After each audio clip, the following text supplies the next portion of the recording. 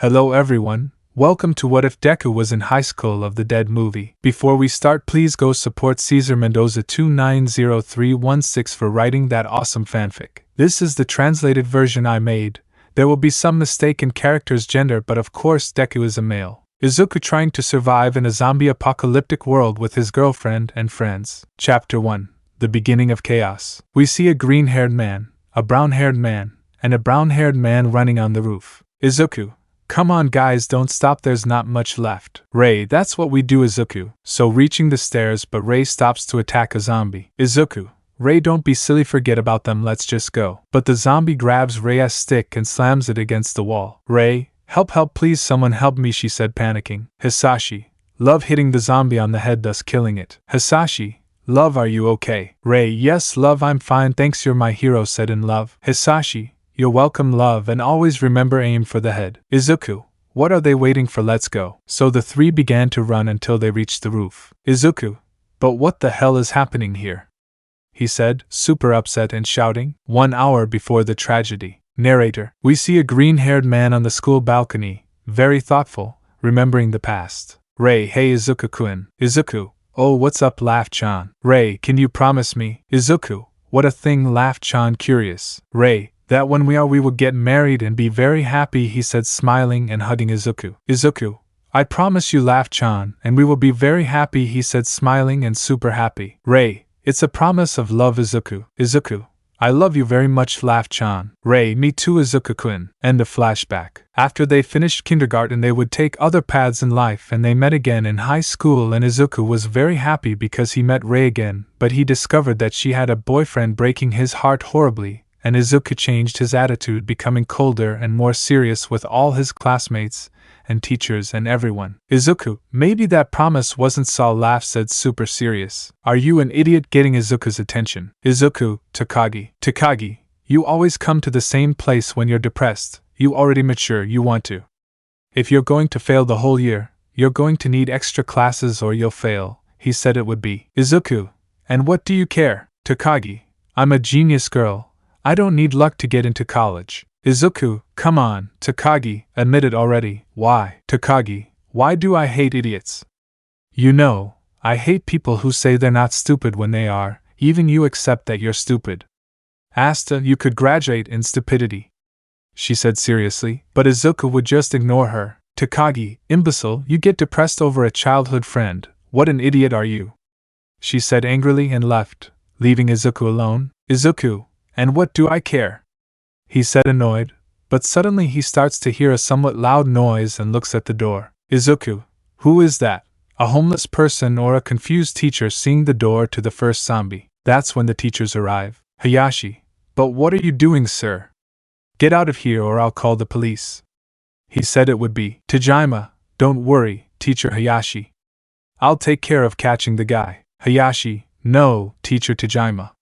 Violence is not the solution. In that case, the man takes a big bite out of the teacher's arm and bites him so hard he screams in pain. Izuku, but what the hell, he said, super shocked. Hayashi, Professor Tajima is fine, she said, worried but did not react. Teacher, he is dead, but how is it possible, she said in shock, but the teacher wakes up but his eyes turn super gray. Hayashi, oh teacher Tajima, I am glad you are okay. But suddenly, the teacher gives the teacher a strong bite on the neck, causing her to scream heartbreakingly, and Izuku runs to his classroom and opens the door, calling everyone's attention. Teacher, young Midori at first abandons my class and now interrupts it, he said seriously, but Izuku just ignores him. Izuku, let's go, laugh, we have to get out of here, pulling Ray. Ray, but what are you saying, confused? Hisashi, what is happening, Izuku? Izuku, I just saw a murder, this is very serious. Hisashi, seriously, don't joke. Izuku, how can I joke about something like that? Ray, but what stupid things do you say? Why do you always say so many stupid things? But Izuku gives it a slap, making him shut up. Izuku, shut up and let's go, he said seriously and laughed. He gets angry and the three leave the classroom. Ray, please Izuku, tell me what's happening, confused. Izuku, I just saw a murder, I don't know what's happening, the teachers are attacking each other, we have to get out of here. Ray, that's ridiculous, how can you see people killing each other, confused and running, but Hisashi goes to his locker and grabs some things. Izuku, hey Hisashi, what are you doing? Did you forget something? Hisashi, if what you say is true then we're going to need weapons grabbing some things. Izuku, you're right breaking a broom, here laugh. Ray, thanks Izuku taking the stick. Izuku, what's up with you Hisashi? Hisashi, I'm a black belt in karate. I don't need it. Ray, wait my dad can help us he's the chief of police can someone lend me a phone? Izuku, here giving him his cell phone. Ray, thanks Izuku. So dialing his father but the line came out as out of service. Ray, and what happens if the emergency lines are never blocked she said super confused. At that the loudspeaker is heard. Director, attention young people there has been an attack people make you vicious and wild please evacuate the school as quickly as you can and follow all the instructions of all the teachers at all times. Izuku, wow until you finally realized. Director, wait no please get away from me please help Awa helpy please helpy. Only screams and bites could be heard. Narrator, screams, panic, people running for their lives was the only thing that could be heard throughout the school as more zombies took over the place. Hisashi, let's go quickly to the roof. Izuku, but what no, we were going to the exit. Hisashi, the exits will be blocked better let's go to the roof to ask for help starting to run. Ray, Hisashi is right better there than to follow what he says starting to run. Izuku, what does it matter starting to run? So they started to run but they reach a hallway and see a zombie. Ray, that's not the chemistry teacher. Izuku, he is no longer the teacher but an undead. Ray, I'll take care of him. Izuku, no laugh it's dangerous. But Ray ignores him and attacks the zombie but the zombie grabs her by the tube and slams her against the wall. Izuku laughed and said worriedly, Ray please help me she said super nervous. Hisashi, love grabbing the zombie. I'll kill you damn zombie. But suddenly the zombie began to twist its neck and opens its mouth wide and bites Hisashi hard. Hisashi, ahaha screaming heartbreakingly. Ray, love going to help him and impales him with his stick. Worse he wouldn't have died. Ray, but how is it possible that he says alive she said confused and seeing Izuku. Don't stay there Izuku be a man and help me she said super upset. Izuku, I'm already starting to hit his head and let go of Hisashi and Izuku broke his head horribly. Ray, love are you okay she said worried. Hisashi, yes love I'm fine she said smiling. Izuku, well let's go quickly before they come. Hisashi, okay let's go. Current events. Izuku, but how is it possible that all this is happening? Hisashi, I don't know but this looks like a video game. Izuku, but the big difference is that this is not a video game or a zombie movie he said seriously. But suddenly Hisashi started coughing blood alarming Izuku and laughed. Ray honey are you okay? She said very worried. Hisashi, no laugh I'm already one of them slowly turning into a zombie. Ray, no please no there has to be a solution said upset. Hisashi, Izuku kill me. Izuku, what are you saying?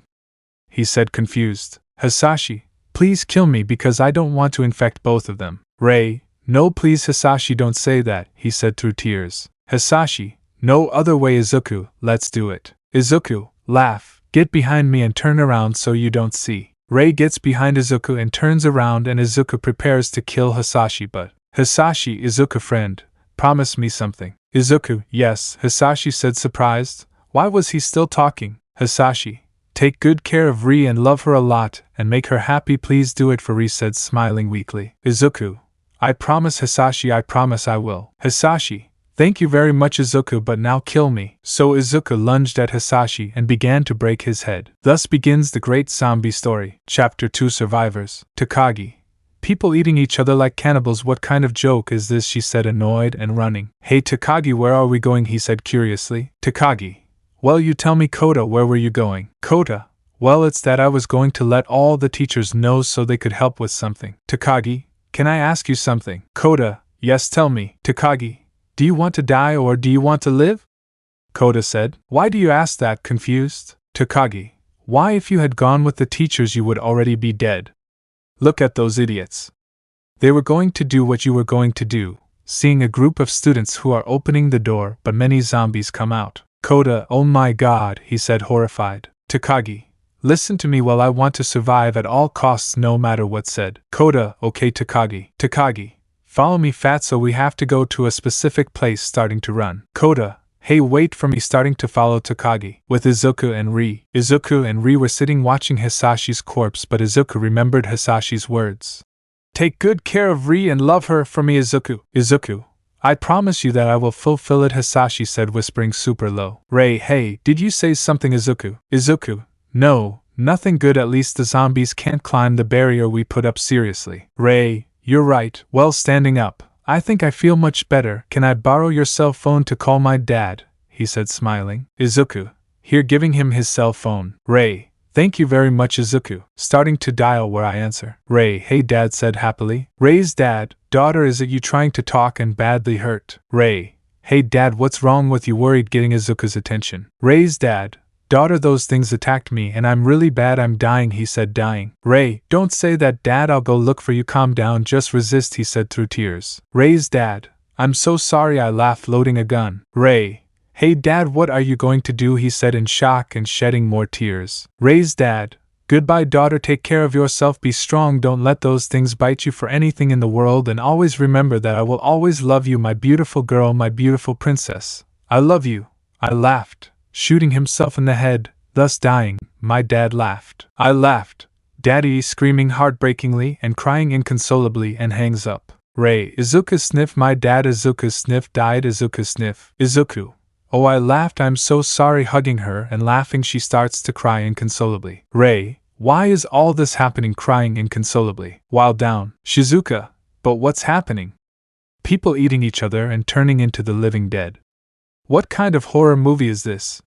She said, super confused. Student, damn zombies, go to hell, killing a zombie. Shizuka, you are quite strong, dear. Student, thanks, but I don't know, worry teacher Shizuka, we will get through this. At that, more zombies come in. Shizuka, careful honey, more are coming. Student, yes, I'm going, but a zombie knocks him down and starts eating the student. Shizuka, no, she said, panicking since many zombies were coming towards her, but a person with a sword arrives and slices all the zombies. Shizuka, thank you very much, she said, already relieved. No, there, why are you putting away your katana? Student, who are you? He said in pain, and the girl crouches down at his height. My name is Seiko, a second-year student, and you're a very brave boy, the truth said, half smiling. Student, thank you, please kill me so I don't bite you, said in pain. Seiko, it's okay, you will be remembered as a hero, the truth, taking out his katana. Student, thank you, now finish me. Seiko, that's what I will do, cutting off his head and leaving the floor full of blood. Shizuka,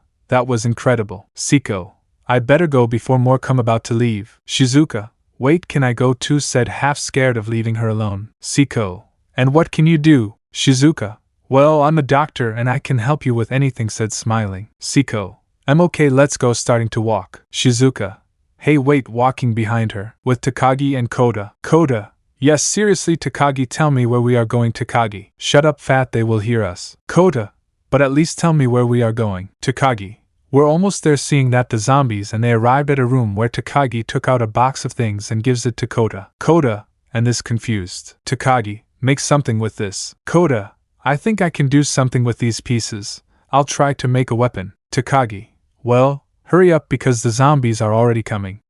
They hear the door and try to open it. Koda, that's what I do, quickly assembling the weapon. Takagi, hurry up, they're going to come in. She said, scared. Koda, I'm already assembling it super fast. That's when the zombies come in. Takagi, screaming scared. At that, Koda, take it, you sons of bitches, shooting the zombies with nails like that, killing them all. Koda, yes, my gun does work. And Takagi, can you pick up the nails that are on the ground? Takagi, hey fatso, don't give me orders, she said angrily. Koda, gather the nails now please. Yes, he said seriously, and at the end he says it smiling. Takagi, thanks for saving me. Koda, you're welcome, now let's go. Takagi, follow me fatso, I know where the exit is, starting to run while Koda was shooting with Izuku and laugh. Izuku, very well, I will open the key, grabbing the hose. Ray, I'm already opening the key and a lot of water comes out that sends many zombies flying, and Izuku and laugh were united. Ray, wow Izuku, you have not learned that you always have to grab almost the entire hose, that you did not learn that in fire classes. Izuku, it is not time to remember the past but to know how to get out of here, he said seriously. Ray, hey Izuku. Izuku, what's wrong? Ray, do you think we're going to get out of here alive? She said, half worried. Izuku, calm down, as long as we're together, nothing bad will happen to us, you heard? She said, half smiling. And taking Ray's hand, Ray, well, let's go. Izuku, let's finish those bastards. So the two of them ran away and Izuku went through a zombie, but one was going to get him from behind. Ray arrives and stabs his stick into his chest, killing him. Izuku tore off one of his heads and Rei passed through one of them, thus reaching the stairs. Izuku, wow, that was fun, hee laughing. Rei, yes Izuku, and more when we grabbed it coordinated. Izuku, if we grabbed it so evenly we are a great team, laughed. Rei, yes Izuku-kun, we are a great team, smiling, blushing a little at Izuku. Izuku, well there we have to look for a way out, and then look for a shelter. Rei, you're right Izuku-kun. At that a great scream is heard. Izuku, what was that? Rei, I think a survivor, let's go Izuku. Izuku, let's run towards the noise. With Shizuka and Siko. Siko was cutting the throats of all the zombies, but Shizuka falls. Siko, are you okay? Shizuka, yes, it's just my skirt, hee. Siko, let's see, grabbing it. Shizuka, wait, what are you doing? Confused, but Siko pulls her and breaks it. Siko, ready with that, you will run well. Shizuka, hey, what's wrong with you? Is that a brand name for that skirt? Siko, do you care more about your life or your skirt? Shizuka, both said, pouting, but they hear a scream. Siko, survivors, let's get Shizuka up and run away. With Kota and Takagi. Takagi, don't eat me. Rei, Takagi, are you okay? Approaching her. Takagi, my uniform is dirty, mom is going to get angry. Siko, and who are you, first really? Izuku, that's right, we are first, I am Izuku Midoriya. Kota, I am Kota. Siko, nice to meet you, my name is Siko and I am happy to meet more people. Shizuka, and I am Shizuka. Izuku, the more we are the better, a pleasure to meet you, Siko and Shizuka said, smiling. Takagi, sniff sniff, why is all this happening? Sniff, why is this happening to us now? I want all this to end. Sniff, for this reality to end, she said, crying inconsolably, making everyone sad since Takagi was right, everyone wanted to wake up from this dream, but the sad reality is that it is not a dream. Chapter 3, The Decay of the Dead. I laughed. Let's see what's on TV there. Turning on the TV to see if there's anything and seeing something on the news. Reporter. And in the latest news, more cases have been reported of people who have committed cannibalism on other people, which is multiplying more and more to the point that this has become like a virus that affects everyone. Police 1, hey wait, why are you getting up again? Police 2, wait, they are also moving more, there they come more, said, scared, panicked at everything. Rei, oh my god, she said, scared, hugging Izuku. Police, we need help. So the transfer is cut. Izuku, but what the hell is going on out there? He said, half angry. Takagi, it's not obvious Izuku, we are in a global pandemic. Siko, but what are you saying? This doesn't seem like a normal pandemic. Takagi, no, but maybe it's like smallpox or rabies, sooner or later it will become more deadly, that's why it is a global pandemic with a virus that we don't know what it is or how it spreads quickly, he said it would be. Kota, and now what are we going to do? We don't know where to go since I feel like there are more zombies outside than here at school. Looking out the window there are many zombies. Izuku, how many are there? Kota said, curious. Kota, there are very few. Izuku, I know, and if we go through the parking lot and grab a bus so we can get out of here. Rei, good idea Izuku-kun. Siko, wow, yes, that is a good idea. Takagi, very good idea and everything, but where are we going to go? She said, somewhat annoyed. Shizuka, if you want, let's go to a friend's house. It's a bit close, but it's very safe, I assure you. She said, smiling. Izuku, say no more. Grab everyone's things. Everyone grabs their weapons, sticks, and katanas. Izuku, we're leaving here, he said seriously, and everyone leaves silently, and without making any noise, and they begin to kill some zombies that were in the way, and they reach some stairs. Siko, ready? There's just one more hallway and that's it. But they hear a noise. Izuku, what was that? They all saw some students trying to defend themselves. Kota, they are survivors. Rei, what are we waiting for? Let's help them. Izuku, let's go at once. So they helped the group of students, leaving the stairs clean of any zombies. Student, thank you very much. Thank you very much. Izuku, no, there you have it. The more we are, the better, he said, smiling. Shizuka, let's go. I feel like we called more zombies, she said, super scared. Izuku, well, let's go. So they ran until they stopped in their tracks since there were many zombies. Izuku, shit, it can't be, there are many zombies, he said, super annoyed. Takagi, wait Izuku, we discovered something, the fat man and I discovered that they are attracted to sound, and if we don't make any noise we can get out of here. Siko, but one of us has to go open the door so we can get out. Izuku, I'll go. Rei, wait, she said in shock. Izuku, yes, I'll go open it. Rei, no Izuku, you're crazy, better we both go. Izuku, calm down, I laughed. I'll go and don't worry about me, he said, smiling. I laughed. You know what you're doing, said in shock. Izuku, I really don't know, starting to walk towards the zombies. Rei, No, Izuku-kun waits but is stopped by Siko. Siko, no, leave him if he knows what he's doing, better not get involved, said half serious. So Izuku began to walk super silently, but a zombie was approaching him, scared Izuku, but he passed by ignoring Izuku. Izuku, it was close, he said super silently, and grabs a shoe and throws it very hard to a corner so that they go away at the noise, and if it worked, and Izuku goes to the door and opens it, and Izuku gives a signal for everyone to come and everyone comes out, and then that one runs out with a bar, but it makes a lot of noise, making all the zombies be attracted by the noise. Izuku, run. So everyone runs out. Takagi, why the hell did you scream? Izuku said, annoyed. Izuku, it's so that we would run quickly to the truck hitting a zombie, and Kota shot many zombies. Kota, damn, there are a lot of zombies, said scared. Izuku, no, we have to give up. There are a lot of them, but they are weak and we are strong, so we start hitting 2 zombies, and Ray began to cut off the heads of all the zombies, and Siko cut the throats of all the zombies. So everyone ran to the bus, but a student stayed behind. Girlfriend, my love, said panicked. Takagi, leave him, there is no saving him now. Girlfriend, I can't leave, he is my boyfriend, I must help him, running like that, but in that Takagi was about to be bitten by a zombie, but Kota saves her by killing some zombies. Kota, Takagi, don't get distracted and stay behind me, said seriously. Takagi, hey fatty, don't give me orders, said annoyed. Kota, please just do that please, said with an adorable face. Siko, what a nice couple you two make. Takagi/Kota, we're not boyfriend and girlfriend, said blushing. Izuku, quick, get in, opening the truck. Kota, good, I'm now in position to kill those bastards. Takagi, shut up, fatso, and drag Kota into the truck. Shizuka, there, let's see, this was the pedal and this was the brake, trying to remember how to drive. Izuku, okay, let's go. Hey wait, screaming super loud, and everyone sees a group of people running towards the bus. Kota, that's not Professor Koichi. Izuku, yes, it's Ray. Master Koichi said angrily. Izuku, I'd better go help him, but Ray stops him. Ray,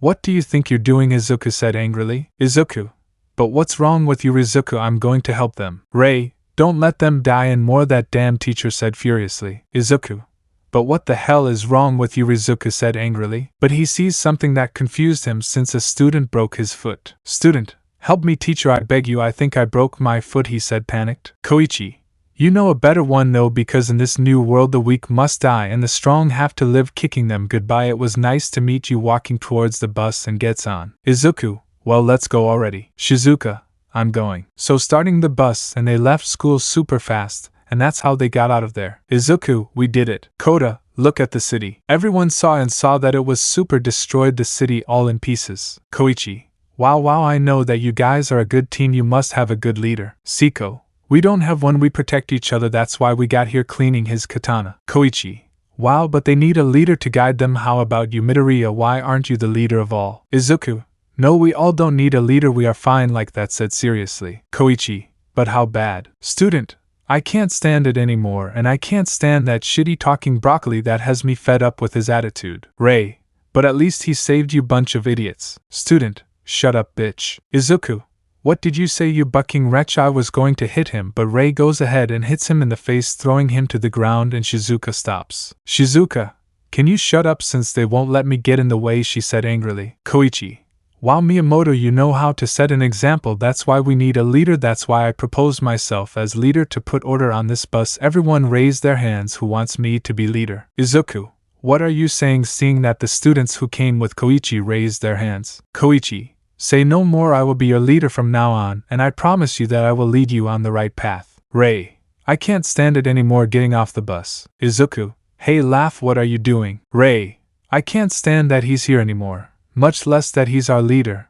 I'm leaving, she said annoyed and walking away. Izuku, I laughed, getting off the bus. Wait, laugh. Ray, no Izuku, leave me alone. Izuku, come here now. Yes, I'll leave you alone, you could be dead in 5 minutes, he said seriously. Ray, I don't give a damn if I live or die, and besides, since when do you care, since you and I are nothing, he said annoyed, leaving Izuku silent and bothering him. Izuku, look, laugh. But suddenly a truck with many zombies came in a hurry, and Izuku grabs Ray and throws her onto the bridge, and the truck explodes into 1,000 pieces. Siko, Izuku, Ray, are you okay? Izuku, yes, we are okay. Shit, no way out. Siko, we will see each other at dawn from now on, we separate, see each other until dawn. Siko, okay Izuku, be very careful cutting a zombie. Izuku, Good, but he sees that the truck was about to explode and he carries Ray and runs away and reaches the end of the tunnel and the truck exploded into 1,000 pieces and a zombie tries to eat Izuku. Izuku, let me go, trying to take it from him, but Ray arrives and sticks his stick in his head, thus killing him, and Ray extends his hand. Ray, Izuku-kun, are we going?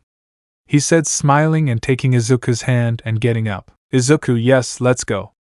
I laughed, thank you, as the two walked. Chapter 4, Running Among the Dead. We see Izuku and Ri on a motorcycle driving super fast since there were many zombies and they stopped to see how the city was. Izuku, there are thousands of people down there, and this is the only street that leads to where the others are, and I don't think there are any survivors around here. Ray, Izuku, I think the planes we saw a few moments ago are rescue planes, right? Izuku, I really don't. Laugh. But why are you confused? Izuku, what happens is that those planes are special since they are not for rescue but to see how everything is, and if it gets much worse, they may do something very strong like a massive explosion or something like that, he said sincerely. Izuku, but do you think they will come to rescue us, right? Izuku, I really don't, since no one is going to help us, so we are alone in this zombie apocalypse, he said seriously. Ray, what happened to you, Izuku?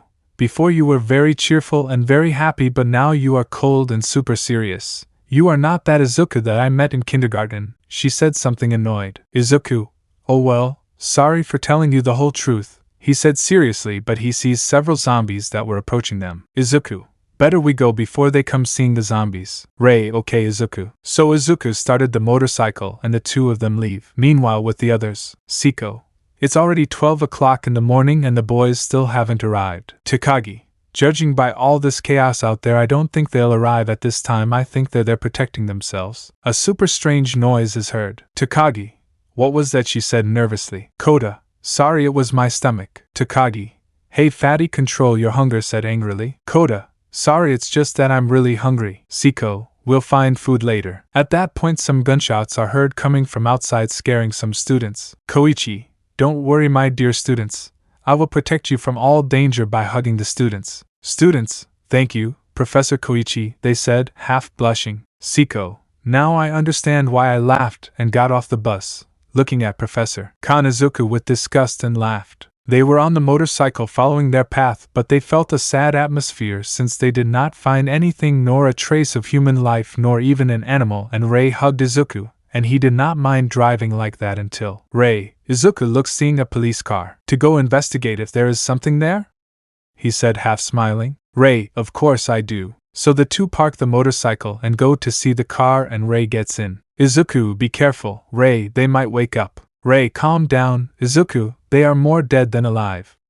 And he finds a gun. Ray, take it, Izuku, giving him a gun. Izuku, a gun, seeing it. Ray, it's a Matilda, the fastest you can shoot up to a very high long distance, and take, giving it a cartridge. Izuku, there are 12 bullets. Ray, yes, I found them with the other policeman who came with him, cleaning his hands, and sees Izuku, and Izuku turns around somewhat blushing. Izuku, let's go, half blushing. Ray, okay, Izuku, getting on the motorcycle, and the two were driving until a red light appears on the motorcycle. Izuku, damn, it's running out of gas, half annoyed. Ray, look Izuku, a gas station, let's put gas in the motorcycle. Izuku, there we go. So they went to the gas station to put gas, but they realized that they only accepted cash. Izuku, it can't be there, we need money to get gas. Ray, I don't have money, I left my bag in my school backpack. Izuku, I bought a juice in the morning, that's why I don't have money anymore. Ray, you are the worst, said annoyed. Izuku, oh, excuse me for not being the perfect little master of Hasashi, said annoyed. Ray, what did you say? With what right do you insult Hasashi, said annoyed. Izuku, wait, looking at the store. Ray, how annoying. Izuku,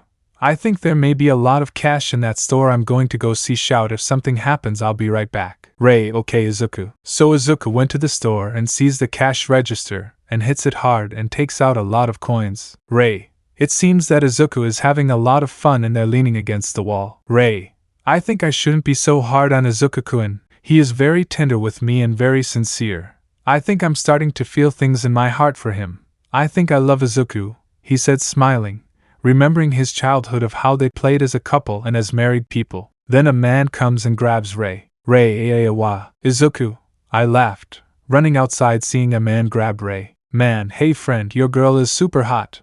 Why don't you leave her just for me? Izuku, damn monster, leave her, he said furiously. Man, I'm a monster, look around you, we're all monsters, my sister, my mother, my father, everyone is a monster now, but this girl will calm me down, licking my cheek with laughter and squeezing my chest with laughter. Ray, please Izuku, help me, said through tears. Izuku, enough running, grabs the man and takes out his Matilda. Man, hey brat, what the hell are you doing? I was just joking, he said with fear. Izuku, if someone or something hurts my girl, I'll kill them, he said sinisterly, making Ri smile at those words, and Izuku shoots the man in the shoulder, making him scream in pain and release Ri. Izuku, Ri, are you okay? He said worriedly. Ri, yes thanks Izuku-kun, you are my hero, hugging Izuku and kicking the man. Ri, damn, now you'll see, raising his stick, but Izuku stops him. Izuku, calm down Ri, let's let them take care of everything, seeing that many zombies were approaching. Ray, you're right Izuku-kun, getting on the motorcycle. Man. Wait, please don't leave me alone, please, I was just joking, please don't leave me here, he said, upset and in pain. Ray, enjoyed the damn hell a lot, Izuku said angrily. Let's go, starting to drive. While in the background the man's heartbreaking screams could be heard. Chapter 5, The Confession. We see Izuku and Ri on the motorcycle driving, while Izuku was a little sad about what happened with the guy for not being able to help Ri. Izuku, I'm sorry for leaving you alone with that guy. If I hadn't left you alone, none of this would have happened. I'm so sorry, he said sadly and driving. Ray, calm down Izuku-kun, it wasn't your fault since you didn't know that was going to happen, but calm down, I forgive you, but you behaved like a true man, a man who saves everyone with a smile, and you protected me at all times, thanks Izuku-kun, giving Izuku a tight hug from behind. Izuku, thanks Ri said smiling. Ray, hey Izuku. Izuku, what's wrong? Ri, can you tell me one thing? Izuku, what's wrong? I laughed, curious while driving. Ray, what is it that Hisashi told you when he was half alive before he died? She said, curious since she remembered something Hisashi told Izuku before dying, and Izuku is completely paralyzed by the question. Izuku, the truth is he didn't tell me anything, he just told me to take good care of myself, and he was obviously lying. I laughed. I don't believe you. The truth is I know that Hisashi told you something and I want you to tell me what he told you. Izuku said something serious. Izuku, really, he only told me that. He really only said goodbye to us, nothing more, just that he told me. Seriously, he said, half nervous. I laughed. Please Izuku, tell me what Hisashi told you, please tell me, he said, something upset. Izuku, you know I'm really tired, the truth, from driving so much. Why don't we stay in a hotel nearby, he said, half nervous. Why I laughed, he was angry. I laughed. Okay Izuku. So Izuku and I laughed. They went to a somewhat destroyed motel and they enter a room, and Izuku was sitting on the bed somewhat tired. I laughed. Can I sit down? Izuku, yes of course. So Ri sits on the bed and snuggles into Izuku's arm. Izuku, calm down, laugh. Very soon we will be back with our friends. Calm down, don't worry, we will get out of here no matter what. But Laugh raises her legs on Izuku's legs, confusing him a lot. Ray, Izuku, please tell me the truth. What did Hisashi tell you? Please, that's all I ask. I ask you please, she said, half sad, and Izuku sighs. Izuku, well, what it really meant was that you take care of me, that I love you with all my soul, and that I am very happy with you, and I will be promising it forever. But listen to what Ray was crying a little. Ray, to Izuku, you would do all that for me, said, shedding some tears. Izuku, of course yes, and I would do everything for you. I would give my life for you because I love you. But Izuku covers his mouth, shocked by what she said. He thought he ruined everything and that Ray would leave him forever and that he was going to lose her forever. Ray, I love you too Izuku. I've loved you since we were kids, but I was really afraid that you would reject me. I love you Izuku, I love you, she said, crying inconsolably, and Izuku was very surprised since he didn't think that Ray was in love with him all this time, and hugs her and begins to shed tears. Izuku, forgive me, please forgive me for not being that manly and having confessed my feelings to you, please forgive me. Ray, calm down love, now calm down, the important thing is that we are together forever, love said, hugging Izuku. Izuku, wait, what did you say, surprised? Ray, well, I told you love since we are already boyfriend and girlfriend, he said, smiling and wiping away his tears. Izuku, but you know I want to tell you, properly kneeling down and taking Ray's hands. Izuku, I laughed. Miyamoto, do you want to be my girlfriend and be with me forever and be the mother of my children, he said, smiling and laughing. He shed tears of happiness. Why had he waited for this moment in his life that Izuku declares his love and becomes her boyfriend? Ray, yes, I accept Izuku 1,000 times, yes, love. So the two hugged and began to get closer, and the two joined their lips and finally kissed. A kiss that expressed a love that the two had felt for a long time, and the two began to intensify it until they had a tongue fight, and Izuku began to kiss Rei's neck. "Rei, oh Izuku," Izuku said between moans and began to take off his school jacket from Izuku, and Rei began to take off his school shirt, leaving him in a bra, and Izuku lays her down, and they both breathe heavily. "Izuku, you know that I have dedicated many songs to you, and I have made one in particular. Rei, can you sing it to me?" "Izuku, of course, love." So Izuku began to sing. "On this channel we love Cafe Takuba and we love this song very much. Izuku, did you like it, love?" "Rei, I loved it, love," giving her a kiss. Lemon skipped, thus spending their unforgettable first time. Chapter 6. The Streets of the Dead. "Damn, that zombie disgusts me." "Soldier, leave her, Rika. She's a soap opera actress and she was bitten while she was filming a soap opera.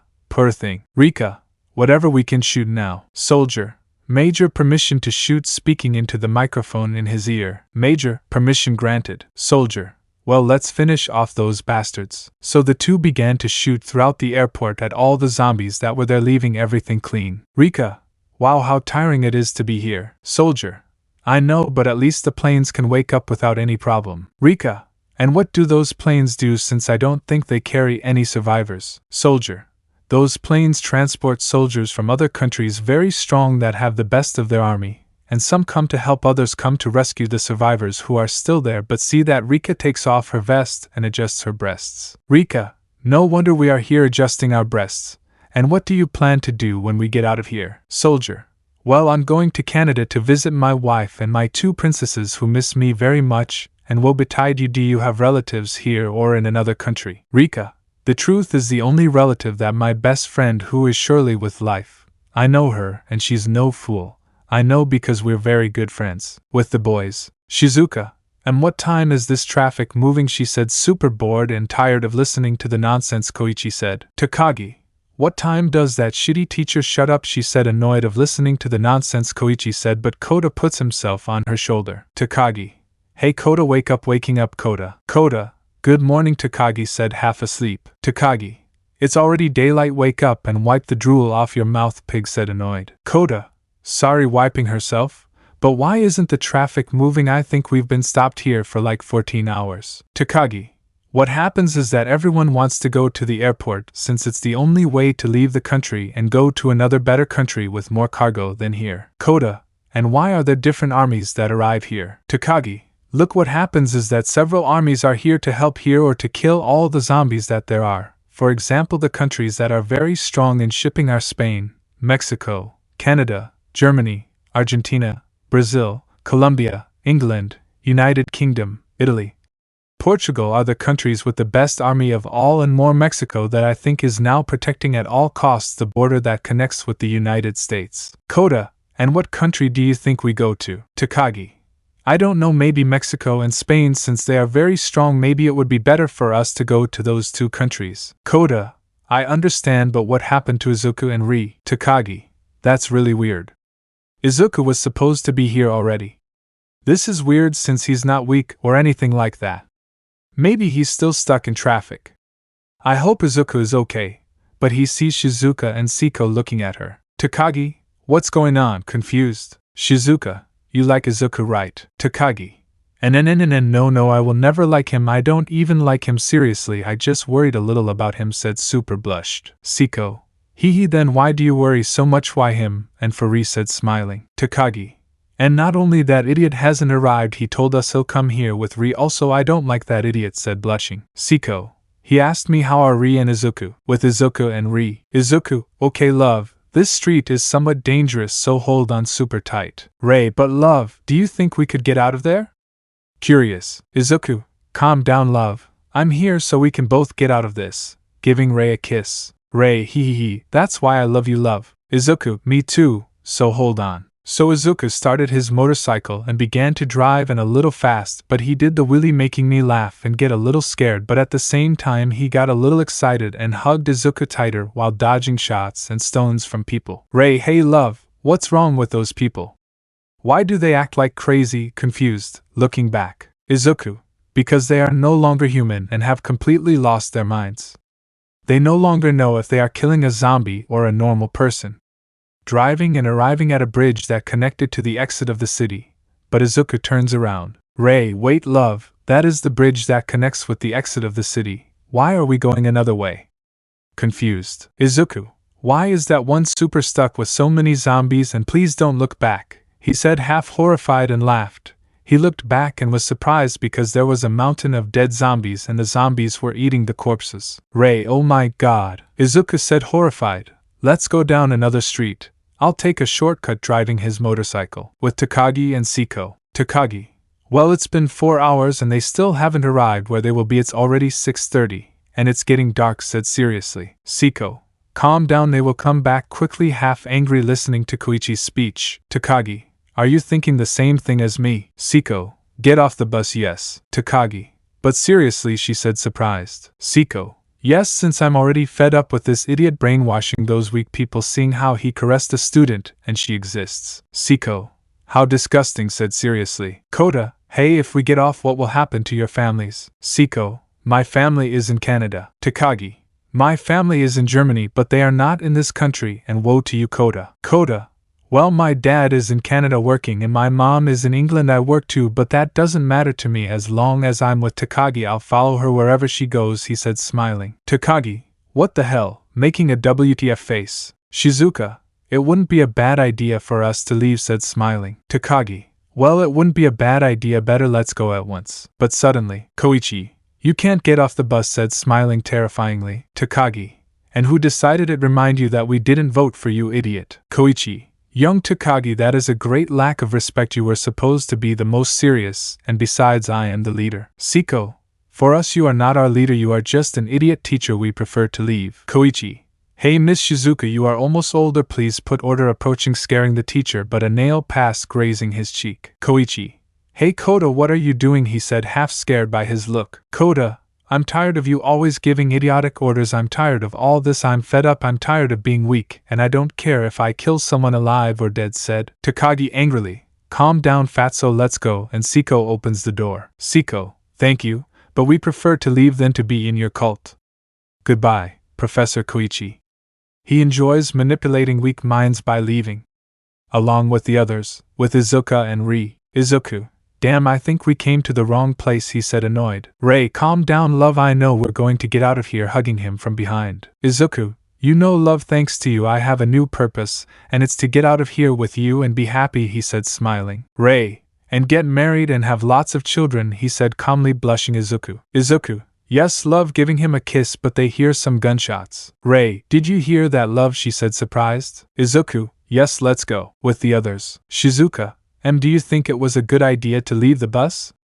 She said half nervous because there were many zombies. Takagi. Better outside than being in there with that idiot teacher. Kota.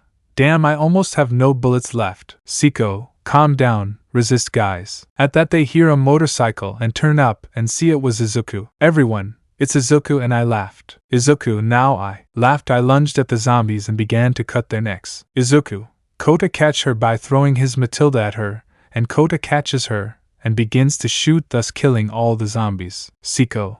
Finally we finished with all that were. I laughed. Shizuka-sen, I'm glad you're okay, said happily. Shizuka. Oh, I laughed, what a surprise to see you, I'm glad you're okay, hugging her. Siko. And where were you, why didn't you arrive? Izuku. There was still a lot of traffic, hee. Takagi. I'm glad you're okay, silly, said smiling. Kota. Hey guys, there come more, seeing that more zombies were coming. Izuku, let's go. So leaving a bit, and they arrived at a bridge. Izuku. Well, now what are we going to do, curious? Takagi. This time I don't know the truth. Siko. We have nowhere to go. Kota. And the airports are jammed, we don't know where to stay for a while. Shizuka. How about we go to the house of a friend of mine, said smiling. Izuku. Seriously, and where is it, curious? Shizuka. Well, she lives almost close and we can go since she has many weapons there since she works in the army. Takagi. Good idea, I need a bathroom. Kota. Good, I'm going to see the girls bathing, whispering, and Takagi kicks him. Takagi. Don't think that fatso, kicking him. Izuku. And where is Shizuka? Let's get on the motorcycle and I'll guide you. Izuku. Okay. So Izuku and Shizuka started to go to their house. Izuku. Shizuka, can you stop hugging me and trying to touch my body, said with a drop on her head. Shizuka. I can't hear you. Izuku. could you stop touching me like that? Shizuka, I can't hear you pretending that I didn't hear it. Chapter 7 In the Dead of Night. Ray, this is very relaxing. Finally I needed a bath hee but he sees Shizuka's breasts. Ray, hey Shizuka, you have big breasts. Shizuka, oh, women always tell me that more than men. Hee, raising her breasts. Ray, don't be so conceited, Shizuka. Shizuka, I don't know why they are like that, hee. But Ray begins to touch Shizuka's breasts. Ray, wow, they are very big and soft, so I can please my future husband by touching her breasts. Shizuka, stop, I laughed, and said between moans. Takagi, this looks like a porn movie, why the hell do we have to bathe together, annoyingly scrubbing her body. Siko, it's to save water, remember there isn't much water. Takagi, yes, but at least there's no need to do that kind of thing, and also Kaiaoya moaning because they threw cold water on him. Siko, don't be a party pooper and just enjoy the bath hee. Takagi, throwing hot water on him like that, making him moan something. Siko, with Izuku and Koda, they're having a really good time and they're blushing because I hear Ri saying what? Koda, you really drive Ri so crazy that she already wants to please you. Izuku, bu, well it seems that she loves me a lot. Blushing. Koda, well there it is, position now just there that we push it with all our strength to open it. Izuku, very well, grabbing the lever, ready in 3, 2, 1, pushing the lever very hard. Koda, let's push harder. Izuku, almost there, almost. The two fall to the ground since the small locker opened. Izuku, wow, that was a bit crazy, but seeing that there were a few weapons making Koda excited. Koda, woo, but how big these beauties are, they are very big and very powerful, said excitedly. Izuku, but where does Shizuka's friend get these types of weapons? Curious. Elsewhere. Rika Achu, soldier, are you okay? Rika, I feel like someone is talking about me, but I don't know who since I have many friends here and outside the country. Back with the boys. Koda, a Springfield M1A1 super match. These rifles are very powerful. The truth is, since their shot is one of a massive long range that can reach the bullet at a great distance. Impressed by the weapon. Izuku, and what kind of shotgun is it? He is curious, grabbing a shotgun. Koda, that is an Ithaca M37 shotgun. Those are prohibited in some countries. Only some can have it illegally, he said, impressed. Izuku, well, I'll keep this one but protect Ri, seeing that it had no bullets. And how is it loaded? Curious. Koda, why don't we load them all? Izuku, good idea. With the girls. Ray, but you also. Siko, you have super huge ones, touching Siko's breasts, which she moaned. Siko, I already laughed, leave my breasts between moans. With the boys. Izuku, and tell me Koda, where did you know what weapon it was? All these curious and loading the weapons. Koda, well, while I was in the United States, my father took me to a soldier training camp and everything, and there they taught me how the world of the army is and all the weapons they had, and that's why I know them by heart, he said calmly while remembering his past. Izuku, well, at least we know that you are good with weapons of all kinds, that is admirable of you, said smiling. Koda, thanks Izuku. Izuku, let's see there on TV. Turning it on. Reporter, and in other news, more than 70% of the population has been registered turned into zombies. The few survivors that remain are being evacuated to go to a safe place. Mother,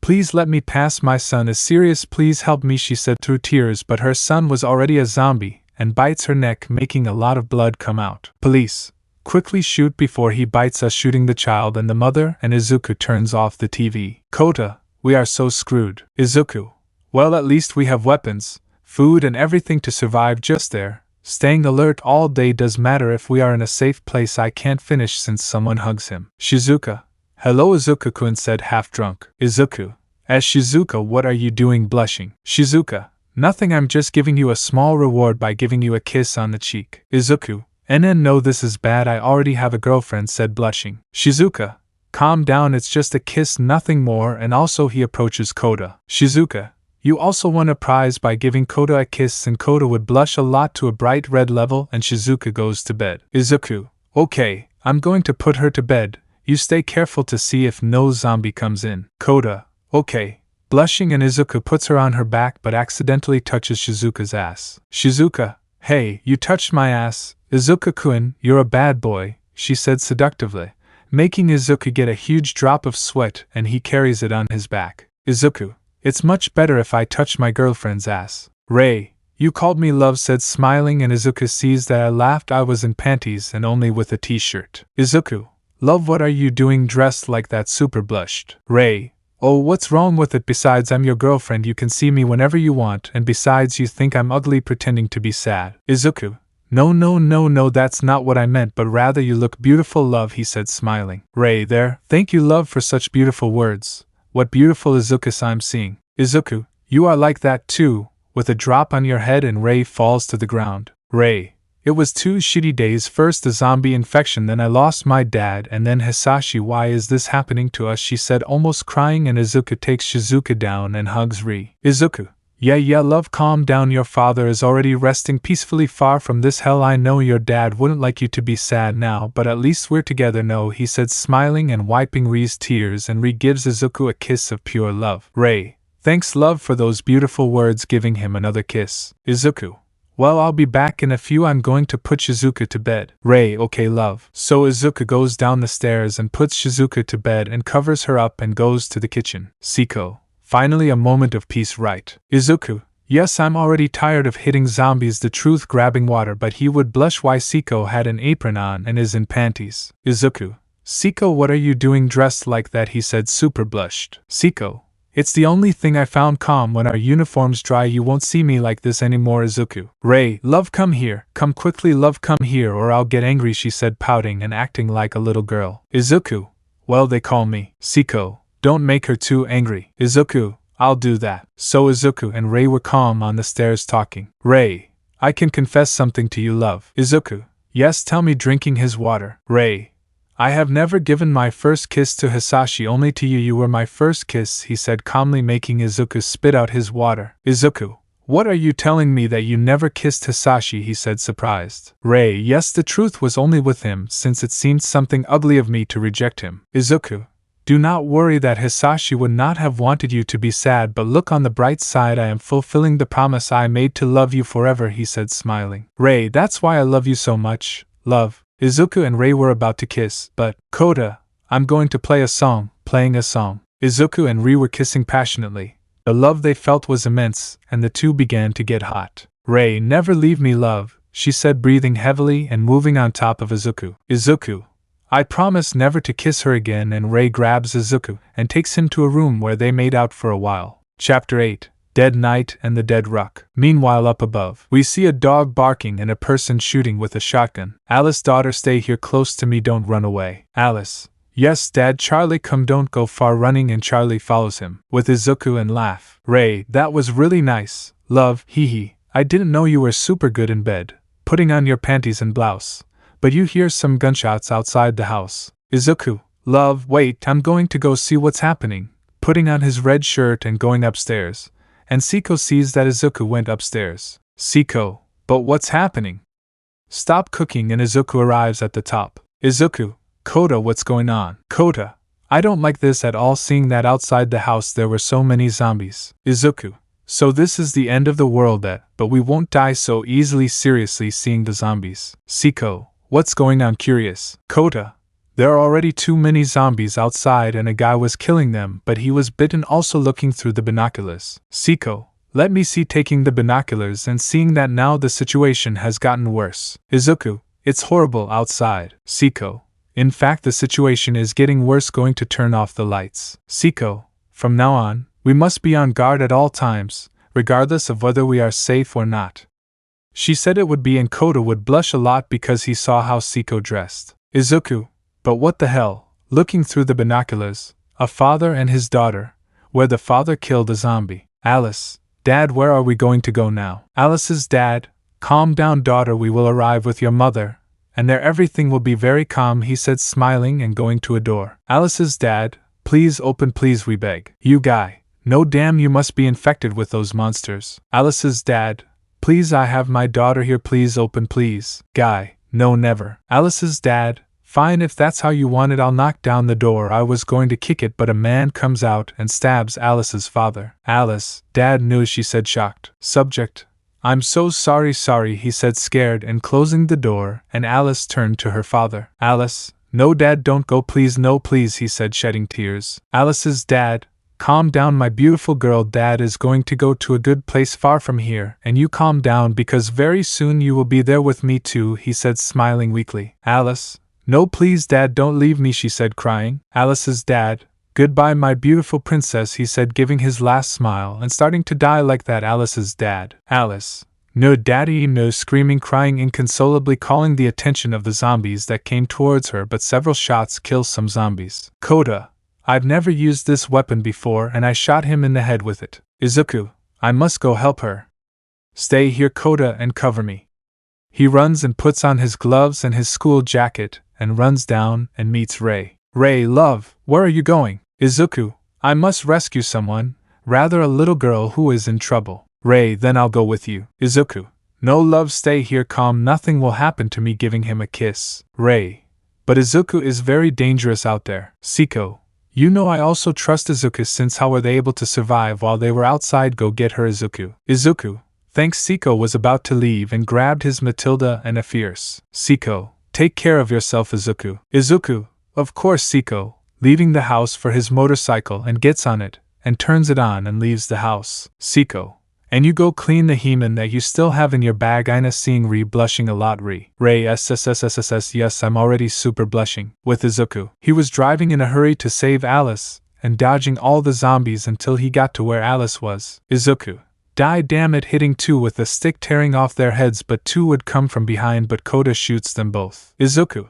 That's how it's done. Koda giving him a like, and Koda also gives him a like. Alice. Who is he? But a zombie would come from behind, but Izuku takes out his Matilda and puts it in the zombie's mouth. Izuku. Not on my guard, son of a bitch, shooting the zombie and killing him, and approaches Alice. Izuku. Calm down, little one, nothing will happen to you while I'm here, he said with a smile, and hugging Alice, surprising Koda since it is the first time he sees him smile since Izuku was very serious and very cold at school. Koda. You are finally changing, friend. With the girls. Takagi. But what the hell is going on? Shizuka, wake up. Shizuka. 5 more minutes please, sleeping. Takagi. Nothing for 5 minutes already, get up, lifting Shizuka. Shizuka. You are cruel, making a pout. So the two get up and go to the roof. Takagi.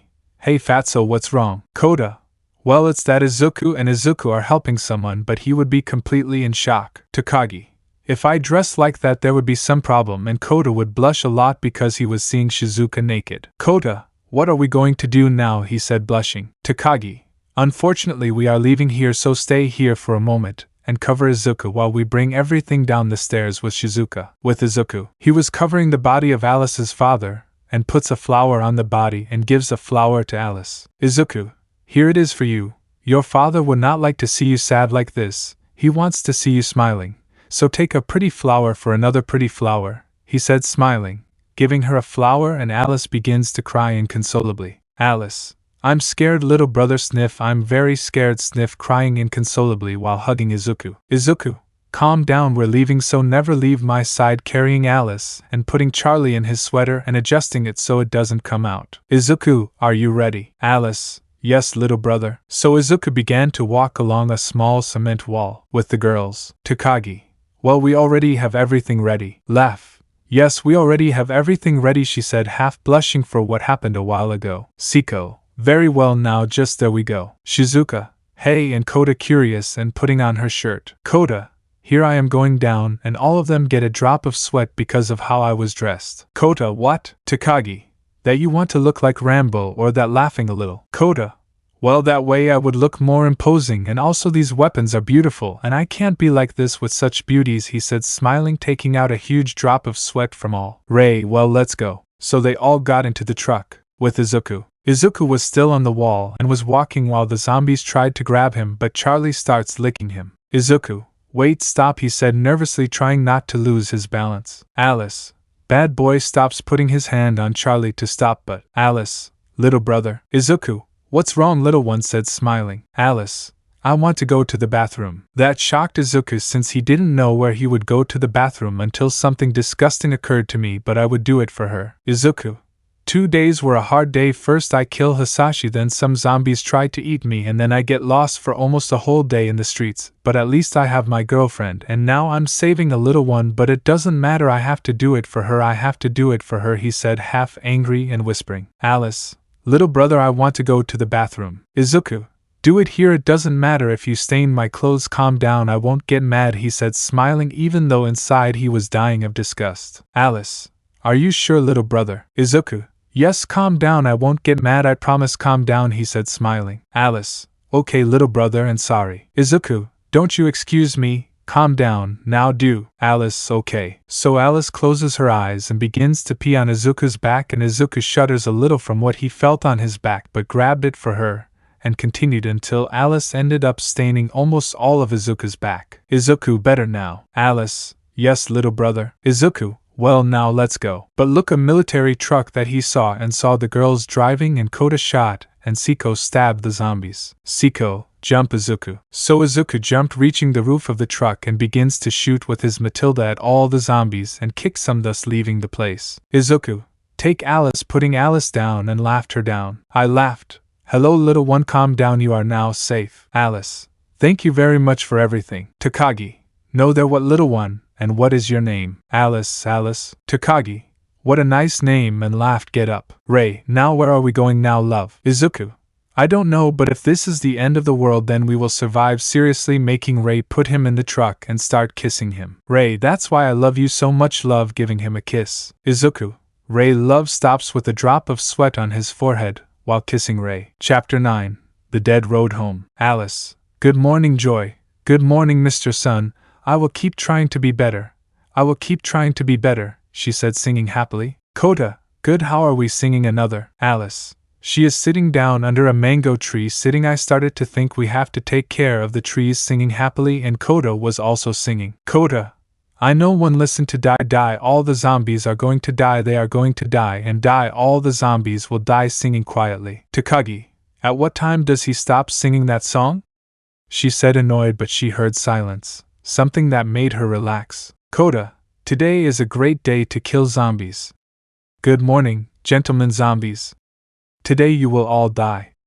But Takagi hits the ceiling. Takagi, Gordo sings another song, but not one that has to do with killing zombies. She's a little girl, for God's sake sing her, I don't know, a lullaby or something like that. Damn, she's a little girl, how can you sing that to a little girl? Kota, sorry, okay. Down. Izuku, laugh, and Seiko was sleeping peacefully, and Izuku had some new blue pants since the others were drying. Shizuka, guys, get up, we're almost there. Ray, and what time is it? But see that Seiko was on Izuku's lap. Ray, she's very close, jealous, and puts her tongue in Izuku's mouth, making Izuku wake up and choke. Izuku, cough, cough, cough, love, it's not time coughing. Ray, up, sleepyhead, it's already daylight, giving Izuku a kiss. Izuku, good morning, good thing I took advantage and took out an apple, take the apple, giving him. Ray, thanks, love, I'll have it for breakfast, eating the apple, and Seiko wakes up. Seiko, but what time is it? Ray, you're very comfortable, right? You're even drooling, you're jealous. Seiko, wiping her mouth, I think I had a really big dream, standing up. Izuku,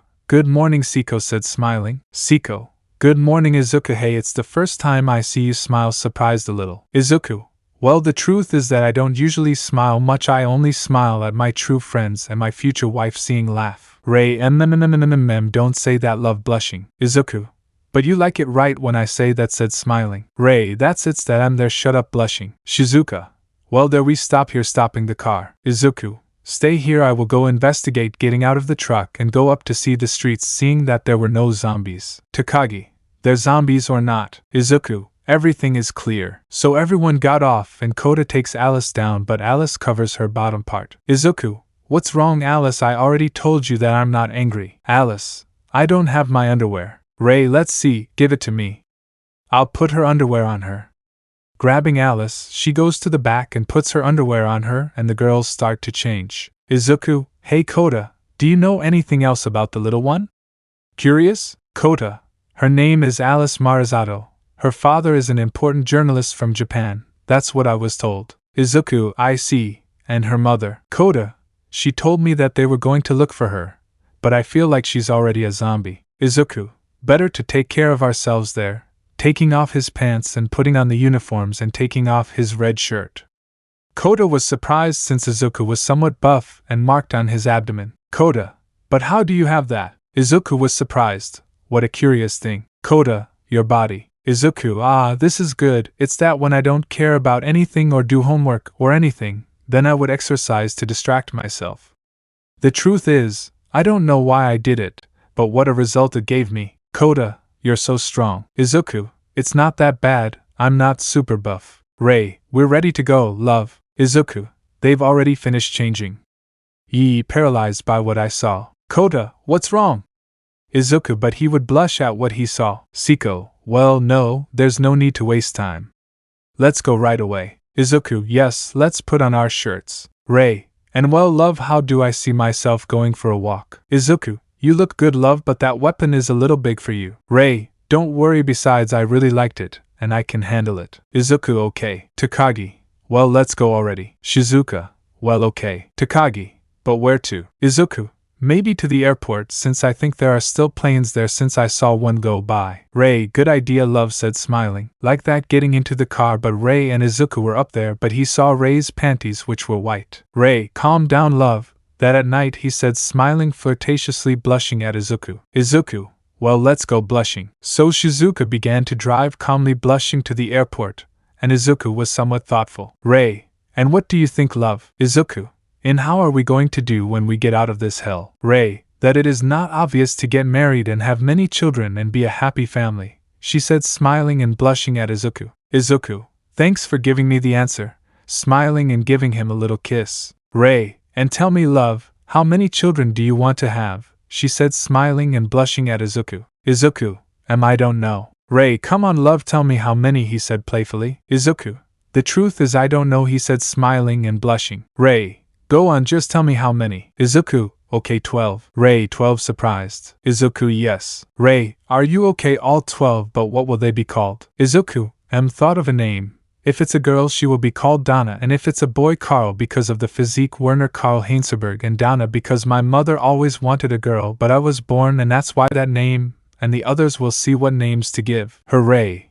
I understand, love. Izuku, I can confess something to you. Rei, what thing, love? Izuku, my dream is to be a police officer, since my mother used to work as a police officer, but she got pregnant with me and now she is an elementary school teacher, but I don't know, she regrets having me, and that's why I want to be a great police officer, he said, smiling. Rei, and you will be, love, giving him a little kiss. Izuku, thanks, love, yawning. Rei, sleep a little, love, it was a crazy night, relax, I take care of the Ariel, putting it on his lap. Izuku, okay, love, starting to sleep. 1 hour later. Shizuka, oh shit, getting off the road, waking up Izuku. Izuku, what's happening? Rei, we got off the road. Takagi, careful, brake. Shizuka, it doesn't brake by stepping on the brake, but see that it couldn't be braked, and they crash into a barricade, making Rei fly away. Izuku, love, running towards her, are you okay? Rei, yes, love. Kota, here they come. Izuku, buck everything, loading his shotgun. Siko, if you go I will too, taking out his katana. Izuku, let the Mantaza begin. Izuku began to shoot at all the zombies while Siko sharpened her katana and began to kill all the zombies, and Kota gets off to help the boys and began to shoot at the zombies. Izuku, this weapon is incredible. Kota, not that you say it, mine too. Siko, stop talking and keep shooting, cutting the throat of a zombie, and Izuku continued shooting at the zombies but sees that he ran out of bullets and had no more. Izuku, damn, I have no more, but see that Ri was about to be bitten, but Izuku arrives and breaks the zombie's head, causing a lot of blood to come out, and Ri falls to the ground. Izuku, stay like that, love, I have an idea, taking the gun, attaching its clasp to it. I laughed, getting a moan out of him, and Izuku started shooting and stopped the bullets below Siko, and Siko killed everyone. Kota, damn, we need someone to get out and come help us. Shizuka, I can't, I have to take care of Alice. Takagi, buck everything, getting out of the car and grabbing his shotgun. Kota, but what are you doing? Takagi, seeing that he was aiming at the zombies, and started shooting. Takahi, I'm tired of being scared and weak, I'll kill them all, screaming and shooting all the zombies. So hours passed in which Izuku and his friends continued shooting, but there were few bullets left. Kota, damn, we need more help. Takagi, fatso, but who would help us? Said annoyed and shooting. Izuku, damn, I don't have any more bullets, damn. But the bullets run out, making everyone get in the car, but suddenly some flamethrowers begin to burn all the zombies, making all the zombies char, and Izuku goes out and sees a firefighter. Izuku, thanks for helping us, really, bowing. You don't have to thank me, I do this for my daughter's friends, he said calmly. Izuku, what do you mean? Confused, but the firefighter takes off his helmet, revealing a beautiful woman. I'm Seiya, Takagi's mom. Nice to meet you, my name is Yuriko Takagi. Takagi, Mom is surprised and runs out to hug her. Takagi, Mommy. Yuriko, are you okay, daughter? Takagi, yes, Mommy, I'm fine, Yuriko said happily. Yuriko, I'm glad to see you too, but we have to go. She's already seeing the zombies. Soldier, let's go. Ma'am, our gas tank ran out. Yuriko, let's go. So everyone left. But Izuku looks at a wall, a kind of black mass that moved in a strange way. Izuku, but what? Chapter 10. The Rules of the House of the Dead. Izuku, very well, laugh, are you ready? Rei, and it's not going to hurt, she said nervously. Izuku, calm down, I'll be here so it doesn't hurt. Shizuka, okay. Izuku, grab her super tight. Izuku, okay. Rei, it's going to hurt a lot, said crying comically. Shizuka, okay, here I go in 3. Rei, no, grabbing Izuku. Shizuka, 2. Rei, it's going to hurt a lot, no please. Shizuka, 1. So Shizuka began to float on Rei's back while Rei screamed comically and grabbed Izuku tightly. Izuku narrates, it's been more than 2 days and we are super well since now we can rest peacefully since the security of the mansion and everything is the best, even though these days it has been going around in my head what was that thing that I saw on the wall that was a kind of black mass since it confused me a lot since it moved, that was very strange. Shizuka, ready, that will do. Izuku, I'm sorry to see you tightening your weapon belt so much, love. I thought that you never hurt, but how stupid I was. I laughed. Don't worry, love, calm down. My back only hurts and my breasts a little. Calm down, smiling. Izuku, well, I'll go for a walk in the big house. This seems like a maze. I'll be back in a moment. I laughed. Okay, love. Well, you missed it since I'm going to put ointment on my breasts, she said flirtatiously, and Izuku runs out of the room super blushed, and his blush went away and he went downstairs. Izuku, really, what was that black thing on the wall that Takagi saw? You saw it too, right? Izuku, wait, you saw it too, surprised, but he was more surprised since Siko was wearing a Japanese kimono. Siko, something's wrong. You like it, right? Izuku, no, well, if it makes you look pretty, he said blushing. Siko, well, it's the only thing I could find, said Izuku blushing.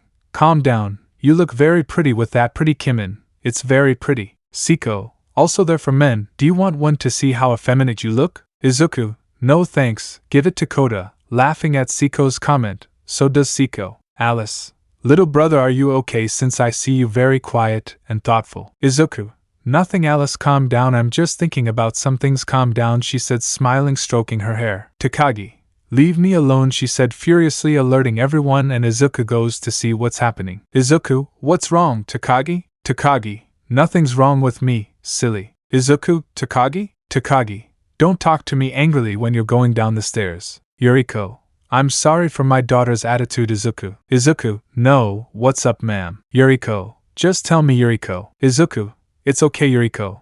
But Yuriko sees the window. Yuriko, you know when the two of you met you were very inseparable, but now Seiya has become more serious and very distant from everyone, the truth is.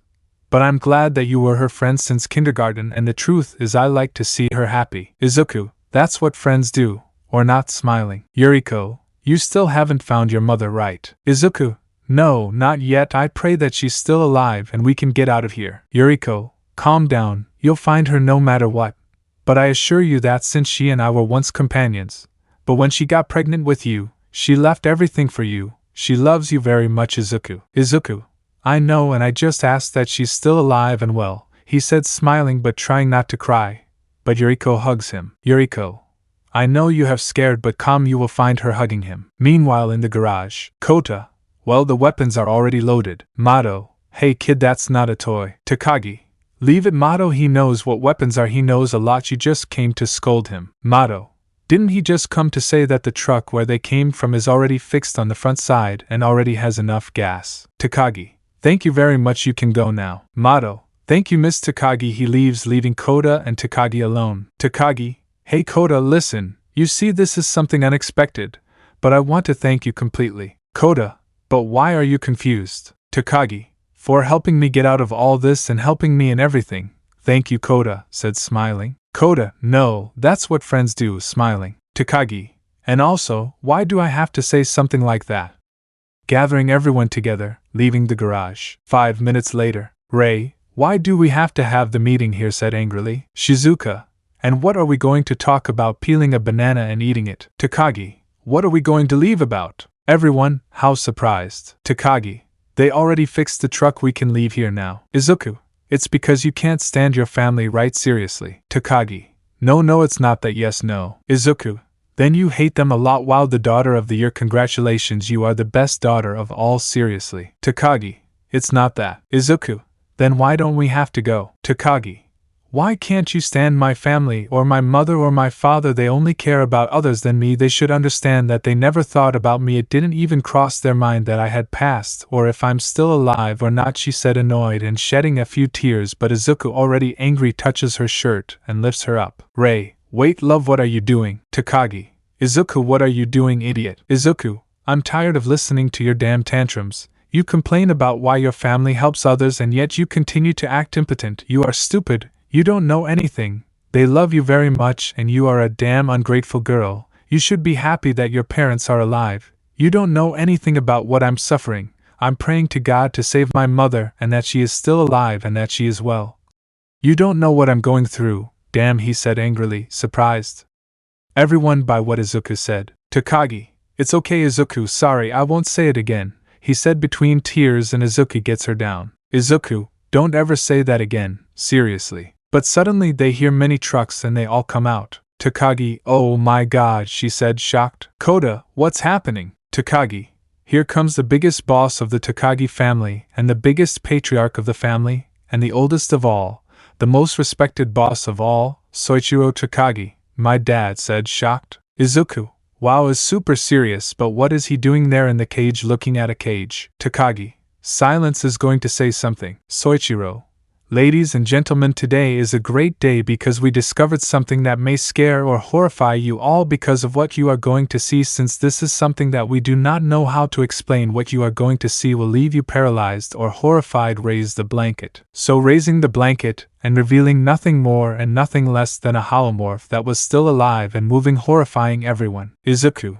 but what the buck? Shocked. Ray, oh my god, hugging Izuku. Takagi, but what the buck is that thing? Shocked. Kota, what the buck is that? Shizuka, it's horribly disgusting, she said, shocked. Siko, it won't be a dead mass, she said, shocked. Soichiro, what you are seeing is a new discovery that we made while this man Masaru, my best friend, saved his family from the zombies. A kind of black mass came out of the ground and ate this great man who sacrificed himself for his family, and now it's this new thing of the new virus, and now I have to end this. Taking out his katana and opens the cage, and the holomorph runs towards him, but Soichiro is fast and cuts off his head, causing it to fly away and the body to fall. Soichiro, ladies and gentlemen, now this is what we are facing right now, pointing at the door, seeing that there were more holomorph and zombies, and the holomorph vomited the walls or the floor and more came out, and there were half holomorph zombies, but it transforms into holomorph. Soichiro, so there we have to be alert every day, leaving the stage and leaving with his wife. Izuku, with a damn, what I was missing, now there are new zombies, the black slimes. Kota, what an idiot is your dad. Takagi, the swords are not useful against those things. Serious, and leaving. So passing the hours where it became afternoon, and Izuku was outside with Siko. Siko, and what are we going to do now since we do not know where to go? Izuku, the truth is that I have a plan, since we will go to the airport and take a plane. Siko, you know Izuku, if you are good at being a leader. The truth. Izuku, the truth is I do not want to be a leader, I feel better, so let's guide ourselves as a team, said, smiling. Alice, little brother, come quickly, taking Izuku's hand, and they arrived where they saw that they were trying to take Kota's weapons. Kota, no, please don't take them from me. I'm very responsible, I promise. Soichiro, enough of this nonsense. Give them to me. Takagi, wait, Dad. Soichiro, what do you want, daughter? Don't you see that I'm trying to take the weapons away from this brat who I think only uses them as toys? He said angrily. Takagi, the truth is that he is very good with weapons, and if he did not use them he would be nothing. Besides, he can help you. Soichiro, daughter, I know that you are trying to protect this brat, but I understand that they are not toys, he said seriously. Takagi, besides, he is the one who takes care of me, protects me and loves me just as I am, since he protected me from all danger while you were gone, and that's why I love him. He said it would be surprising to everyone since Takagi was protecting Kota. Soichiro, it's okay, you can keep them, but I see that he does something stupid. I will take the weapons away from him. Passing by Takagi, you have my blessing. The two of them walking calmly, blushing. Takagi a lot since her father thinks Kota is her boyfriend. Kota, thanks Takagi-san, said, smiling. Takagi, you're welcome, fat boy, blushing. Kota, but really you want me confused. Takagi, shut up, hitting him comically, making everyone sweat. Chapter 11. The Most Interesting Nights. Izuku. I really don't know how to react since it's a big position. What do they put me in? Siko said, smiling. But you are the most responsible, Izuku, and the strongest, and you are also good at everything. Why do you doubt it? Izuku. I don't know what path destiny will take us.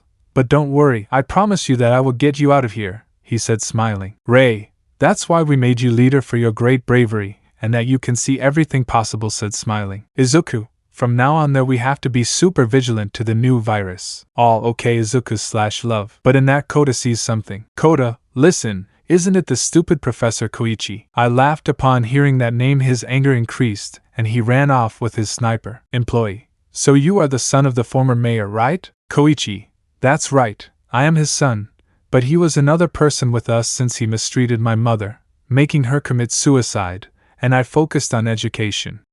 The truth is that if someone messes with my father, they will pay the consequences, he said calmly, remembering that it was his fault. Ri didn't make it past a year, but then Ri comes and points his gun at him. Ray, hello damn son of a bitch, you missed me, he said angrily. Koichi, Miyamoto, but what a surprise to see you, he said, scared by the gun. Ray, finally I will get revenge on you, damn, you don't know how my father had a super bad time thanks to you, damn son of a bitch. Because of you my father had depression since he couldn't get your disgusting truth out of you and your father, damn, he said furiously. Izuku, laugh, wait, don't do it please, no, he said scared. Takagi, wait, laugh, they know what you're doing. Koichi, yes, laugh, you know what you're doing, you're going to kill someone, come on, I want to see him, putting the gun to his head, and laugh was going to shoot, but Soichiro, why don't you shoot already? Takagi, have you gone crazy, dad said confused. Soichiro, it's not that, I want to see what it means to take the life of someone who made hell for the daughter of a policeman, or let him live without being consumed by revenge. Yuriko,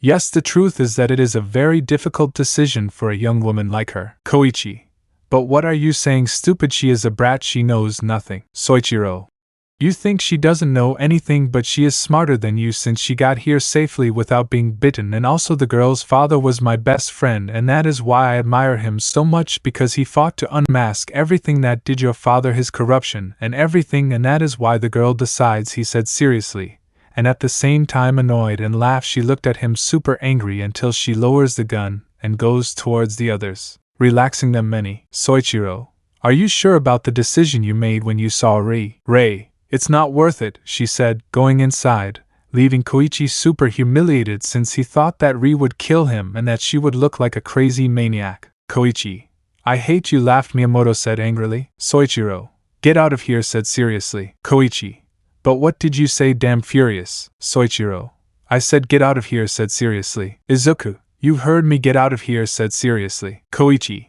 damn sons of bitches, he said angrily and lunged at Izuku, and Izuku was about to take out his Matilda, but Soichiro punches him that breaks his nose, causing too much bleeding and knocking out some of his teeth. Soichiro, get out of here and take your students who are surely infected with your own evil, damn, he said angrily. And so Koichi leaves Takagi's house and will never return, and Ri was on the balcony already calmer, and Izuku stands next to her. Ray, I feel like this is the bad love. Izuku, what a thing, love. Ray, I feel like this is the evil you receive and they are the bad residents, pointing at the zombies and holomorphs. Izuku, you're right, it is the evil you receive, but a biological weapon, looking outside at the holomorphs and zombies. End of flashback. Since that day Koichi tried everything to enter Takagi's house again, but the guards beat him out of the place, and what do they do now? Well, Shizuka, there, I finally found my phone. I can finally call my best friend, she said super happy while Alice was under Shizuka's breasts. Izuku, okay, call her to see if there is a plane where we can get out of here. Shizuka, that's what I'm doing. Izuku, calling and answering. Rika, hello. Shizuka, hello Rika friend, I miss you a lot. Rika, me too dear, but I'll ask you something, you went to my house, right? Shizuka, SS if she's angry, she said a little nervous. Rika, no, I'm not angry, rather I'm glad you followed my advice that if something happens then go to my house, she said calmly. Shizuka, hey, do you know if there's any plane out there? Rika, yes, some will come here tomorrow, since now a squadron that I don't remember what they're called is acting and destroying everything and more, their captain who is very nice, and the best of all is that he is highly trained. Shizuka, I understand that well, and one more thing, you know what those black things are? Rika, well, according to what the new captain told me, Those things are called holomorphs and they are made from a fungus. But the strangest thing is that they have come here just to investigate the place where the fungus comes from. I can't finish because his phone exploded. Shizuka, what happened? Confused seeing her phone explode. Izuku, I don't know, but they see a big white flash and realized it was a bomb that did that. Ray, but why are they sending bombs? Confused. Takagi, maybe because of the new virus. Shizuka, the holomorphs are called holomorphs, but why was my phone destroyed? Takagi, maybe because of the wave that made everything stop or turn off. With Koichi, damn, the brakes don't work, trying to stop the bus but couldn't. Student, hey, we're going to crash? Girl, careful Mr. Koichi. But he crashes in front of a motor charges and Koichi sees that the holomorphs and zombies were coming towards him. Koichi, no, he said, scared since the holomorphs and zombies were approaching him, but he could not take off his seatbelt and the holomorphs and zombies enter and eat everyone, thus killing Koichi and finally killing all the shit of cult that he did. Although I do not really know what happened to him since you cannot see his body, but I want to see him dead. Finally, I disliked him super in the series. Employee,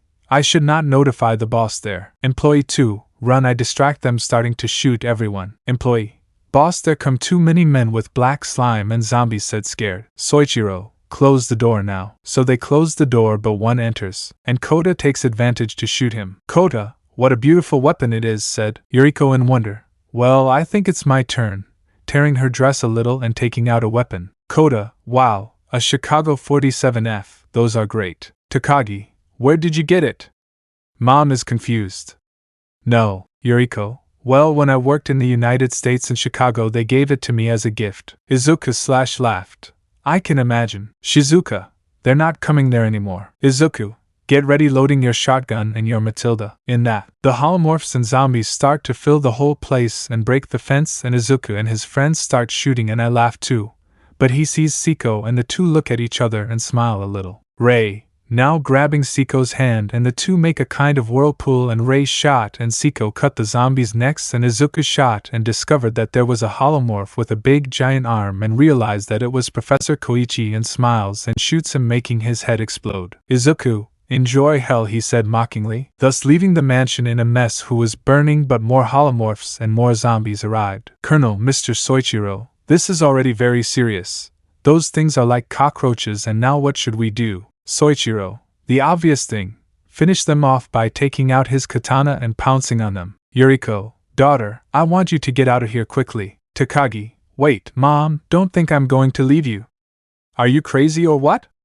Receive a slap from Yuriko. Takagi, why Mom? Yuriko, why daughter do you have to go since the situation is very serious and you have to leave now since there are many zombies, and do not worry about us. We give you time to leave, holding his gun, but Takagi hugs her. Takagi, if I do not see you again and if you die, I want to tell you that I love you very much, Mom. You are the best mom in the world, and sorry for being rude to you, forgive me. Yuriko, I love you too, daughter, but a lot since for you I left my police job for you, she said, smiling and giving Takagi a kiss on the forehead.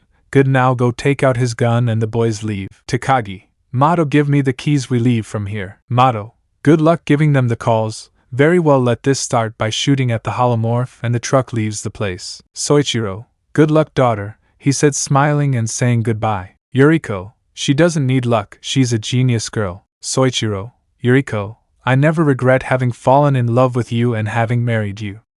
I love you very much, love, and thank you for giving me my princess, he said, smiling and giving her a kiss. Yuriko, I still don't regret having married you. I love you very much, my love.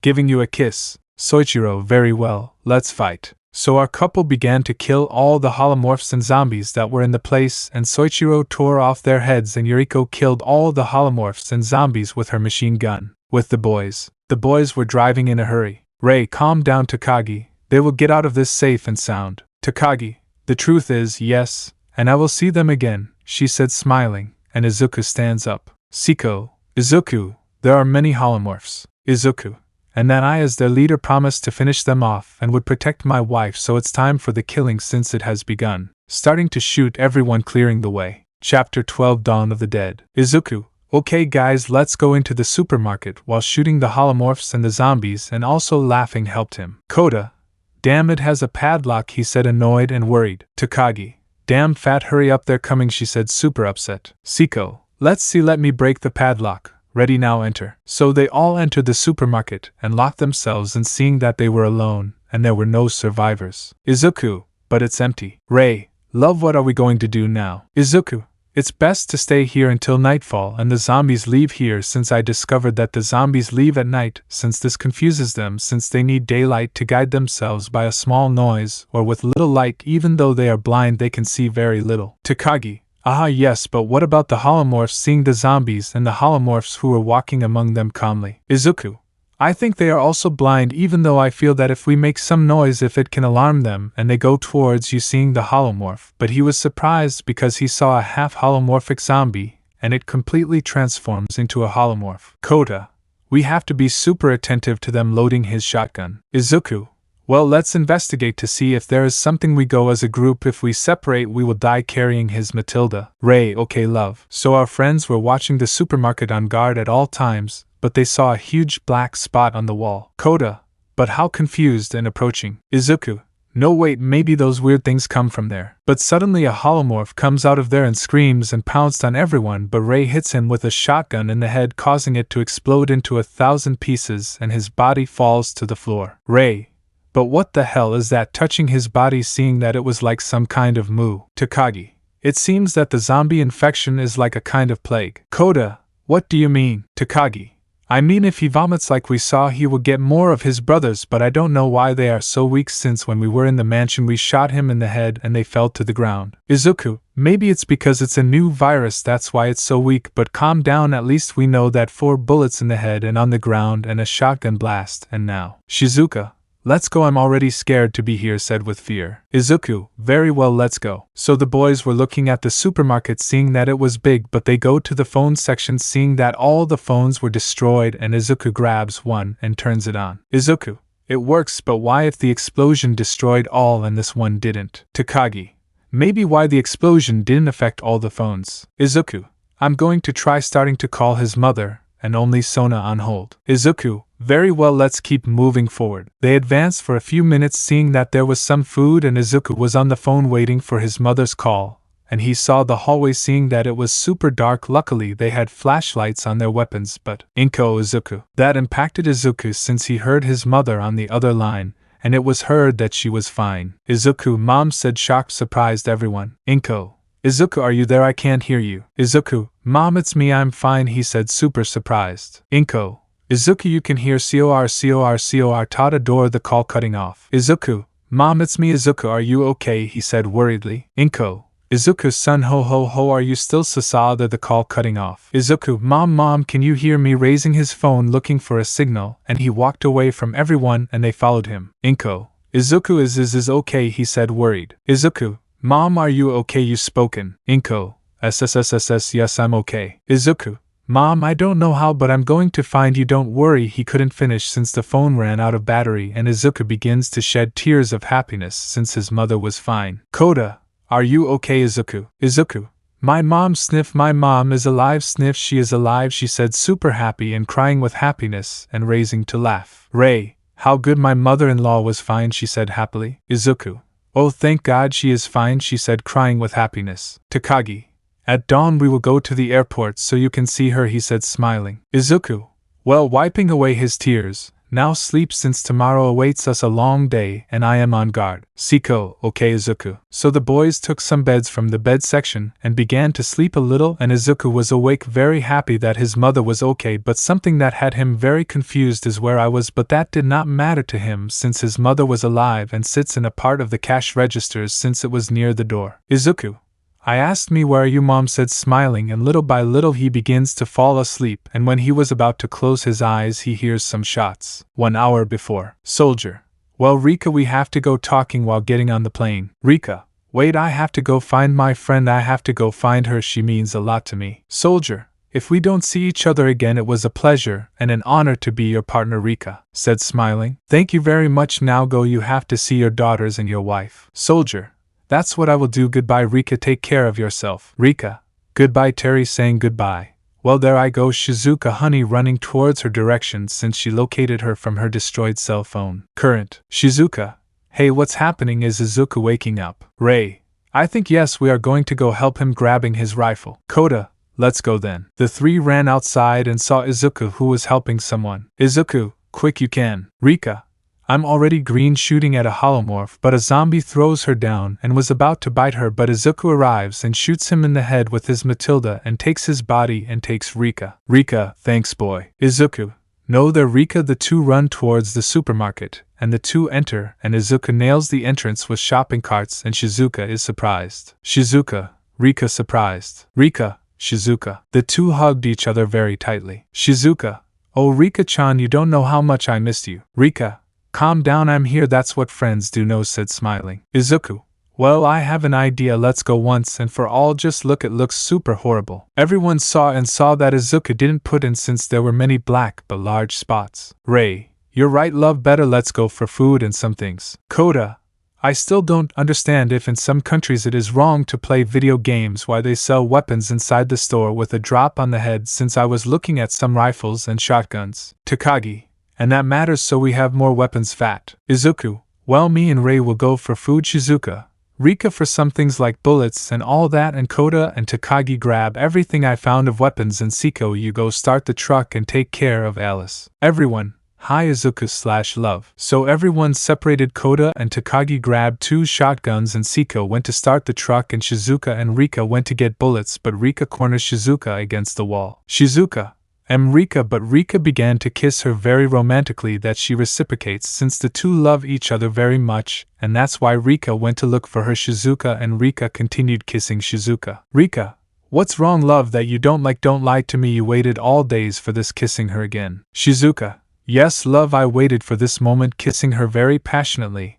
and the two separate with a thread of saliva. Rika, let's get out of here at once, and when we get out of here we will do it like never before. I don't remember when we did it, biting Shizuka's lip. Shizuka, calm down love, we will do it when we get out of this hell. Rika, hee yes, giving Shizuka a spanking. With Izuku and laughed. I laughed. Well, I thought this food would be enough, but see that Izuku was attentive to something. Izuku, do you hear that? Confused and concentrated since he heard sobs. I laughed. Yes, maybe someone is here. Izuku, it's this way, come, entering the back of the vegetables and enters finding a corpse and a zombie. Izuku, oh it was just that, giving him a shot. Well let's go, but hear more sobs. I laughed. There's someone here. Izuku, calm down, if you are someone we will not hurt you, we promise, with all our heart, he said calmly. In that a little girl comes out from there, but she had a lot of blood on her clothes, and she is very scared, and you see her white hair with some blood stains. Izuku, calm down, you are safe now, calm down, we will not hurt you. Approaching, but the girl was stepping back. What's wrong little one? But sees the gun and throws it away just the same. I laughed. I laughed. Calm down little one, we will not hurt you, really, we promise. They are not monsters, she said between tears and very scared, to the point that Izuku's legs were shaking a lot and he peed from the fear he felt. Really, we are not monsters, seriously, you know one thing, monsters can't do that, touching his mouth and making a smile. Monsters don't do that, but we can, smiling, making the girl approach them and start to cry. Ray, calm down little, nothing is going to happen to you while we are here, he said with a maternal aura. Izuku, tell us little one where your parents are. Confused, and Eri points to the corpses, and Eri begins to cry inconsolably and laugh the load. Ray, calm down little one, you are safe thanks to us, she said with a calm maternal way, something that made the girl stop crying. Izuku, well let's go grab the weapons, and they leave, but suddenly many zombies enter the supermarket, but they had all already gotten into the truck. Izuku, not on my guard, sons of bitches, taking out his shotgun and began to massacre all the zombies and made his way through them and laughed. He grabbed the girl tightly while she was super scared and crying from fear. I laughed. Calm down, nothing will happen to you while I'm here, giving the girl a kiss on the head while dodging the holomorphs, and arrived at the truck as did Izuku. Izuku, start now. So Shizuka began to drive, but her surprise was great when she saw so many zombies and holomorphs. Shizuka, I can't move forward. Koda, I hope my new invention works, sticking out a little from the top of the truck and began to burn everyone, since Koda had created a flamethrower, and it went on for a few minutes where Koda threw fire and Izuku also killed them like that until they came out. Izuku, finally very tired, you are safe now little one, he said smiling. Ray, wait, let me put on some clothes since you need new clothes, putting new clothes on the girl who looked like new. Izuku, and well little one, tell us your name. My name is Eri. Ray, Tell us, Eri, what happened in there. So Eri began to tell everything that happened to her, how her abusive father forced her mother to go get food. I mean, when Izuku said, "Where are her parents?" Eri just pointed to her mother while she shed tears, and Izuku and Irai were angry with Eri's so-called father,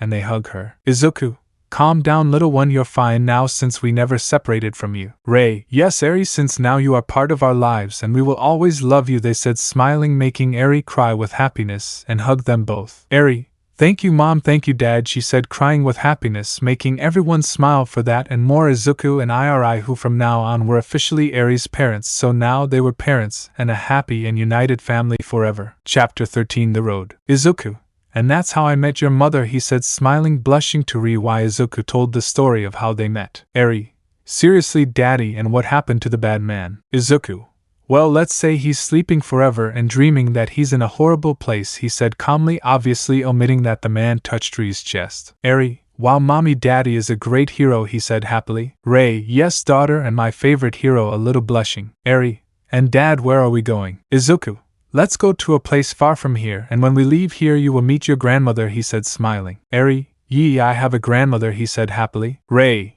you know, daughter, your dad and I will soon give you many little brothers, but very soon, he said smiling, making Izuku blush. Eri, yees, I'll have little brothers, he said happily, hugging the two. Koda, hey, can I put on a song? Takagi, no, Fatso, since your songs are rude, said annoyed. Izuku, okay, daughter, I'll put on a song that your grandmother played since I was a child. Thus putting the song. I'd known this song for a long time and I went crazy when I heard it again in the Resident Evil Welcome to Rack Song City trailer. Takagi, finally a normal song. Izuku, my mom used to play this because she loved these types of songs. Koda, your mom has good taste. Izuku, thanks. Shizuka, no, said nervously. Rika, what's wrong, Shizuka? Shizuka, we're running out of gas, she said, super nervous, seeing that she had some gas left. Izuku, calm down, I know we'll find a gas station around here. 1 hour later. Takagi, well, where's the gas station, she said, annoyed, seeing Izuku since they were stranded in the middle of the road. Izuku, alright, does anyone have a mom or something? Siko, here, what do you want it for, giving her the map? Izuku, look, we're like a few kilometers from the airport, but around here I think there's a gas station nearby, looking at the map. Takagi, and if not, there's nothing and only there are zombies, something would be. Izuku, no, I feel that if there is a gas station nearby or something far, so I have to start walking to look for it, so let's go at once, grabbing a shotgun, and if more, precious Matilda. Takagi, and if better, why don't we stay in the car and now? Izuku, do you prefer to wait for death or go with us to protect you? Koda said, coldly, surprised to Takagi why Izuku was right, and Takagi grabs his rifle. Takagi, well then let's go at once. Izuku, well, now let's go. Ray, okay, love, carrying Eri, and Shizuka carries Alice. Koda, I can't believe that what I put together really works, he said, amazed by what he invented while walking. Izuku, what is that, curious? Koda, it's a homemade flamethrower that I made while everyone was sleeping, it's wonderful. Izuku, be careful with that, use it on special occasions. Koda, I'll save it. 30 minutes later. Takagi, and well, how long until we get there, said tired. Izuku, calm down, I think it's almost little for us to arrive, a little tired. Look at one path, seeing another path. Shizuka, it's true, drive to another side. Izuku, let's see. Takagi, why don't we go to the truck? Izuku, no, Takagi, there may be survivors, maybe they are deeper, let's go, or what? Ray, let's go, love. Takagi, okay, let's go, and if we see that there is nothing there, we go back to the truck. Izuku, okay. So they all began to walk through a kind of muddy swamp. Takagi, I think there is nothing there. Koda, wait, I feel that there is something deeper. Izuku, it's true, I also feel that there is something else walking deeper, but suddenly he sees something that surprised him and made him happy, since they saw a type of mansion in the swamp. Izuku, how good a house, let's see if they can help us walking, and they stand at the entrance. Ray, hello, is there someone in the house, please, can you help us, we are not infected, he said, screaming and carrying Eri, but they did not respond, and Izuku tried to enter but saw that it had a padlock. Izuku, maybe it has been abandoned for a long time. Koda, look, pointing to a path. Izuku, maybe it's the part so we can enter from another place, let's go. Ray, yes, let's go. So everyone went by the other path,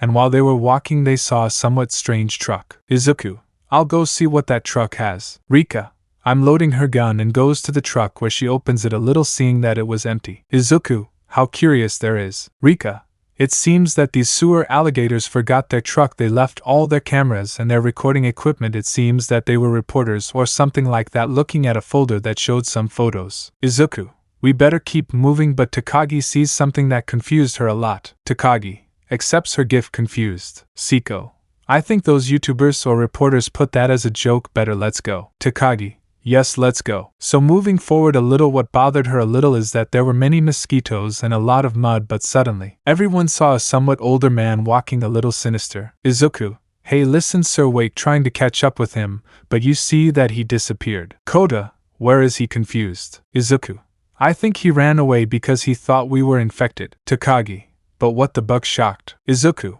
what's going on? But he sees something disturbing. Some cow or bull legs stuck to each other, forming a kind of door where Ri and Shizuka cover Eri and Alice's eyes. Izuku, okay, let's continue and find that man to see if he can help us.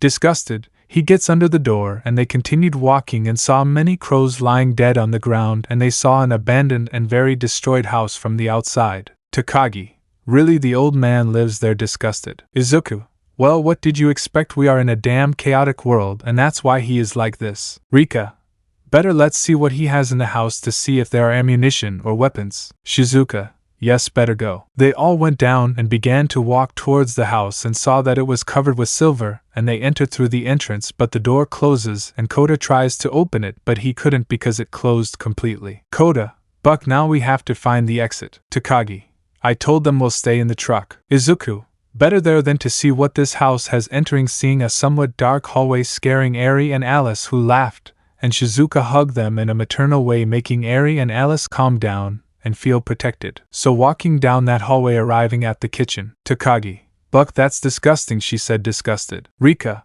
don't even say it, this is so disgusting that even the smell of shit becomes very strong. Ray, how can this person live? Kota, how damn disgusting, but what is this? Opening a saucepan, seeing that it was like super rotten guts and a cockroach.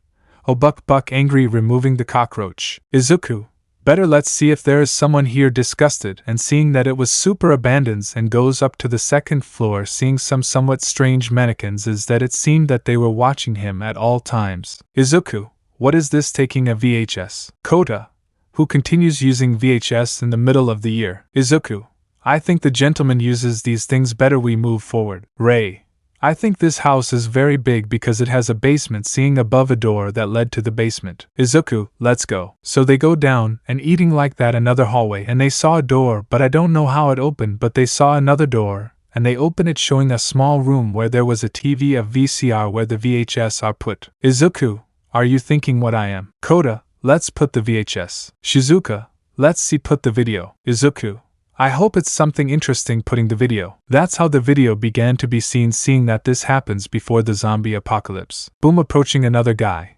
Where did you get this, Andre? Andre, come on, Peter. Peter, I only work with professionals, and by the way, check that the audio works. Let's not repeat what happened with the yellow one. Andre, that was 2 bucking years ago. Annoying. Peter, I don't do dubbing. Starting to walk, and Andre and the cameraman follow him. Peter, and the new one gives me the creeps. Andre again. Peter, I'm just saying, don't be surprised that you have to change it. Walking to the entrance. Peter, an idea, why don't we record the outside first, and then the inside? Andre, at least you can say the name of the program. Peter, yes sure, putting the flashlight on his face.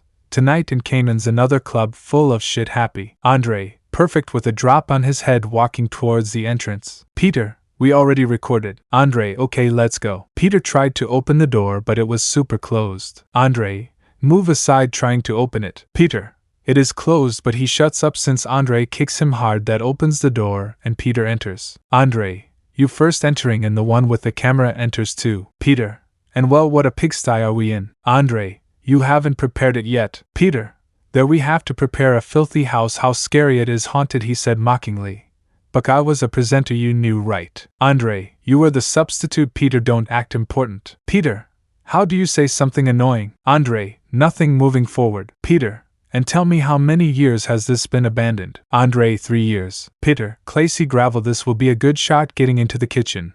So a family of Hicks disappears. Andre, Hicks, not the Bakers, Jack and Marguerite Baker, and they were quiet people and not retarded. Many rumors about their son Lucas, a bad seed. Peter, I should have put on my shoes, man, even though this will serve as a shot for the introduction. Andre, what do you think? But a very creepy and eerie silence is heard. Peter.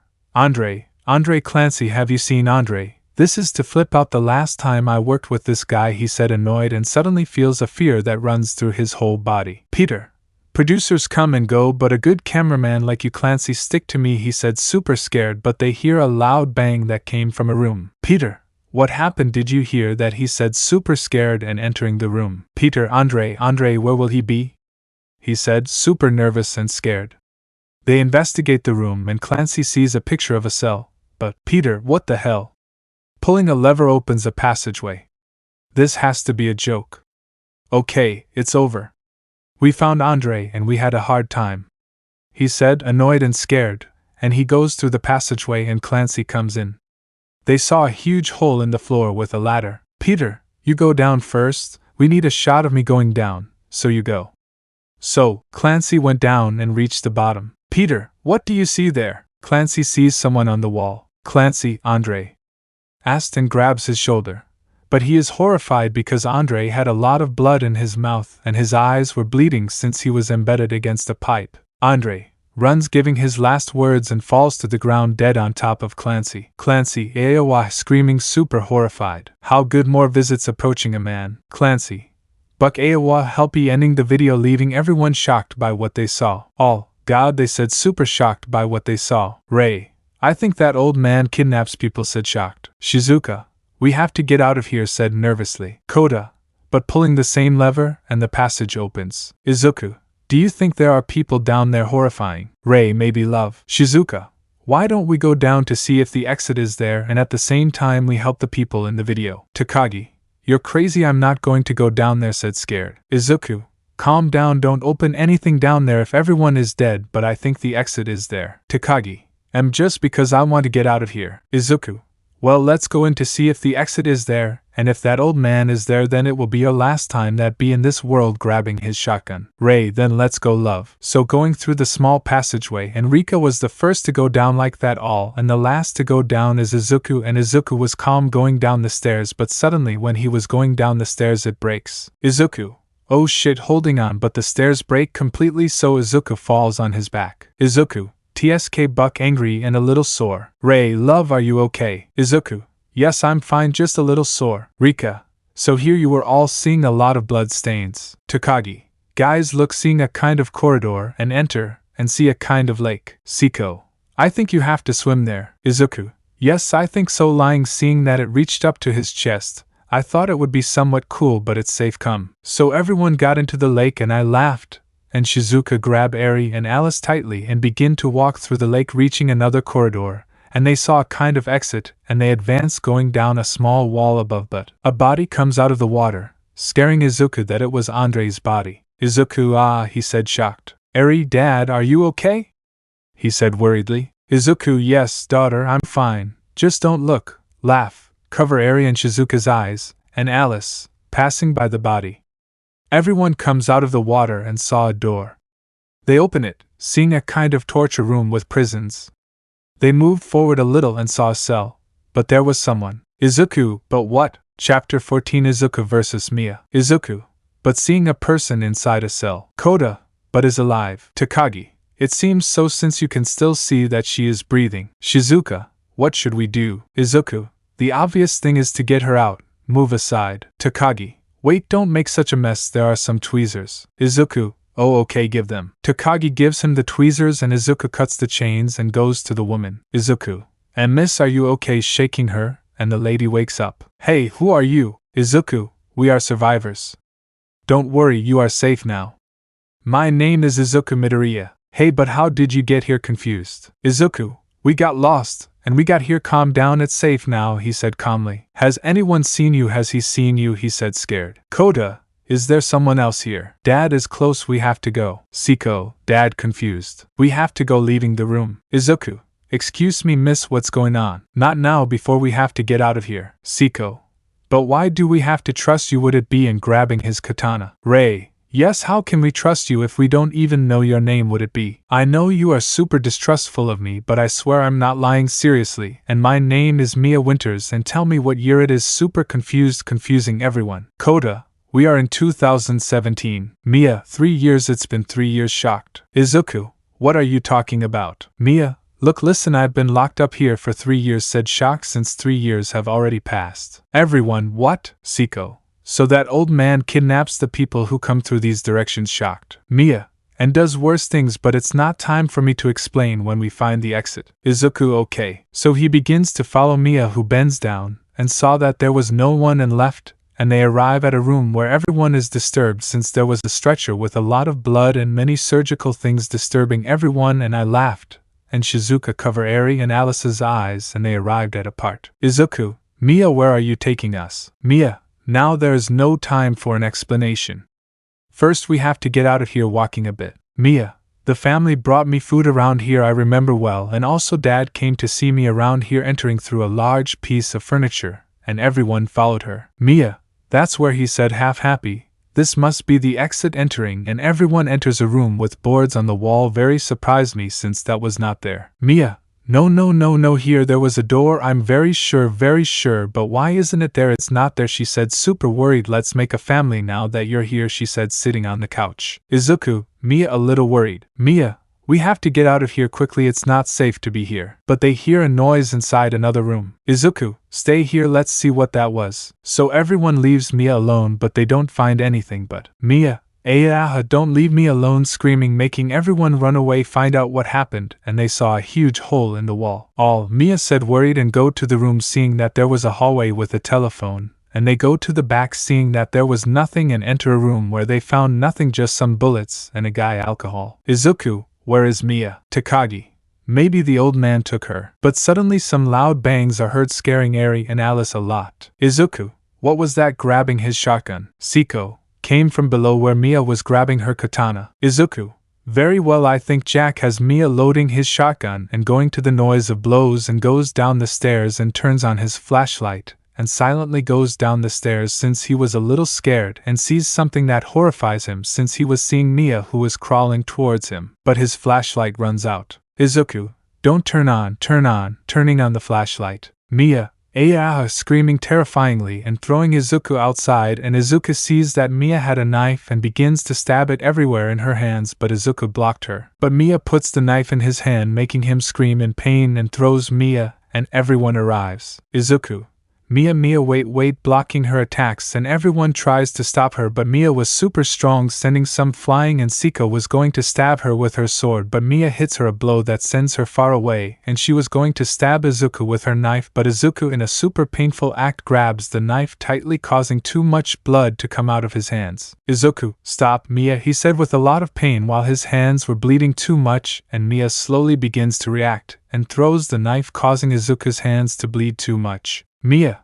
I can hear her making her way inside me. Get out of me, hitting herself. Leave me alone, hitting her again. I've been bad. I deserve it, hitting herself hard and falling to the ground. Izuku, but what the hell is wrong with you, Mia? Ray, love, are you okay? She said, super worried. Izuku, yes, love. It's just that my hands are bleeding a lot, he said in pain, seeing that too much blood was coming out of his hands. Ray, I hope this works, putting the alcohol on him, making Izuku scream a little from the pain since the alcohol burned a little, but it stopped the bleeding. Izuku, thanks, love. He couldn't finish since Mia gets up in pain and grabs Izuku's hand and sends him against a wall that Izuku goes through, breaking it. Mia, get out, screaming terrifyingly and grabbing her knife. Izuku, I'm so sorry, Mia, taking out a knife she had, and the two lunged at each other, and the two began to clash their knives, but Takagi shoots Mia in the head, but she continued as if nothing had happened and would dodge all of Izuku's attacks while everyone shot at Mia and were very careful not to shoot Izuku, but Mia continued as if nothing had happened until Izuku stabs his knife into Mia's neck, which she began to bleed a lot, and falls to the ground, killing Mia. Izuku, I'm so sorry, Mia. But suddenly they start to hear a phone ringing and everyone goes there and Izuku grabs it. Izuku, hello, answering. You shouldn't have come. Izuku,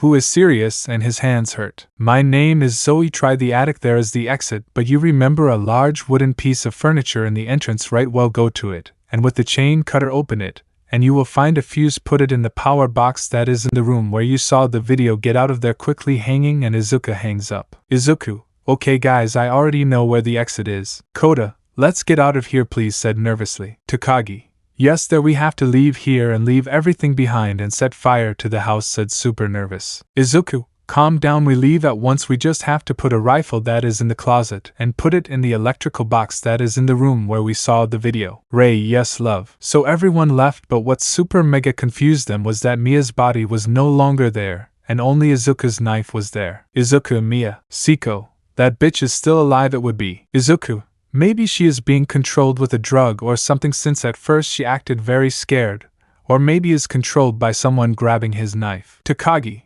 don't be an idiot. Izuku, the virus turns people into zombies or those black slimes. Izuku, I think something's wrong with Mia since they saw how she resisted the shots. That's not normal. Maybe she has something. Kota, yes, but now we have to get out of here, he said, scared in case Mia appeared. Izuku, okay. So leaving the room, and they saw the furniture where the rifle was, and they opened the large furniture where the rifle was now, and they were going to put it, but they didn't realize that Mia was there watching them and had a chainsaw in her hands and goes to hide, and the boys go to the electrical box and put the rifle on her. Izuku, we're finally out of here. Ray, let's go love before the others come. Kota, we're finally out of this possibility. Go to hell. Izuku, let's go. So everyone leaves the room, but Mia appears in front of them. Mia, Izuku, it's me.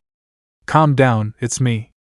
I know you didn't want to hurt yourself, but grabbing Izuku. But you shouldn't have done it by putting him on the wall. It hurt when I stuck a screwdriver in him. Izuku, screaming in pain, and Mia leaves. Ray, there no love, trying to remove the screwdriver, but it was too stuck in the screwdriver. And they hear something that terrified them, and that is that they hear a chainsaw burst, and Mia arrives with a chainsaw. Mia, let's see how this feels, she said macabrely, and Izuku removes the screwdriver, and Mia was going to bury her chainsaw, but Izuku covers himself with his left hand, causing too much blood to bleed, and his hand falls off, and Mia throws it very far. Mia, ha, I must stop her. Everyone trusts me, leaving. Izuku, Awa, help ye, my hand, screaming heartbreakingly and writhing in pain. Ray, love, calm down, I'm here, putting alcohol on and making him scream in pain, but it stops the bleeding, making the bleeding stop, but Izuku now had a stump. Izuku, okay fine, let's get out of here, and if we find Mia I'll kill her, he said super angry, and grabs his gun in his hand. Shizuka, we already got the rifle, now we have to get out of here. Rika, I go first, loading her gun, and goes up and presses the red button, and a ladder opens at the top, and they go up, and they saw that Mia wasn't there, and they arrived at a room where there were more mannequins, but they saw a ladder where Red began to climb, but they saw that Mia came out from the top of the exit and breaks the ladder and jumps and lunges at everyone, but Rika gives her a shotgun that sends her far away. Mia, you shouldn't have come to this house, she said macabrely, and smiling macabrely, laughed. It's over, Mia, you will pay for what you did to my husband, she said super angry, grabbing her rifle. Mia, so what do you want to play? Well, let's play, turning on her chainsaw and lunged at everyone, but Siko sticks her katana in Mia's stomach, making it bleed, and she hits her that sends her far away and removes the katana from her stomach, but Rika hits her with a shotgun that sends her to the wall, and Kota throws a dummy at her that makes her fall to the ground, and Takagi shoots her in the chest, making it bleed, and I laughed super angry. He shoots her many times, making Mia bleed too much, but she was still standing, and Mia lunged at everything, but Izuku gives her the final shot and shoots her in the head, making her stay still for a few moments, and falls to the ground. Mia, sorry, Izuku said, to fall dead. Takagi, poor Mia just wanted to escape from here, and that's why she acted like that, but she would be knocked out. Siko, but what matters now is that getting out of here once and for all would be knocked out. Shizuka, already there, we have to get out of here. Rika, but since the ladder is broken, the two of us being knocked out along with Alice. Ray,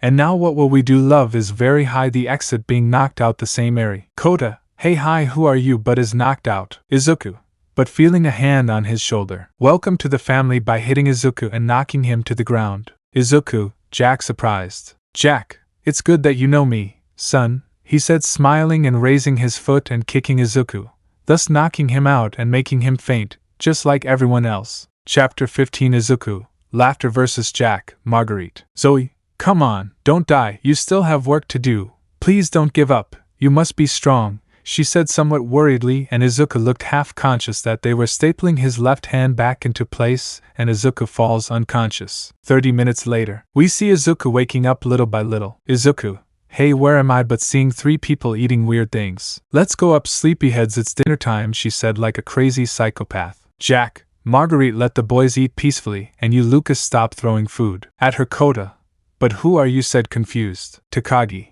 And how did we get here? Ray, wait, and Mia, but she shuts up since Marguerite hits the table and swallows a rotten gut. Marguerite, eat, it's delicious. Lucas, you sons of bitches don't know how to appreciate a delicacy throwing your plate. Marguerite, Lucas. Jack, well, he got there, sticking a knife in him and starting to cut Lucas's arm and ripping it off. Lucas, no way, man, I'm not bothering you again.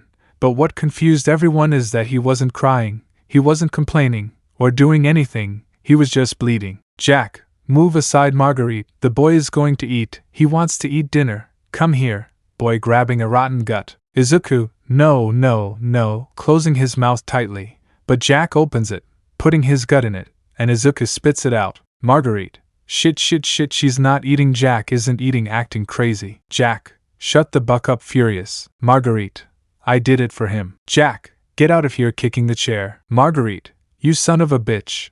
Oh damn son of a bitch, he won't eat it, super furious, and leaves the room, slamming the door. Jack, it was supposed to be a special dinner, come here, boy. Grabbing a knife and burying it in Izuku's cheek, making Izuku scream a little, and pulls it out, drawing some blood. Jack, come on, he said macabrely, and was going to stick the knife in him again, but the doorbell rings. Lucas, oh bucket's sure to be the cop, getting up again. Jack, damn pigs, furious. Now I'm coming for you, he said sinisterly, and leaving the dining room and closes the door. Kota, but what the buck in this house, he said, super scared. Shizuka, you look like some bucking crazy people. Takagi, we have to get out of here before those bucking crazy people kill us, said super scary. Rika, this is a bucking madhouse, she said scared, and everyone saw that Izuku began to shake and falls to the floor and frees himself from the chair. Izuku, ready, I'm free now, starting to take them out of the chairs. Takagi, but what the buck is going on in this house? Siko, the girl on the phone was right, we shouldn't have come. Kota,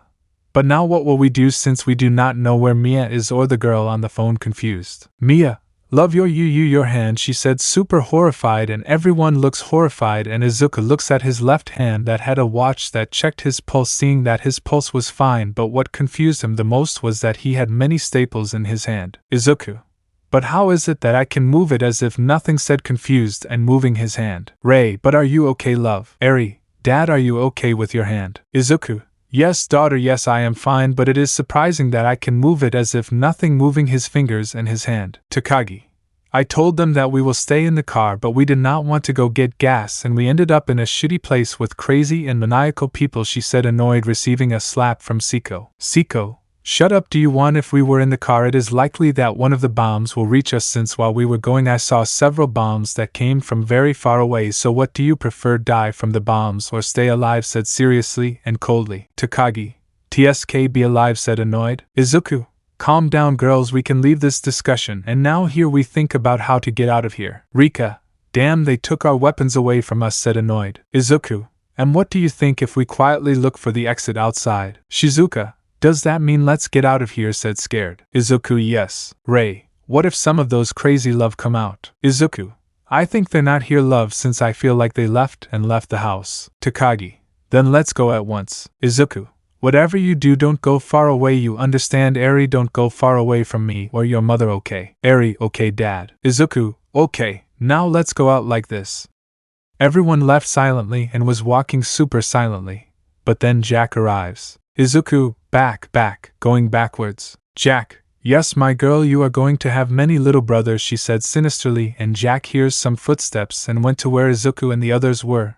The others were hidden at the entrance of the garage. Shizuka, please don't come in here, she said scared and whispering. At that, Jack enters the dining room, seeing that there was no one. Jack, where did those little shits go? He said angrily. Izuku, yeah, like that. Everyone advanced in silence while Jack looked for them, and Izuku sees some kind of key. Izuku, look here, there should be an exit, let's go back. Takagi, are you crazy? She said, whispering scared. Siko, no, there is another way. So everyone returned and they crouched through the kitchen door while Jack looked for them. Jack, Get out, piggies, piggies, piggies, where are you? He said macabrely, and they reach a room where they saw a trapdoor. Izuku, there is the trapdoor. Takagi. Well, open it quickly, he said, very scared. So Izuku opened the trapdoor. Izuku, well, first Eri and Alice. Like that they put Alice and Eri in, then Rika and Shizuka, then Siko and Takagi and Ri and Koda and Izuku. We're about to enter, but someone kicks the door. Jack. Oh, where are you going? My children are to see finishing dinner. Izuku. Guys run pouncing on Jack, hitting him. That makes him retreat, but bad idea. Jack. You have been a very bad boy, you deserve a castle. Throwing Izuku hard, and in that Jack sticks his shovel, and in that with a push he ripped Izuku's leg, making him scream a lot in pain. I laughed when I heard that scream. I wanted to go help him, but I couldn't because Siko was grabbing her. Jack. Oh, poor thing, look to heal you by giving him some alcohol that was a little big. Izuku grabs it and puts it on his leg and joins it. Jack. Like new, he said calmly. Izuku. But as he said, shocked, moving his leg as if nothing, and stands up. Jack. Get out of here, he said furiously, slamming his shovel against the floor, and Izuku dodges it and goes through the trapdoor. Jack. Oh, okay, have fun down there, then I'll look for you, he said macabrely, leaving, and Izuku arrives at a type of room to wash clothes. Ray. Izuku, love, are you okay? He said, super worried. Izuku. Yes, love, I'm fine, he said, confused, seeing his cut foot. Eri. Daddy, are you okay with your leg? Izuku. Yes, daughter, I'm fine, but the strangest thing is that I don't know what happened to me, but it stuck easily, and the truth is that it seems that they have not cut it, he said, seeing his leg that moved as if nothing. Takagi. And now what will we do? The old man is out there. But suddenly a phone started ringing and Izuku grabs it. Zoe. Good job, Izuku. Izuku. Zoe, no, but what's wrong with this? Zoe. Shut up and listen to me carefully. If you want to live, I already opened the main door that will take you to the living room. There is the exit since your car was destroyed by my father, so go out the main door. Izuku. Okay. Zoe. Oh, and that thing on your wrist is a codec, don't lose it, it's important. Hanging, and Izuku hangs up. Izuku. How lovely. Ray. Who was love? Izuku. It was Zoe who told us the exit in the other house says to go where we found the key to the trapdoor. There we go out to the living room, and there is the exit. Koda. Yes, but out there is the old man. Rika. How good are weapons, said happily since he opened a bow where all the weapons were. Izuku. Well, take everything and we'll get out of here. Takagi. Okay, Izuku. So everyone goes out carefully, seeing that Jack was not there, and everyone runs out, and went to a large door where they saw a large room where they saw a door. Izuku. There's the exit. Koda. Finally we're leaving here. Izuku. Finally we'll get out of this mess. Go to hell. Jack.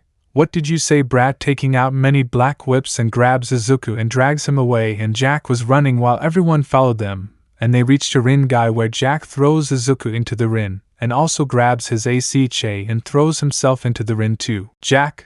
You're not going to escape, said Izuku macabrely. I'm very sorry. Jack shot him, but to his surprise it didn't do anything, and started shooting him in the head, but didn't do anything. He only pushed him back a little, but nothing, not a scratch. At that they all arrived and laughed. With his sniper he began to shoot him in the head, making him bleed a lot, but at that Izuku takes out his shotgun and hits him, making Jack load and a kind of ball come out of his body. Everyone. But what did they say in shock? And Jack stands up and the ball goes away. Jack. I'm tired, it's time for my powerful weapon, opening a gate, and takes out a double-closed chainsaw. Jack. Great, he said macabrely, turning on the chainsaw. Izuku. No, it's not, he said, half scared and dodging an attack from Jack, and Izuku sees a chainsaw and grabs it and turns it on. Jack. Look at him, he has the solution, pouncing on Izuku, but Izuku dodges him while cutting Jack with his chainsaw, and Jack tried to stick his chainsaw but couldn't since everyone was helping Izuku against Jack, and Izuku and Jack begin to crash their chainsaws. Jack. Ha ha ha ha, you think if older brother, right? Well, what an older brother you are, Izuku said macabrely. I'm tired, taking off the saw, and goes down and sticks it in Jack's stomach, which he just laughed, and grabs Izuku. Jack.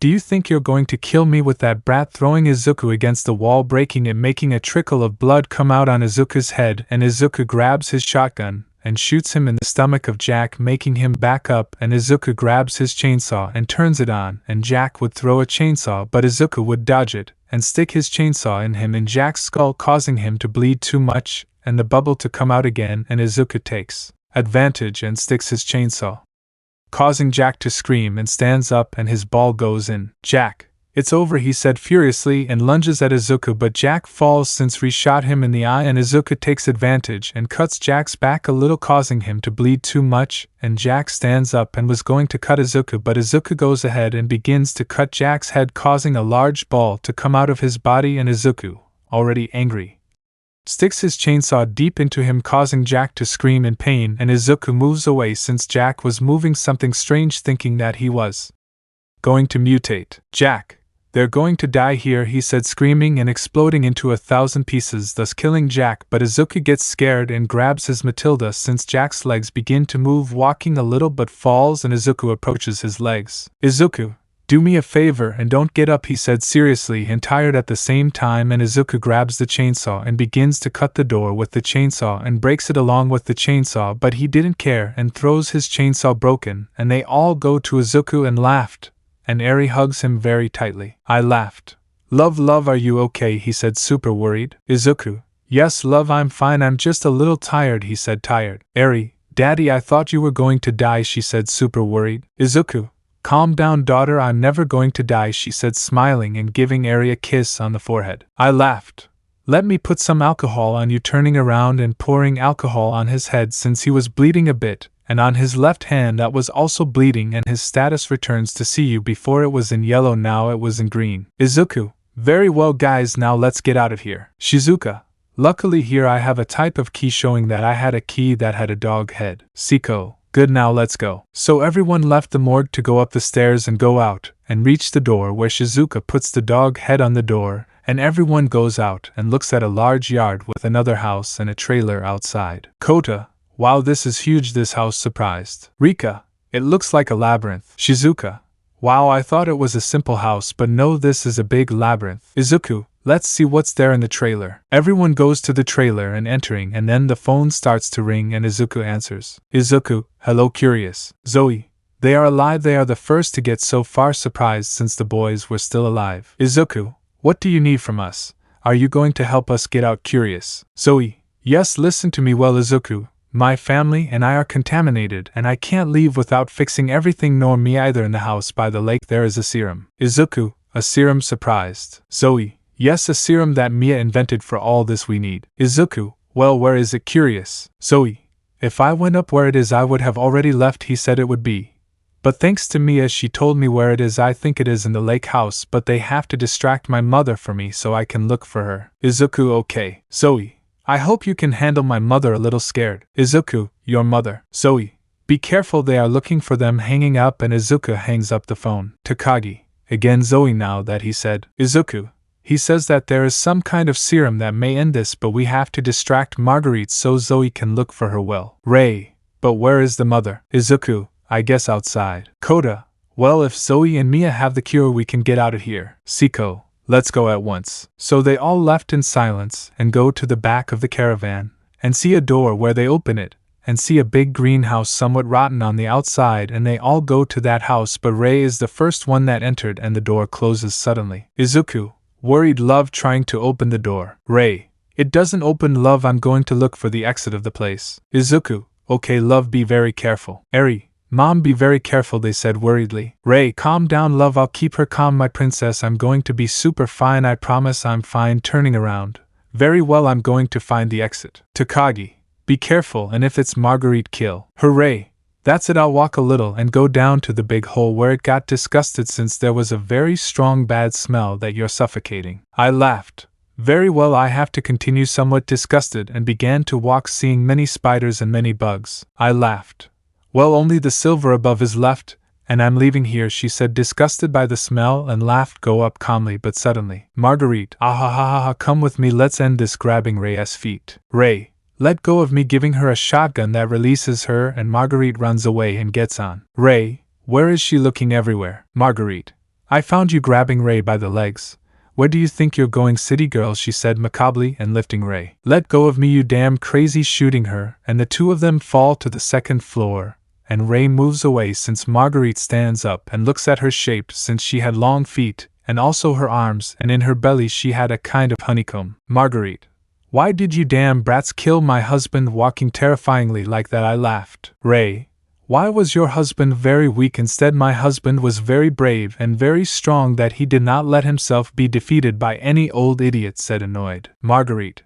Shut up, raising her hand and throws it to Ray, but she would dodge it and go up like that, and Marguerite hangs from the ceiling and follows Ray, and Ray had a trap since he shoots her in the forehead, which Marguerite writhes, and Ray began to shoot at her with his rifle, which hurt Marguerite. Marguerite, come here, my little one, said screaming, and many flies come for Ray and surround Ray and begin to bite her all over. Ray, I hope this works, taking out the flamethrower that begins to burn all the bugs and also Marguerite, which she was burning, and Ray would take out his shotgun and begins to shoot with everything and would burn Marguerite, which her belly explodes, making Marguerite angry. You've tired me out, girl, hitting Ray, who falls to the second floor, and Marguerite climbs on top of her. Marguerite, say your last words, she said macabrely. Ray, my husband is stronger than yours, he said mockingly, and shoots her in the head, making Marguerite scream heartbreakingly. And Ray begins to burn Marguerite, and Ray takes out his rifle and shoots her in the head, which she falls to her knees to the ground. Marguerite, there I go, my love, screaming, her last words drying up, and Marguerite's body turns white and begins to break into 1,000 pieces, thus dying Marguerite. Ray, death at once, okay, she said annoyed, and goes out to where the hole was and sees that a wall breaks, thus revealing the exit, and Ray leaves the house a little tired. Izuku, love, are you okay? We heard shots inside, he said worried. Eri, mom, I'm fine. Ray, yes daughter, yes love, I'm very well, he said smiling, and gives Izuku a kiss and gives Eri a kiss on the forehead. Izuku, but what happened? Ray, I finished off Marguerite, now she's dead. Izuku, finally at least she's with her husband now. But they hear the caravan's phone ring and everyone runs to see, and it arrives and Izuku answers. Izuku, Zoe, where are you? Ray, finished off Marguerite, now we can go out. And you already found the serums, but he hears some somewhat macabre laughter. Zoe confused. Lucas, a colleague. Chapter 16. Lucas Izuku, Ray vs. Jax Games. Lucas, hey buddy. Izuku, Lucas surprising Izuku. Lucas, exactly buddy, how did it go with my mother? He said maniacally. Izuku, what do you want from us? Where is Zoe and Mia? Angry. Lucas, calm down, she and Mia are with me, they are keeping each other company. Izuku, let them go, what do you want them for? Angry. Lucas, no Izuku, this is a family thing. Izuku, tell me what you want, he said seriously. Lucas, well, what I want is for you to participate in an activity that I made just for you, he said playfully. Izuku, what activity? He said seriously. Lucas, no, it's a surprise, he said like crazy. The first thing you have to do is get 2 keys so you can enter this party. I will give you a clue, look in the fridge of that caravan. Izuku, screw you, annoyed. Lucas, oh come on dude, don't be like that, now go and check inside the fridge, don't be late, hanging up, and Izuku hangs up. Izuku, Koda, go see what's inside the fridge seriously. Koda, what? I said scared. Izuku, go see seriously. Koda, but it's a trap, scared. Takagi, let's see crybaby, I'm going to see upset, and going to the refrigerator finding only food, but there was a little daughter who said, go to the place where you killed the old man. Takagi, that's all, she wants us to go to the place where you killed the old man. Izuku, no other way, let's go once and for all maybe. Ray, okay love, loading his rifle and his shotgun and taking Eri's hand. So they all left the caravan and entered the house where they went, but they saw a hallway that they did not investigate, and they enter a door seeing a radio room, and they enter another room where it looked very normal. Siko, this must be Jack's crazy son. Shizuka, my question is, how did he get a deer in there if it seems like it doesn't dig? Koda, guys look, seeing a room that had something. Izuku, that opens inside. Siko, I feel that's something very important for him to put a very strange door, but Ray kicks him, that breaks it instantly. Ray, but what poor security, entering, and Koda sees something that surprised him a lot. Koda, oh, orgasm. What is this, grabbing some kind of weapon? I remembered Vice in Takagi. But that are so strange, grabbing some strange weapons. Rika, it is a homemade grenade launcher, showing some plans that showed how the grenade launcher works. Koda, well, this is very good, so I can blow Lucas's head off. Izuku, okay, grab the rocket launcher, and we'll go look for those 2 cards. Koda, okay, putting a ribbon on it and hang it. So everyone left the room where they came down, and something that confused Ri and Shizuka a lot was that Alice and Eri were no longer as scared as before and walked calmly, and they were walking aiming with their weapons to see if a holomorph came out, and they saw something that terrified them. Koda, But what did he say? Scared, seeing a very old lady. Ray, lady is fine, she said, scared, putting Eri behind her, but the lady did not answer. Siko, I think she is more dead than the zombies. It would be that inside she had a great fear that made her grab her katana tightly. Izuku, well, there we continue, passing by the side of the lady, but the lady moved her head a little, scaring everyone, and they run away and walked a bit, but they hear a very strange and loud noise and they advance, and out of nowhere a 4-step holomorph comes out. Izuki, buck but laugh, gives him a shotgun that explodes his head. Takagi, it seems that the holomorph is evolving to new variants of itself like that. Rika, let's not waste any more time, let's go at once. So everyone arrives to where Izuku fought with Jack, scared since there was a lot of moo, but more scared them since they did not find Jack's legs until they arrive at a room where they saw a corpse with a sign that said, "Prove that you are a man or a great woman and put your hand in the pig's throat." Takagi, but what the buck said, disgusted. Shizuka, one of us has to put our hand, disgusted. Takagi, you fat, put your hand. Koda, you're crazy, I'm not going to do that, said disgusted. Takagi, come on fat, don't be like that, put your hand or you want to die here, upset. Koda, is that what if it has a bomb inside, he said, disgusted, but come to Izuku, who was holding back from vomiting, and raises his hand and began to put his hand on the corpse's throat. As everyone gets disgusted seeing that, and laughed, he closed his eyes to Eri as well as Shizuka to Alice. Izuku,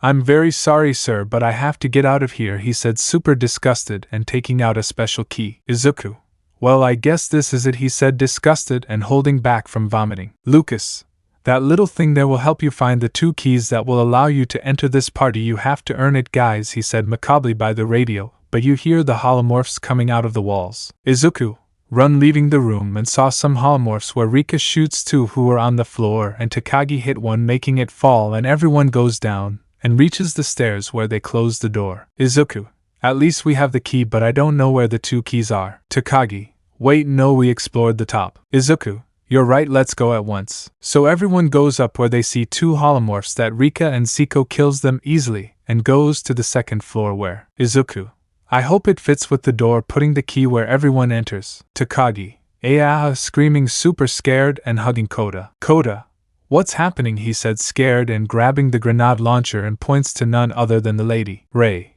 but how did she get here, she said in shock. Rika, maybe that crazy guy uses her to scare us and moves her to scare us. Izuku, well, okay, I think so, but you see a note on the wall that says, set the time on the clock like all the clocks in the house. Izuku, it's 10:30, setting the time on the table clock, and a secret passage opens. Ray, how did you know that, curious love? Izuku, why did I see some clocks in the house that had the same time? That's why it was very easy for me. Siko, well, there you go, down. So everyone went down, and the passageway closes where they began to walk down a small hallway, and they go down and find the legs they saw at the beginning. Izuku, oh my god, said super disgusted. Siko, guys, here is a card, grabbing the red card. Izuku, okay, let's go. So they left, but he sees a quadruped holomorph, and Rika shoots him, but another one comes out and grabs Shizuka, and another one comes out and grabs Ri, and Siko sticks her katana in the head of the holomorphs, and Takagi shoots one in the head like this, killing the 3. Takagi,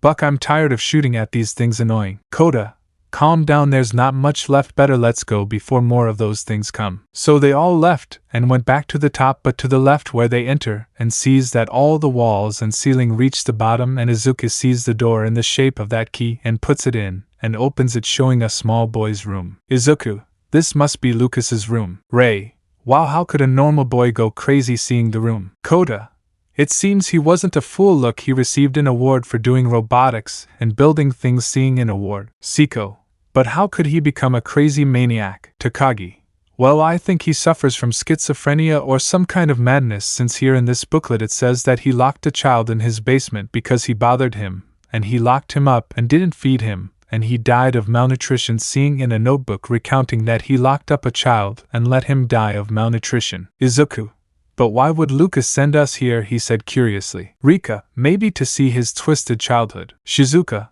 look guys, a button. Rika, let's see, press it. Shizuka presses it, and when she presses it, a ladder comes out of the ceiling. Izuku, perfect, there must be the other card, wait for me here, I'll go up. Ray, okay love. So Izuku goes up and sees a normal basement, and sees a puzzle of putting the shadow in its place. Izuku, let's see, moving the figure to make the same figure on the wall, so it continued for a couple of seconds until the figure was embedded with the shadow, thus opening a toy house revealing a blue key, and Izuku goes down. Izuku, we already have both keys, just go to the other house, so let's go at once. Siko, I feel like the virus is getting bigger, seeing more black mass on the floor that entered the room. Izuku, well, let's get out of here. So everyone left the room where they saw that the black mass was accumulating. Worried everyone why they thought more would come out, and they leave the house where they see two quadruped holomorphs that Rei kills one and one scratches Izuku, but Izuku gives him a shotgun. Izuku, damn holomorphs complaining of the pain. Rei, wait, love putting the alcohol on it, curing it. Izuku,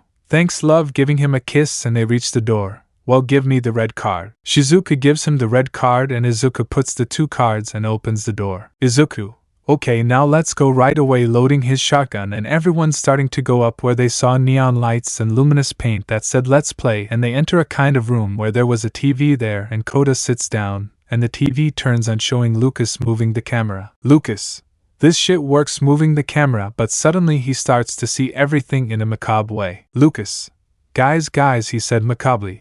Guys, look, I have a surprise for you, showing 3 injections. You know what this is, surely for Zoe it is very special, ha ha ha ha ha, but no guys, this is not special, this here is very special, pulling out a nail. Not everyone wants to go back pulling out more nails, but look the other way. What do you want, Evelyn? I'm just trying to teach you. You must understand that not everyone wants to go back the way it was before. Zoe is a stupid bitch, she doesn't understand that I don't want everything to be the same before my father will find it. Not all of us want to go back looking at the camera. Okay guys, you can sneak through that dirty and disgusting house, but if you want to find the injections, but you won't find a bucking shit, guys, you want the serum, he friends, over my dead body, can you hear me? Okay guys, what are you telling me? He said, smiling, and turns off the camera and the television explodes, scaring everyone, and a back door opens. Koda, damn angry, I'm fed up with that stupid crazy bald guy, said angrily and running away. Takagi, no dude, wait. There might be traps chasing Koda, and they get to a room where everyone gets scared since they saw a bomb stuck on the wall. Rika, but what the hell is wrong with that crazy? Shocked. Izuku, let's see, back up, giving him a shot at the bombs that explode. Lucas, wow, you really have a good eye, Izuku, and Izuku shoots another bomb. Izuku, well, let's continue. Walking, entering another room where they see 3 bombs hanging from the ceiling and wall. Siko, I have an idea, let's see, give me that thing, grabbing the flamethrower and turn it on, and it would throw flames at the bombs and make them explode. Lucas, yes, haha, sorry for the mess. They left the room where Izuku begins to hear like a clock, but he realized it was a bomb inside a box and shoots it, and the house explodes. Lucas, what have the poor boxes done to you? So everyone went down where they saw a door, but it had 2 bombs stuck to it. Izuku, I'm going to go through carefully, and it passes successfully and destroys the bombs, and everyone passes. Shizuka, guys, I think that's the exit. Izuku, we investigate, going to the door where there was a board to put a code. Lucas, I know, bucking passwords right, coming out of nowhere.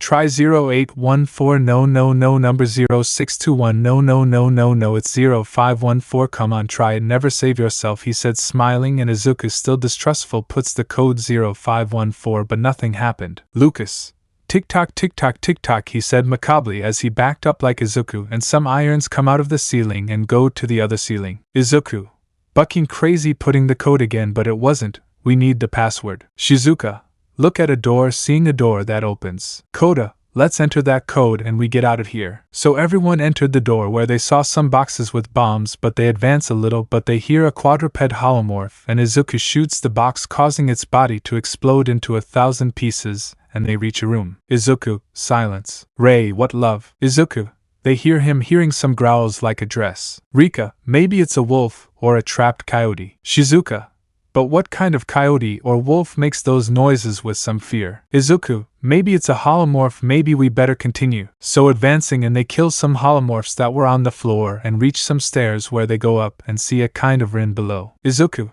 stay here, I'm going to go down to see what happens. Rei, okay love, here we'll cover you. So Izuku throws himself where he saw like a small barn and sees a kind of current box, and it was missing a battery, where Izuku went to look for the battery and finds it, and goes to the box and puts it in, but the box explodes in my piece. Izuku, but what the hell, something annoying, but the lights go out and blue lights begin to be seen. Lucas, ladies and gentlemen, boys and girls, welcome to the barn fight, screaming super happy. Behave, gentlemen, we have rules. Izuku. But what is that? He said, shocked, seeing a fat and large holomorph, and begins to shoot him so that he dies, but nothing happened. Lucas. Overcoming these difficulties is what makes you a man, Izuku. Izuku. Buck, you giving more shots to the holomorph, and everyone also helps shoot the holomorph. Lucas.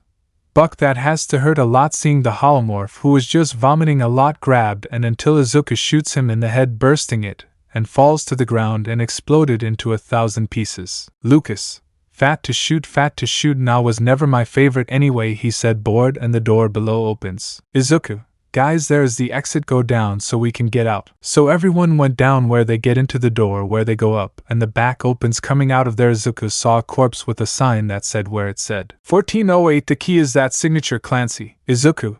We will avenge you, Clancy, at least you are far from these crazy. So everyone went down the stairs and arrived at the same room where Izuku put the code, and they were going to enter, but Lucas. Hey guys, it's a test of skills, so no cheating, all the shit you carry in the trunk. Somewhat annoyed, everyone puts their weapons in the trunk and everyone enters, and Lucas comes out of nowhere and locks the door. Lucas. Have a good time, leaving everyone locked up, and Izuku grabs the candle and the lights turn on and off. Lucas.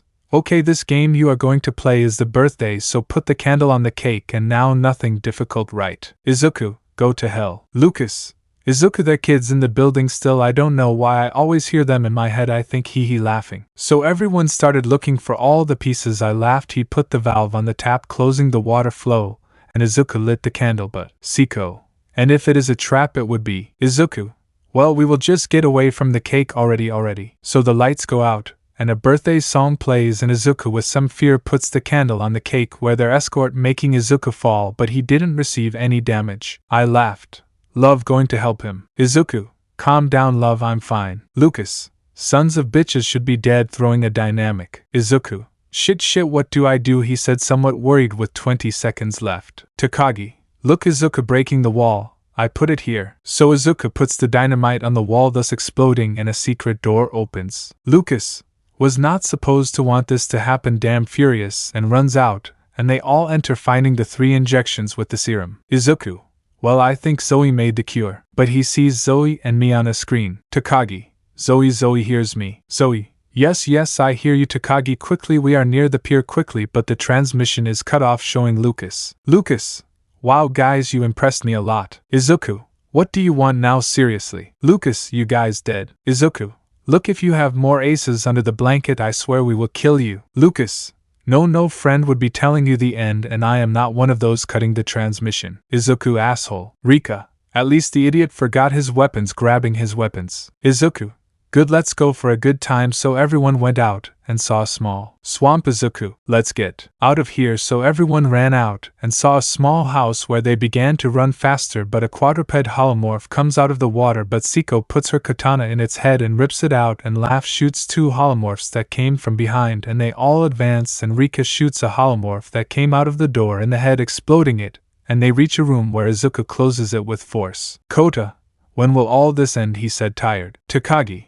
I don't know, Fat, but I feel like we are almost at the end of the road. I hope nothing bad happens, she said, also tired. Ray. Hey, where are we? Curious, looking at the place. Izuku.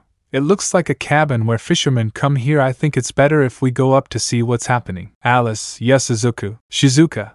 But we don't know where Mia or Zoe is. Alice. They may be up above, pointing above. Izuku. It may be better, let's go up. So everyone went up and entered and saw nothing more and nothing less than Zoe and Mia. Izuku. Mia. Zoe going to help them and freeze Mia first, and then Zoe. Izuku. Zoe us. Zoe. Now is not the time, Izuku, we do not have time. You have Bean's injections. Izuku. Yes, I have the 3, freeing Zoe. Zoe. Give them to me. Izuku gives them to her and injects it, and injects the other one to Mia. Zoe. The good thing is that there is a boat outside. We will go through the swamp. Lucas wants this serum at all costs. We better go. My father and Lucas are not far. Mia. They are coming, said shocked. Zoe. Let's get out of here before, but she would be in shock. Izuku. What's happening, Zoe? But she feels a tremor behind her, and everyone turns around and sees a kind of very large tar, and they realized it was Jack, but his mutation went wrong, and Jack breaks everything and grabs Ri and Izuku. Jack. Zoe comes into the house. I will talk to you later, throwing Izuku and Ri to an edge of the cabin. Jack. You've done enough with take my new daughter away from me, throwing a punch that Ri and Izuku dodge. Now my own blood betrays me. Mutated. Izuku. That's enough. Jack shooting an eye that exploded into 1,000 pieces. Ri. His eyes. Izuku. His weak point is his eyes. Izuku. Yes, shoot him. You wasted your bullets shooting at him to attack the eyes below. Jack. I'll kill them both, you more brat, for killing my wife. Furious, but his other eye exploded. Ri. Well, I'll send you with her, shooting him, and his middle eye explodes and Jack gets down to attack Izuku, but Izuku would dodge it. Jack. His father and Izuku were going to do it, and Ri kept shooting him until all of Jack's eyes exploded, killing him. Izuku. Already, love, now we'll get out of here. Let's go, love, let's escape from here. We have nothing else to see. Ri. Okay, love. At that, a door opens. Zoe. Izuku. Laugh over here. Jack. Go somewhere was going to grab the two, but Izuku pushes Izuku and Jack grabs Izuku. Zoe. Inject him with the serum. Izuku. What do you want me to cure him by grabbing the injection? Zoe. Fast. Izuku. Izuku. Okay, taking out the injection and buries it in Jack's eye, which he screams heartbreakingly, and releases Izuku, and Jack begins to approach, and was going to grab Izuku, but it dried completely, leaving a huge stone of him super dry. Zoe. Are you okay? Izuku. Yes, we are okay. Zoe. Come on, everyone is waiting for us. Izuku. Come on, Ri carrying her like a princess, blushing her, and they arrive with everyone, and Ri goes down and Eri hugs both of their legs. Eri. Mom, Dad, are you okay? She said, super worried and tearful, and laugh, and Izuku carry her. Izuku. Yes, daughter, yes, since your parents are very strong and can handle everything, he said, smiling, giving Eri a kiss on the cheek. Ray. Yes, and we promise you that we will never leave you alone, he said, smiling, giving Eri a kiss. Izuku. Well, let's go. Zoe. Yes, let's go. Sad, seeing the whole swamp, remembering his childhood. Takagi. At least they are no longer here, suffering like us, and they are already in a much better place than this one, said, smiling. Zoe. Yes, you're right. Well, let's go. So everyone got on and left there. Chapter 17. When referring to Resident Evil. Izuku. Mia. Zoe. I know it's not a good time, but we have to talk, getting everyone's attention. Mia. Izuku, if you think we have something to do with this, I will tell you that I do not remember almost anything. Seriously, I do not remember anything. Zoe. And I do not know how to explain it to you because everything was very calm and everything started to get super strange with the arrival of a girl. Mia. Surprise girl. Zoe. Yes, because when that little girl arrived, she turned my parents into those things. Because of her, that was when everything went to hell. She said, something upset and sad when remembering that day. Mia. How strange a memory comes to mind that I was taking care of a girl, but why remembering since she was still there? She did not remember anything. Kota. Who that curious girl? Zoe. I do not know go or where she is now. But suddenly they reach a part of the swamp and see a huge ship. Everyone. A surprised boat. Izuku. But what is a boat doing in the middle of the swamp? Confused, but something moves the boat, making me laugh, and the others fall to the ground. Izuku. Are you okay? What was that? Confused. I laughed. Maybe we hit some rocks. Kota. Maybe a piece of metal. Izuku. It could be. But suddenly large tentacles begin to emerge from the water. Izuku. But what is that? What is that? He said, scared, and the tentacles throw the boat, making everyone fall and hit some rocks. 1 hour later. Little sister, this way. Ray. Waking up little by little and gets up, seeing that he was on the ship. He was discovered and gets up. Ray. But as if confused and moving forward. Love. Daughter moving forward to look for Izuku and Eri, and seeing that the ship was super destroyed and was moving forward until she finds Izuku and Eri knocked out and approaches them. Ray. Love. Daughter said, worried, but some tentacles tie Izuku and Eri and take them away. Ray. Love. Daughter worried, following the tentacles, but they go in another direction where she disappeared, and Ray began to climb the exclosures and reaches a door where she opens it and enters, but reaches a super dark hallway where she sees that it was super dark. Ray. You can. Starting to walk. Even though she was a little scared, she had to do it for her friends, especially for her boyfriend and her daughter. So she kept moving forward and entered a room where she saw some stairs. She climbed them, horrified as she saw bodies covered in mold, and on their faces she could see that they were trying to escape from someone like that. Arriving at a room where she found nothing. Ray. Now we're not. There's a door, she said, confused. But suddenly everything turned gray and she saw 2 people standing. Marino. No, it can't be. Marino 2. What's happening? Marino. The biological weapon has escaped. Everyone is dead. Everyone. Marino 2. Buck, and how did all this happen? Marino. I don't know, it's only escaped, the whole ship has already been infected. Marino too. I have an idea, let's escape this way, there must be the exit. Coming out of the illusion. Ray. But what did she say? Confused, but she feels nauseous and dizzy. But what the hell is wrong with me? Starting to vomit on the floor and vomits a lot and stops vomiting. Ray. It must be because of the putrefaction of this ship. I'd better move forward to see where the others are. Starting to get in, finding a body covered by the moo, and advances more and more and reaches a small exit where she throws herself and gets out of there, reaching some corridors where she advances and opens a door and reaches one end of the ship that was completely destroyed and sees some stairs I was going up, but again everything turns gray. Marino, calm down little one, calm down. I can't finish because the moo starts to come out of his body, killing him, and everything turns back to normal. And she laughed. She was surprised because what she was seeing was a girl in front of her. Hello little sister, it's me, your little sister, Evelyn, do you remember? She said, smiling. I laughed. What are you talking about? Confused. But Evelyn just laughs macabrely and slowly walks away. She said in shock. I laughed and begins to follow her where she reaches some small stairs and goes up them and goes to a hallway where she reaches another staircase where Evelyn is seen. Evelyn, you said we would be a happy family and that you would be my annoying sister. I laughed. But what are you talking about? Evelyn, you said it, she said, annoyed and running, and I laughed follows her. I laughed. Hey Evelyn, wait. Evelyn, I'm tired of waiting, closing a door where she covers herself with moo. I laughed.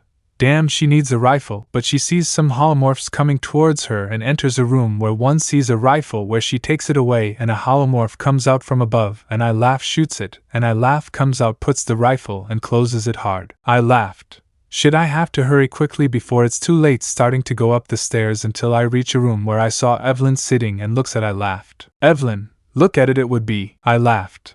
At why? Confused. Evelyn, you need to remember for us to be a family, she said, smiling, and I laughed even though a little insecure. She puts a cassette where it plays where it shows how Evelyn escaped from a cell where they experimented on her, and how it infected everyone, and how Alan and Mia tried to stop her, and how Alan sacrificed himself to save Mia, but Evelyn was very powerful and infected Mia. Evelyn, we will be together forever, she said, taking out many holomorphs and breaking a purple liquid that was called Virus GY that infected the entire sea, and the ship was destroyed, where the video cuts out, leaving Ree in shock since Evelyn was the one to blame for all this. Evelyn, what did you think? Ray, you caused all of this, she said, shocked. Evelyn, yes, we can be a happy family, she said, smiling. Ray, no, Evelyn, we are not going to be a family.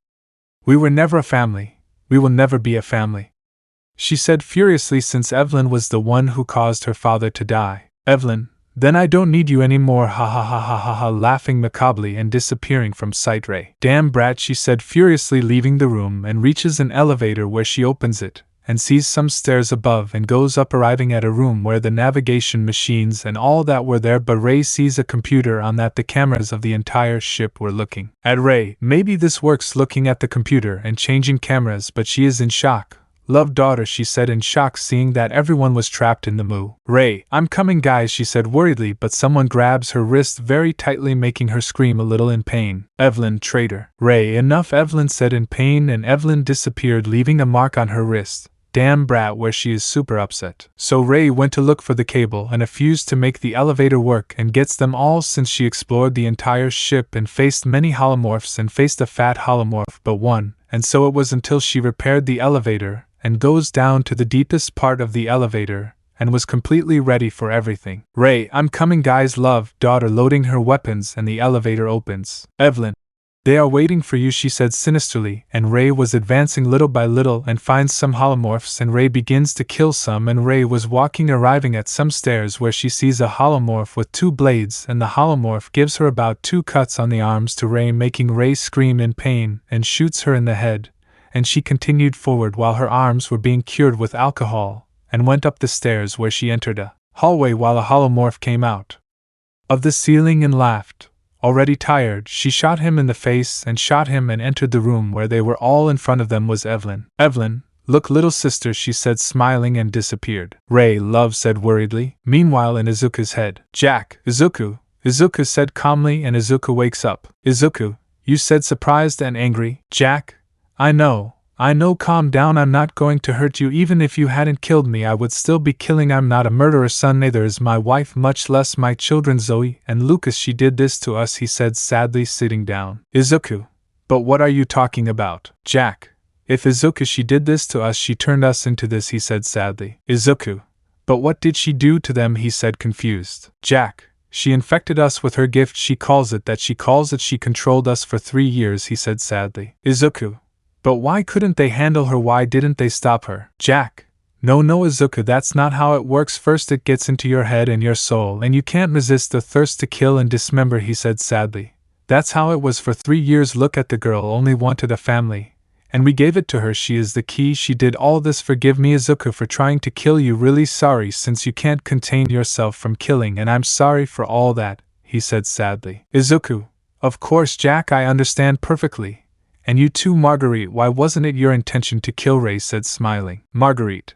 Thank you very much, son, because we are finally free, said smiling. Izuku, you're welcome. Jack. Izuku. Izuku, yes, Jack. Jack, save my family, please. Izuku.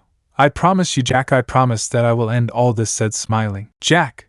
Thank you very much, son, he said smiling, and little by little he begins to fade since Izuku was waking up and hears something. Ray, please don't hurt anyone except my daughter and my boyfriend, Evelyn, because they don't love you. Ray, please don't hurt them. Evelyn. Silly, I told you I'm not going to hurt them. I just want mom just disappearing. Ray, I'm already getting Seiko out. Seiko. Quick, Ray, let's get everyone out. Ray began to take everyone out, and Ray would take out Izuku and Eri, breaking all the moo. Izuku, love hugging. Hooray. Finally I find you all, said happily, hugging Eri and Izuku. Shizuka. Mia, Zoe, what's wrong? She said, shocked since her skin is black and many veins came out. Zoe, run guys, run. Mia, get out of here, pushing everyone, and everyone gets out of there and Mia closes the door. Izuku.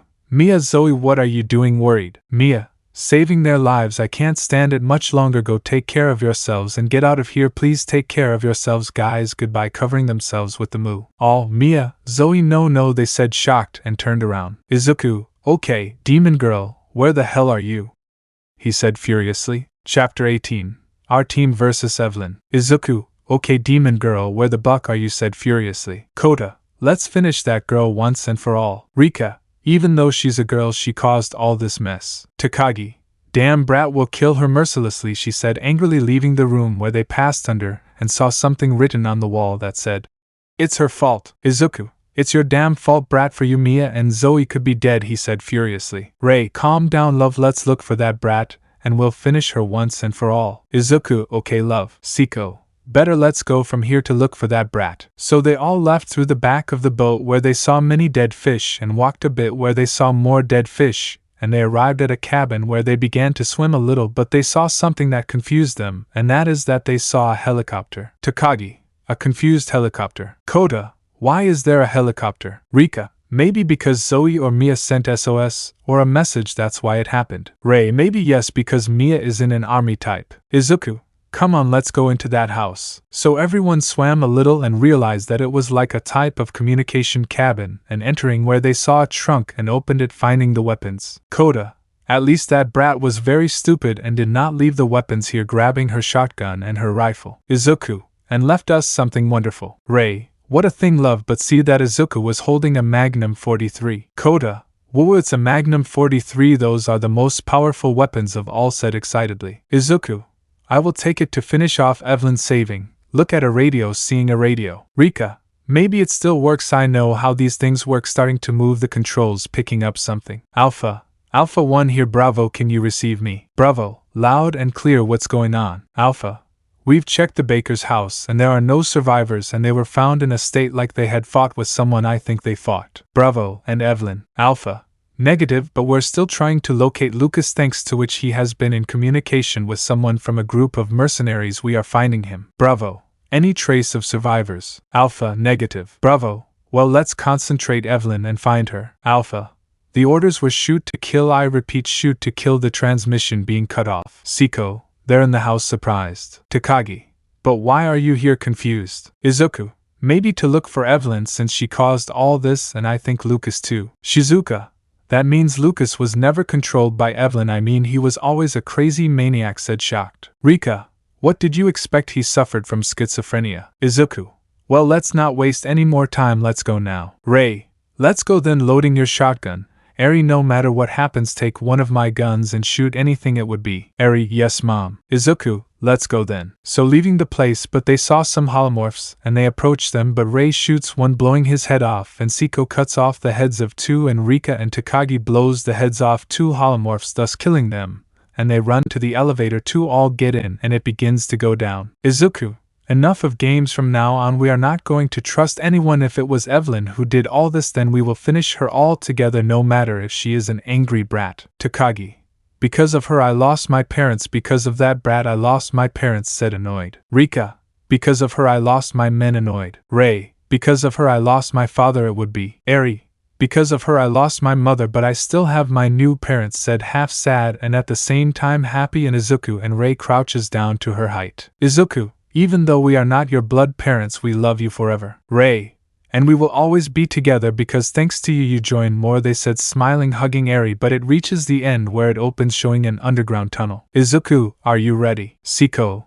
more than ready. So everyone started to run and ducked because there were some bombs, and a holomorph comes out and Rika grabs it and throws it at a bomb that exploded into 1,000 pieces, and everyone runs but sees a holomorph and quadruped, and Kota shoots the quadruped with his rifle and Takagi the normal holomorph, and everyone continues, and Siko sees that an entrance was blocked. Izuku, wait, I have an idea, going towards a small wagon and pushes it, making the wall break, and everyone runs inside, seeing many large tubes, and everyone reaches a kind of capsule and goes up the stairs and saw a laboratory where they saw many documents. Takagi, a laboratory. Shizuka, here he came to experiment with the holomorphs. Kota, maybe he was trying to find the cure. Rika, maybe he sold the holomorphs for money. Ray, what is this? Seeing a briefcase that said cure, and Ray presses a button and they saw a fetus that was drying and an injection comes out. Izuku, it's the cure for Evelyn, he said, shocked and grabbing the injection. Takagi,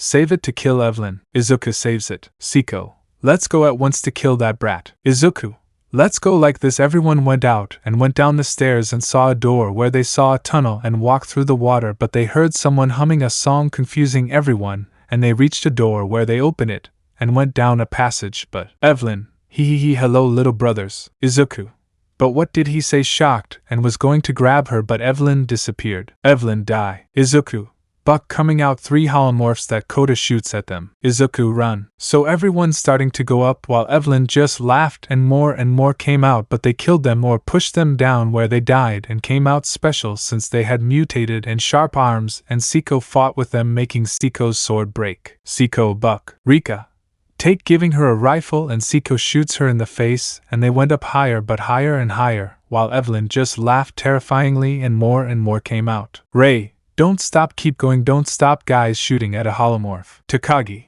I'll kill you all, screaming, super upset, and they went up higher and higher until they reached a broken staircase where they go up and down a small cliff. Izuku, we did it. Shizuka, some stairs that well. Rika, wait a moment, seeing 2 shadows and 2 super large and fat holomorphs come out. Kota, I hope this works, taking out some grenades and puts them on the floor, and the holomorphs step on them, it exploded, but the holomorphs only fall and vomit a lot of food that almost hit everyone, and Rika would shoot a lot, but the holomorphs only dropped food and vomited a lot, and Izuku takes out his magnum and shoots them both in the head and blows their heads off, causing their bodies to fall and explode into 1,000 pieces. Izuku, well, there is nothing else for us to see, let's get out of here, he said tiredly.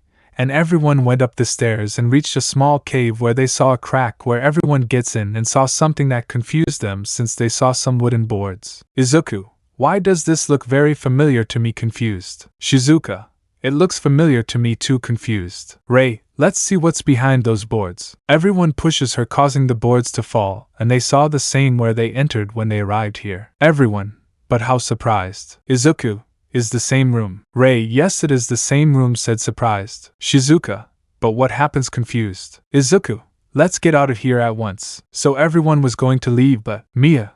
But here there was a door, I'm sure it's not here, it's not. Coming out of the illusion. Everyone, but what's wrong with us? Confused. Kota, this has to be a bucking joke. Ray, you're right. Everyone gets into the door and goes up the stairs and enters another illusion. Mia, leave me, pushing Izuku to the wall and leave. Everyone, Evelyn surprised and disappears and everyone leaves the room but Mia. Izuku, calm down, it's me, I know you didn't want to hurt me but Evelyn, kill him mom. Mia. But you shouldn't have done that, throwing him to the wall. It hurt me sticking a fake screwdriver in him. Evelyn, you don't want to be my little brother, so let him die laughing. Now it's mom's turn to come for you. Izuku, we have to get out of here. Standing up and going through the kitchen where he was going to get to the door. But Evelyn appears in front of them. Evelyn, you're going to become one of us and then you'll play with me, he said macabrely. But Izuku is dead, the injection. Izuku, we're not going to play seriously. Evelyn, it doesn't take that away from me. It scares me and disappears, and Mia attacks them. But it was all an illusion. Ray, quickly, let's look for Evelyn. So they all run up and they arrived and saw Evelyn floating. Evelyn, get out of here. Get out, throwing a wave that everyone is holding on to something, and little by little the boys were advancing. Evelyn, I told them to leave. No, but Izuku grabs it. No, screaming since Izuku injects him with the cure, and they come out of the illusion, revealing that all this time it was always the grandmother who seemed to appear anywhere. Everyone, you surprised. Evelyn, why does everyone hate me? She said, crying blood, and begins to melt. Izuku, goodbye Evelyn, but Evelyn begins to melt and begins to vomit a lot. Evelyn, it hurts, damn it, go to hell, melting, and all the moo covers the room and begins to shake a little, and everyone looks at a face that comes out in front of them that was mutated Evelyn. Everyone, kill Harry. So everyone started shooting her in the face, but Evelyn regenerated super fast, and Ari and Alice grabbed some guns from their mothers and started shooting at Evelyn, making her angry, and took out too many tentacles that grabbed everyone and took them out of the house, and everyone fell and hit their heads, making them knocked out, but Izuku was standing. Evelyn, now I'm a big girl, screaming terrifyingly, and Izuku grabs Rika's machine gun and starts shooting at the face in the face. Evelyn, haha, you're just a little man, mockingly, and grabs Izuku's leg with his tentacles that pass through him, making him scream in pain, and lifts him up. Evelyn, he just wanted a family, hitting Izuku, but Izuku kept shooting Evelyn in her eyes, making her let go, and Izuku falls from many meters and falls, hitting his head horribly, causing a lot of blood to come out, and Evelyn would throw a tentacle at him that Izuku dodges, but receives a call from his watch. Soldier uses that hanging, and Izuku looks at a super long gun and grabs it. Izuku, the gun ended up loading and begins to shoot at Evelyn, realizing that the gun was doing a lot of damage since it was drying her, and Evelyn gets up and Izuku sees that Evelyn begins to dry completely and falls in front of Izuku. Thus Evelyn dies, and Evelyn's stone begins to break into 1,000 pieces, and then a helicopter stops, and several men get off the helicopter, where a man looks at Izuku intently. Izuku, who are you?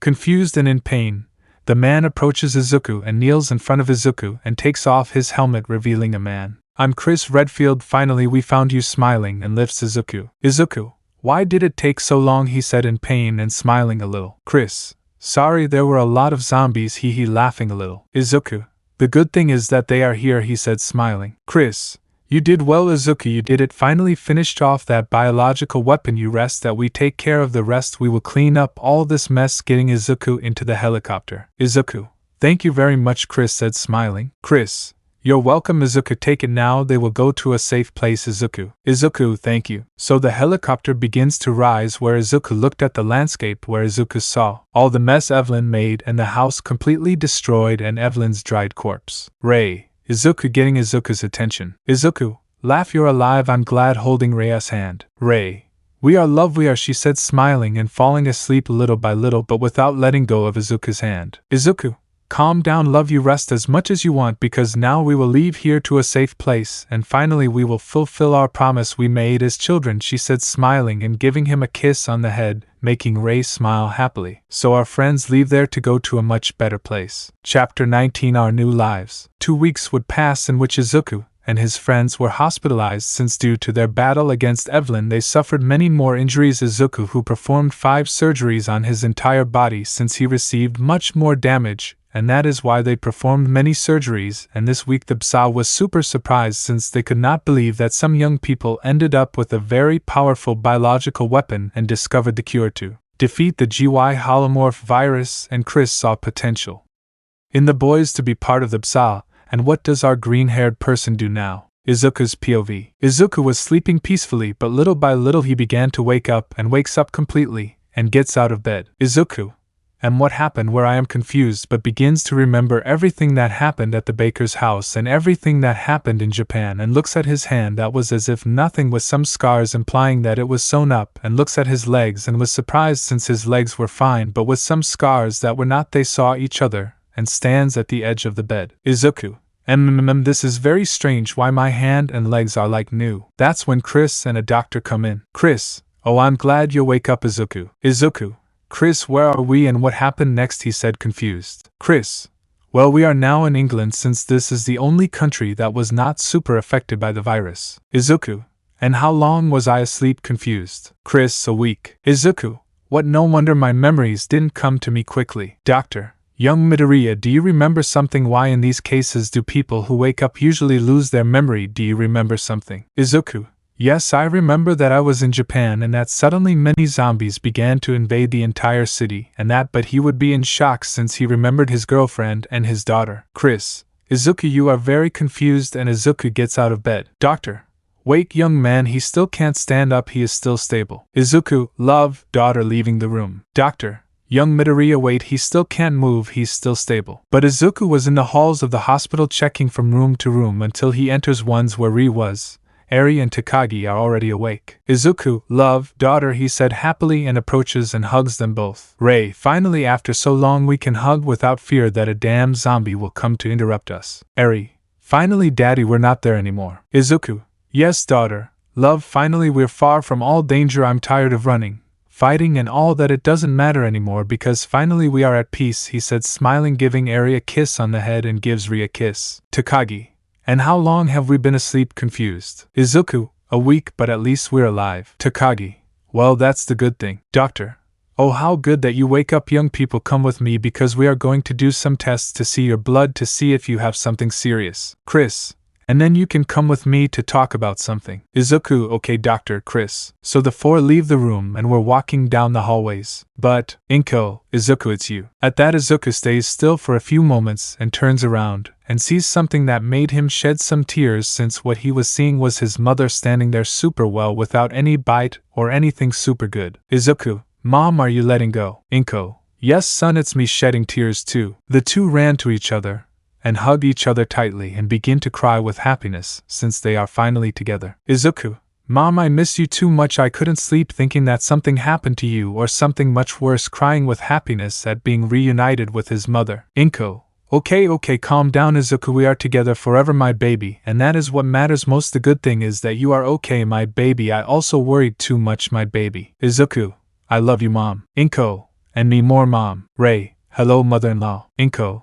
Hello, Ray, wait, like you told me, confused and wiping away her tears. Ray. Well, mother-in-law said, smiling. Inko. Izuku, don't tell me that you and Ray are finally boyfriend and girlfriend. Izuku. Of course, and so on, you are already a grandmother, he said, smiling, confusing Inko too much. Inko. How about confused grandmother? Ray. Yes, Inko. Eri, come meet, letting Eri see who was behind her. Eri. Hello, grandma, smiling. Inko. Then this little angel is my granddaughter, she said, shedding more tears of happiness, and carries Eri. Ray. Yes, Inko. Inko. Their son, I am very happy that you are already a dad, and yes, of course, I am your grandmother, Eri said happily and hugging Eri tightly. Takagi looked at this sadly. Why did it remind her of everything beautiful moments that she spent with her parents, and shed some tears but quickly wiped them away. But, Yuriko/Soichiro, daughter. At that, Takagi turns and looked at her parents. Takagi. Mom, Dad said between tears. Yuriko/Soichiro. Yes, daughter, it's us, and opening her arms, and Takagi runs out and jumps into her arms and begins to cry with happiness knowing that her parents are alive. Takagi. Mom, Dad, I miss them too much. I thought that sniff that they were dead, sniff, crying with happiness. Soichiro. Already, daughter, we are here with you. Calm down, now we are together. Yuriko. Already, my little angel, we are fine, and now we will be together forever. Takagi. Sorry, parents, sorry for being so mean to you. I'm sorry, I don't know why I'm your daughter, said sadly and shedding tears. Yuriko. Calm down, I know you were upset and I apologize for not going to look for you first. Soichiro. Yes, daughter, sorry for not seeing you careful, but at least you found me here. I took care of you a lot. Takagi. She is very blushing from the words. But how is it that you are still alive if there were too many holomorphs and zombies? How did they survive? Curious. Chris. I can explain. Flashback. Yuriko and Soichiro fighting against the Holomorphs and zombies, but Yuriko's machine gun ran out of bullets and Soichiro's sword breaks into 1,000 pieces, and the two of them retreat, while the zombies and Holomorphs cornered them. Soichiro: honey, you were the best thing that ever happened to me in my life along with Seiya. Yuriko: me too, love meeting you was the best thing that ever happened to me in my life along with Seiya. Soichiro: I regret marrying you, you are the woman I loved very much forever. Yuriko: I love you, Soichiro. Soichiro: I love you, Yuriko. The two give each other their last kiss and hug each other so they can die together, but they hear too many gunshots and see a super large, super armored truck that ran over all the zombies and Holomorphs, and neighborhood soldiers come out with super strong weapons that destroy all the zombies and Holomorphs that were there and help some survivors that were still there. Chris: get in quickly. Soichiro: come on. Yuriko taking her hand and getting on the truck. Chris: retreat now, screaming, and everyone gets on and Chris takes off his helmet. Calm down, you are going to a better place, you must be Soichiro Takagi, right? Soichiro: that's who you are, serious. Chris: my name is Chris Redfield, leader of a squad sent by the BSA to end all this. Calm down, you are safe now. Soichiro: where are we going, curious? Chris: we are going to another more specific country, England. Yuriko: but my daughter is still out there with her friends surviving. I don't plan on leaving without my daughter, it would be. Chris: don't worry, we will look for her at all costs, and we will try to find her as soon as possible. End of flashback. Chris: and that's why you are here. Takagi: thank you very much for helping my parents, I really appreciate it, said smiling happily. Chris: no, what are you saying? Doctor: well, young people, come with me, I need to do those tests. So they all went to the doctor, and they did some blood tests to see if they were not infected, and the doctor discovered that they were somewhat infected, but with medication and medical treatment they could stop being infected, and thus finishing with their tests. Everyone went to the room where Chris told them to go, and saw Shizuka and Koda awake. Takagi: you finally wake up, fatty, I thought you would never wake up, giving Koda a hug, blushing. Koda: yo, I'm glad you're awake too, he said, smiling and blushing. Siko: how good that you guys woke up, smiling and hugging Izuku, and laughed. Izuku: finally, and the good thing is that we're going to get out of here. Laugh: yes, the good thing is that you are also fine, friend, they said happily. Chris: well, since you are all here, I want to talk to you about a topic, something serious. Izuku: and what is? Chris, confused. Chris: you will see the BSA when they saw what they did, they were super shocked by what they saw, since what they did to finish off a biological weapon that caused all this disaster, and I discovered a cure that Mia and Zoe did that left them shocked. Shizuka: wait, what happened to Mia and Zoe? Said worriedly. Chris: Mia is fine and left here 3 days ago and is already resting at home with her husband Ethan, and Zoe is still here since after that if body it crystallized we thought it was the end, but thanks to John, Jack's brother, who saved Zoe and the Kuro with a dose of the cure we did in the laboratory. Shizuka: oh, I see. Izuku: and then why are we here, curious? Chris: I want you to join the BSA. That left everyone shocked that they offered to go to the BSA. That is something that shocked them a lot. All, but why? Chris: because you are the strongest I have seen in my entire life, that I still can't believe that you could finish off those things. Not even 1,000 soldiers could handle it. Look guys, I know this is very soon, but seriously, the BSA considers you the best, and what do you say if you say no? There is no problem. Izuku: I'm joining. That surprised everyone because of what Izuku said. Ray: really, love, do you want to join? Surprised. Chris: we are not forcing you, Izuku, it's okay if you don't want to, we really are not forcing you. Izuku: no, seriously, I want to join, seriously, since there may be another biological weapon in the world. I got infected again, that's why I want to join to end all those biological weapons. Koda: I also joined since my dream is always to be a captain of great men. Takagi: not me, since I want to be a scientist doctor who looks for the cure for all biological weapons. Chris: it's okay if it's your decision, it's fine. Shizuka: I can't since I have a daughter to take care of. That surprised everyone since Shizuka called Alice daughter. Chris: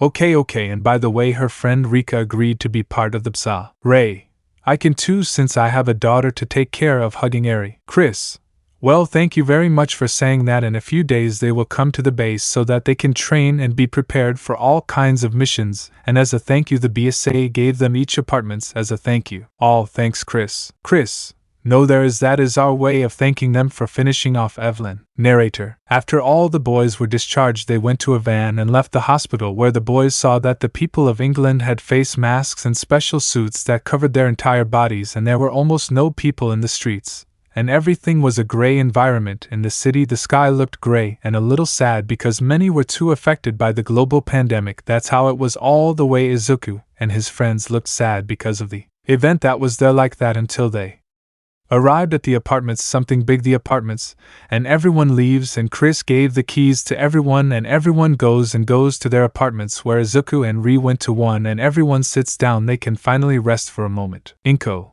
Son, I know that you're super tired of all this, but we have to talk. Izuku. About Mom seeing her. Inko. About everything that happened in Japan and everything that happened in that house. Izuku sighs.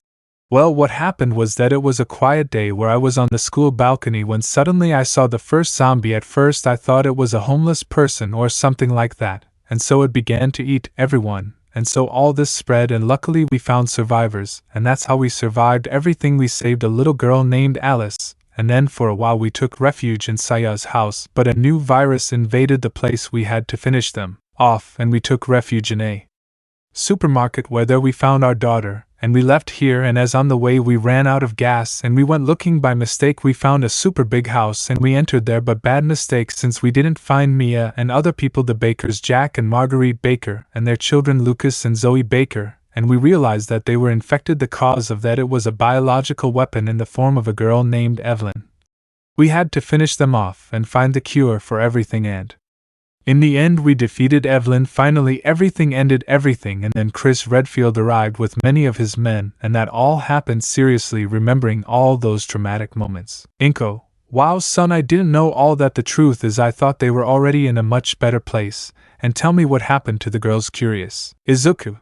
Is that enough? Standing up and going to the room where he locks himself. Ray, calm down. Inko. It's that Izuku was the one who received the most damage. Calm down. He is super calm, but little by little he will overcome it with our help. Inko. That's it, we'll do the three together now. Can you tell me how you found this little angel? Ray. Okay. So the hours passed where Ray told Inko about everything that had to happen and how they found Eri, and Inko was very surprised because she never thought that Izuku went through all that, and horrified since Izuku's hand and feet were cut off. That was until Inko had to go to her apartment, but she promised that she would visit them very often, and Ray began to cook dinner since there wasn't much food, so she decided to make instant ramen for dinner. And they served it in a bowl each and served it to Izuku too. But 5 minutes passed which Izuku didn't come out of his room. This worried Ray and Eri since Izuku didn't come out of his room. Eri, Mom is okay. Dad a little worried. Ray, I don't know daughter, better I'll see what if he's okay. Wait for me here. Getting up from the chair and goes to Izuku's room. She knocks but doesn't receive an answer, something that I worry a lot, and Ray comes in. Izuku seeing Izuku, who was looking at the ceiling, and Ray approaches and lies down next to him and hugs him. Izuku, I was really very scared. I was afraid of losing you and my daughter, said half sad. Ray, okay love, at least we are far from that hell now, in another better country. Nothing bad will happen to us. Seriously, the best of all is that we are still alive to continue with our promise. Love, he said, smiling, and grabbed Izuku's head and gave him a kiss of pure love, tangling his tongue with Izuku's, and the two separate with a thread of saliva. Ray, come love, dinner is ready, let's go have dinner, our daughter is waiting for us, holding Izuku's hands. Izuku, okay. So our family was quietly eating until they finished. Izuku and Ray took Eri to her room. They put her to bed and cuddled her, where they read her a story, and Eri fell deeply asleep, and Izuku and Ray kissed her on the forehead, making Eri smile with their new family that now had, and leave their room and go to theirs, where Izuku and Ri take shelter, and Ri hugs Izuku very tightly. Ray, love, even if you continue with that trauma, calm down. Here we are, your family, so that you can overcome it. We will be together in everything, love. Izuku, thank you love, giving Ri a kiss, but little by little they were intensifying it. Lee Mama Vin V. Izuku and Ri continued kissing passionately, and Ri climbs on top of Izuku and takes off his sweater and pants, and she takes off her panties and blouse and began to sit on Izuku's member, and she had her hand over her mouth so as not to moan so much so that Eri would not hear her, and Izuku spanked Ray's buttocks super hard, which she did not stop moaning. Like this 1 hour passed in which Ri continued jumping on top of Izuku until Izuku, love, I'm coming. Ray, me too, give it all to me. So they both came, and Ri let out a loud moan of pleasure, and Izuku puts Ri on all fours and begins to put it in her ass, which she moaned, and grabs a pillow for Eri. I didn't hear her, and Izuku began to hit Ri hard and spanked her super hard, and Ri couldn't stop moaning from the pleasure he felt, so Izuku continued hitting Ri hard until Izuku, love, I'm going to come. Ray, me too, give it all to me. So they both came, and Ri let out a loud moan that was heard throughout the room. So having a great, passionate, and very loving night. Chapter 20, Rei's Pregnancy. Izuku was walking through the streets of England and was lost in his thoughts, since these days she spent a lot vomiting, laughing, and that was until she got home and opened the door and entered, and Eri came running. Eri, finally you're home, Dad said, worried. Izuku, what's wrong, daughter? A little worried. Eri, well, Mom, her stomach turned again, and she's been in the bathroom vomiting for like 2 minutes. Izuku, how worried, and going to the bathroom where she sees Ray vomiting a lot. Izuku, love, are you okay? Grabbing her back. Ray, yes, love, just the nausea and vomiting again, and after a few seconds she stops and turns off the bathroom faucet and gets against the wall with Izuku. Izuku, you know tomorrow we're going to the doctor to see you have, since you've been with this for many days. Tomorrow we'll go. Ray, okay. The next day, our family was changing. Izuku put on a gray sweater and a black sweatshirt and black pants and some white and black Adidas. He dressed like Eminem in the Super Blow. Ray put on a white sweater with black pants and some black Vans, and Eri had a pink sweater and pink pants and some completely white Nike Air Force One. Izuku, okay, are you ready, love / daughter? Ray / Eri, yes, love / dad. Ray, and if it's something super serious that I have, she said, somewhat worried. Izuku, calm down, it won't be that serious, I promise, have faith, she said, smiling, giving Ray a kiss. Ray, okay, love. Izuku, okay, let's go. So the three left the apartment, and Izuku and Ray took Eri's hands and walked through the streets, calmly attracting the attention of some, since they seemed like a super young family. And our family was walking calmly until they arrived at the hospital, where they entered. They waited until their turn came, and everyone entered. Doctor, good morning, young people, what brings you here? Ray, well, doctor, I have been vomiting too much. The truth is that I have vomited too much these days, and I have felt nauseous and dizzy constantly. Izuku, and that is why we are here, to see what you have and to know if it can be cured or treated. Doctor, oh, I see. Well, young lady, I stretched out my arm to take a blood sample and find out what you have. Ray, okay. Raising your arm, leaving your arm exposed, and the doctor gives you an injection in the bandages, taking some blood and removes it. Doctor, well, I'll come back with the results to see what you have, miss. Izuku, okay. So 10 minutes passed, in which Izuku and his family were there talking calmly about what they would do after leaving the hospital, until the doctor arrived with the results. Doctor, well, young ladies, here I have the results of the young lady's analysis. Izuku, and well, doctor, what does my girlfriend have? Said, somewhat worried. Doctor, well, I'll get straight to the point. Young lady, are you pregnant? That shocked Izuku, and I laughed, since Ri was pregnant. Izuku, since when are you pregnant? He said, shocked. Doctor, well, you are already 3 weeks pregnant, and with reason for those vomits, since in a pregnancy if you eat in excess you can vomit too much, and that is why you vomit. But congratulations, miss, you are pregnant, and very soon you will be parents. Congratulations to both of you, he said, smiling to calm the somewhat tense atmosphere that there was. Izuku, thank you very much, doctor, for everything. Doctor, no, there you go, young people. So our family was in the streets walking back to their house, where they arrived, and the atmosphere was super tense until laughter breaks the ice. Laugh. Love, are you okay? He said, still with fear, since he felt he was angry or something like that. Laugh. Izuku is fine if you don't want to take care of the baby, and I understand. Don't worry, I will take care of the baby, and if you want to leave me with Eri, I will understand. Well, she said sadly, and was about to cry, but would be lifted very high by Izuku, since Izuku was carrying her very high, and see that she was shedding tears of happiness. Izuku, I'm going to do, dad, I'm going to do, dad, I'm going to do, dad, I'm going to, dad, am I going to be, dad, lifting Ray, moving from one side to the other, Ray, and bringing tears of happiness, since he would be a father again. Ray, are you not mad at me? She said, surprised and a little blushed. Izuku, why would I be mad at the woman I love too much and has kicked me out? The happiest man in the world. Thank you, Ray, for making me the happiest man in the world, he said happily, and bringing tears of happiness, and lowers her, and bends down to the gariga of Ray. Izuku, hello, Carl.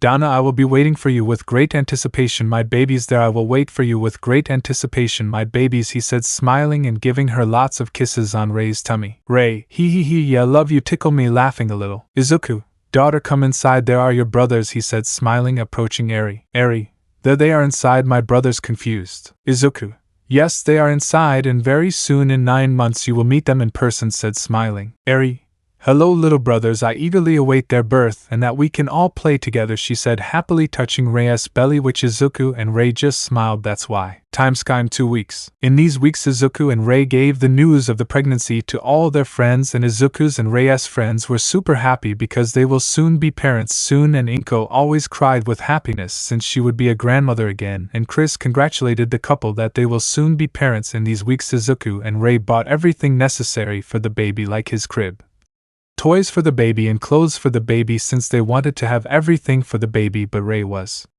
somewhat worried about the pregnancy since she had a deep fear of pregnancy. Something that if she told Izuku maybe he would worry a lot.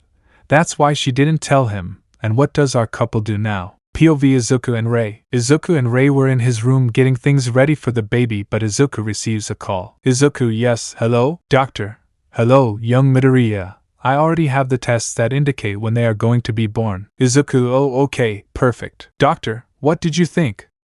You are going to see me on Thursday at 4. Izuku, sounds good to me. Hanging up. It was the doctor. She wants us to go see her to see how Carl is. Rei, yes, sitting next to Izuku. Izuku, come on, I believe everything will be fine, seriously. We've talked about it many times. Rei, yes, we've already talked about it.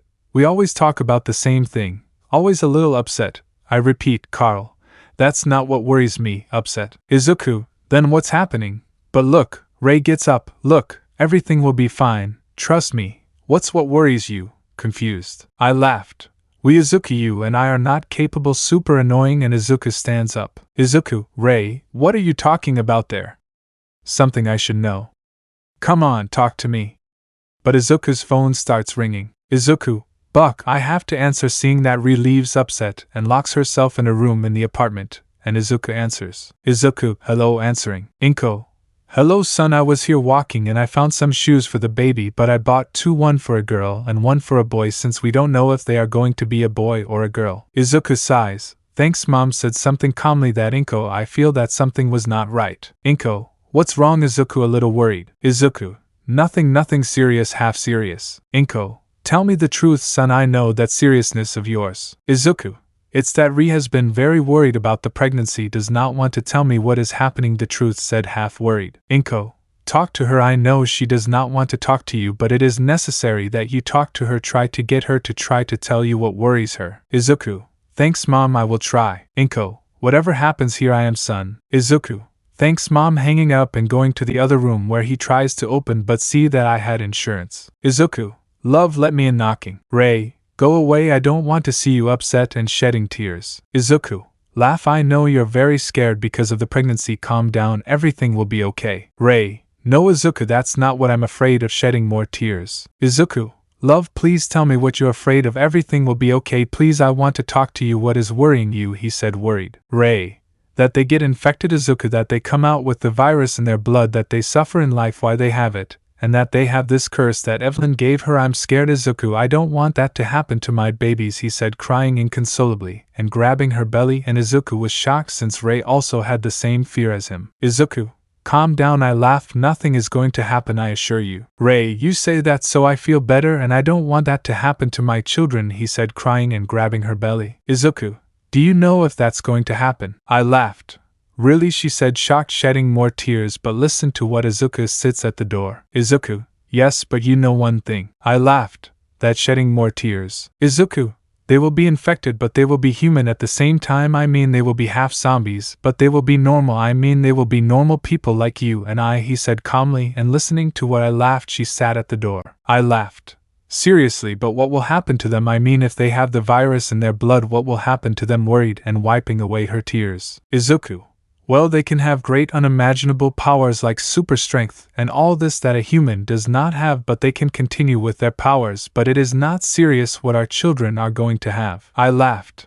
And how do you know that? Curious. Izuku, Chris told me, and when I mentioned that you were pregnant he explained to me everything I just told you, he said smiling and laughed. I opened the door and let Izuku in. Ray, do you really think nothing bad is going to happen? Izuku said worriedly. Izuku, yes love, everything will be okay, trust me, he said smiling, hugging Ray. Ray, thanks love for giving me that great answer, he said smiling and giving him a kiss. Izuku, everything will be okay as long as I'm here, he said stroking Ray's hair, but Ray begins to put her hand under Izuku's shirt. Izuku, laugh, what are you doing blushing? Ray, I have nothing, he said calmly, groping Izuku's marked abdomen, and began to kiss his neck and lick at Izuku's neck and removes his shirt. Izuku, laugh, stop, said blushing. Ray, no, he said amused, kissing and licking Izuku's neck, and Izuku changed things up and throws Ray to the bed and climbs on top of her, and starts kissing Ri and takes off her white sweater and kissed her abdomen, leaving hickeys making Ri moan, and Izuku went down more and more and takes off Ri's panties and lowers her panties. Izuku, I always wanted to do this. Ri, go ahead, do it. Izuku, enjoy it. Ri. Izuku, who now comes the good part, was about to do it, but someone knocks on the door, causing the two to jump and laugh. Quickly puts on his sweater and his pants and Izuku his shirt, and they go to the door and see Shizuka with Alice and Eri since they now go to school. Eri, hello mommy, hello daddy, said happily. Izuku, hello daughter, said smiling. Ray, thank you very much for always picking up our daughter. Shizuka, no, I'll always pick you up for you guys, she said smiling. Hours pass and we see our family walking through the streets of England quietly in their normal clothes. Izuku had a black, green and black pants and black Converse, and Ray had a brown sweater and blue pants and brown Vans, and Eri had a white sweater and was wearing overalls and some completely black Nike Air Force One, and they walked calmly until they got to the cinema. Izuku, finally we arrived. Well Eri, I want you to choose the movie we are going to come on, let's go, he said smiling, and Eri looks at the posters to see which movie to watch. Eri, that one, pointing to the Lego Batman. Remember it's the year 2017. Ray, okay daughter, let's go see it, he said smiling. Izuku, I'm going to buy the tickets. Ray, and I'll get the popcorn. Izuku goes to the box office. Employee, hello friend, which movie do you want to see? Izuku, hello, give me 3 tickets for the Lego Batman one with the back seats. Employee, Izuku, and we are not going to do that. Besides we have a little girl, he said super blushing. Employee, just joking friend, giving him his tickets, enjoy the show. Izuku, thanks, grabbing his tickets and going to where his daughter and girlfriend were, who were in the rotating chairs spinning. Izuku, ready love, I already bought the tickets, let's enjoy the movie, he said smiling. Ray, let's go daughter, let's watch the movie, taking Eri's hand, and Izuku grabs the popcorn. So our family went to enjoy the movie that everyone loved a lot, thus spending a family day, and our family arrives home after watching it. Izuku was carrying Eri since she had fallen asleep, and they arrive and put her to bed in her room where they covered her up, and Izuku and Iri went to her room. She lies down and covers herself. Ray, since our daughter is asleep, how about putting your hand under Izuku's sweater? Lemon skipped. Izuku, I think we are not the only ones who make noises like that. Ray, don't even say it. And now kissing Izuku, I want another baby and I want to name him Alchina since I thought it was a very pretty and very elegant name, he said smiling. Izuku echo. So they had a good night making another child. The days would pass in which Izuku and his family had a great time since our family found out that they were going to have 2 children, a boy and a girl.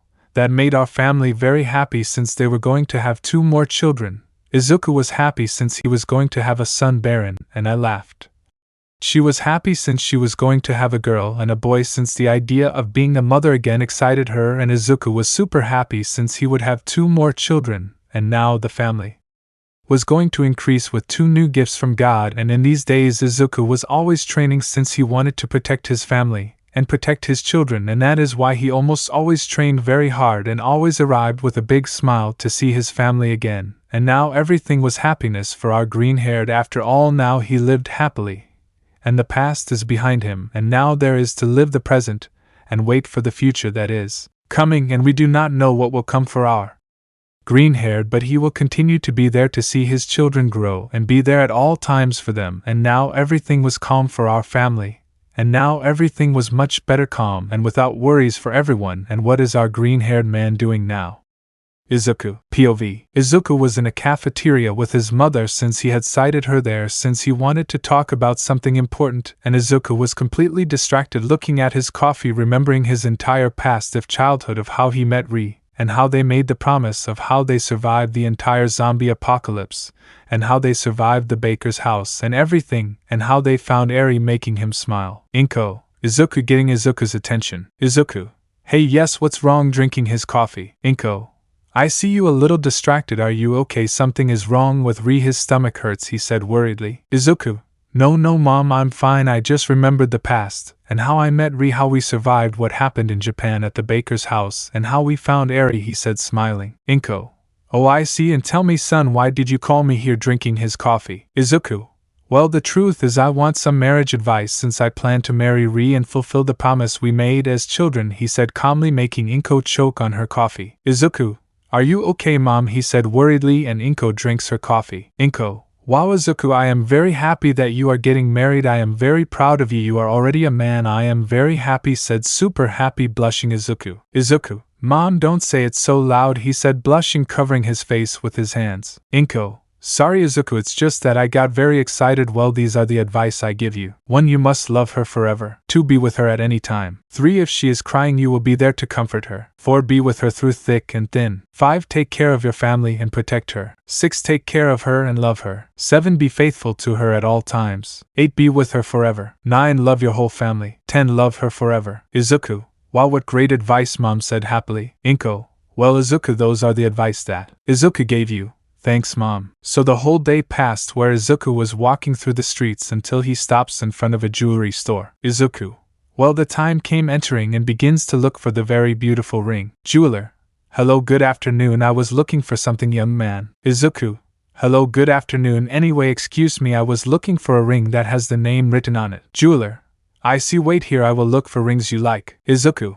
Thank you very much. 20 minutes later, we see the jeweler with a large box and opens it, showing beautiful wedding rings, very beautiful, and one said laugh in it. Izuku, I want this. 1. Jeweler. Perfect, that pretty girl will love that ring a lot. Izuku, you're right. So paying for the ring, paying $10,000, and Izuku was thinking about where and when to declare his love to Rei. 5 days later, we see Izuku in the park waiting for Rei since he had sighted her in the park, and Izuku watched as some families were having a good time and some parents were having a great time with their children, and Izuku began to imagine him with his children having a good time as a family, making Izuku smile, but some hands covered his eyes. Rei, who am I? Izuku. Let me guess, a pretty and beautiful girl that I love too much with all my soul and that I want to be with her forever. Rei. There, how romantic, giving her a kiss. And why did you mention me here, curious love? Izuku.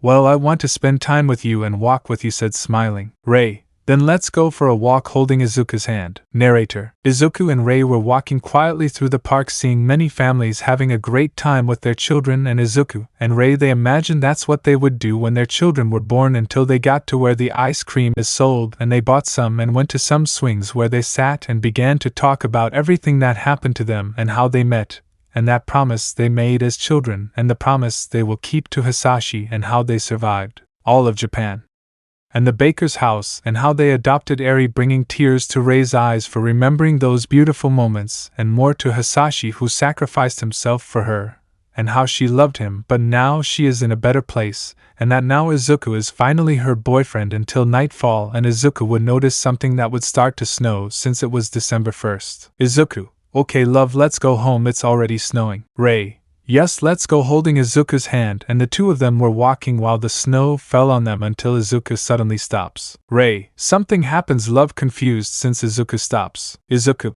You know, I laughed when I met you in kindergarten. It was the best thing that has happened to me in life. Meeting you was something that I will always remember, and you are the woman of my life. And when I found out that you were with Hisashi, my world collapsed. At first I thought I would never find love, but again you noticed me again, and I am very grateful that you gave me another chance, and I feel happy that you are by my side, and everything we went through in Japan and with the baker's eye already left it behind for you, and more now that you are pregnant. You have made me the happiest man in the world. You are my sea, my moon, my sun. I would not be without you, so I want to ask you this. Rei.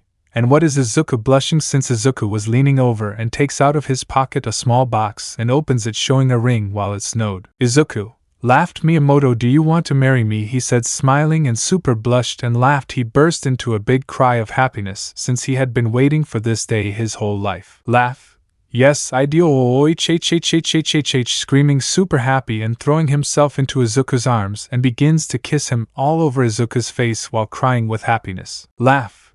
I am the happiest woman in the world. This is the best day of my life. Screaming super happy and crying with happiness while it snowed. Laugh. You don't know how long I waited for this moment. Now the 5 of us will be a happy family, he said, smiling. Izuku, I love you. Laughed. Laugh, I love you, Izuku. 2 weeks later, we see Izuku at the altar sweating profusely since he didn't arrive. I laughed, and only a few people went. There were Izuku's friends, Chris and Rika and Inko and Yuriko and Soichiro, who were there. Takagi, already control yourself, Ri is coming. Shizuka, if you don't get impatient. Izuku, how do you want me to get if she doesn't come? Koda, it's only been 15 minutes since we arrived. Calm down. Siko, and speaking of the Queen of Rome, there she comes pointing to the door, and everyone turns around and sees Ri, who was wearing a beautiful white dress, super elegant, beautiful and very expensive, while Eri threw white petals at Ri's feet, and Izuku would blush too much because of the beauty that his wife gave off, and Ri saw this and smiled at how cute he looked and remembered all the times she made him blush and more when she held on to love and reaches the altar where she takes Izuku's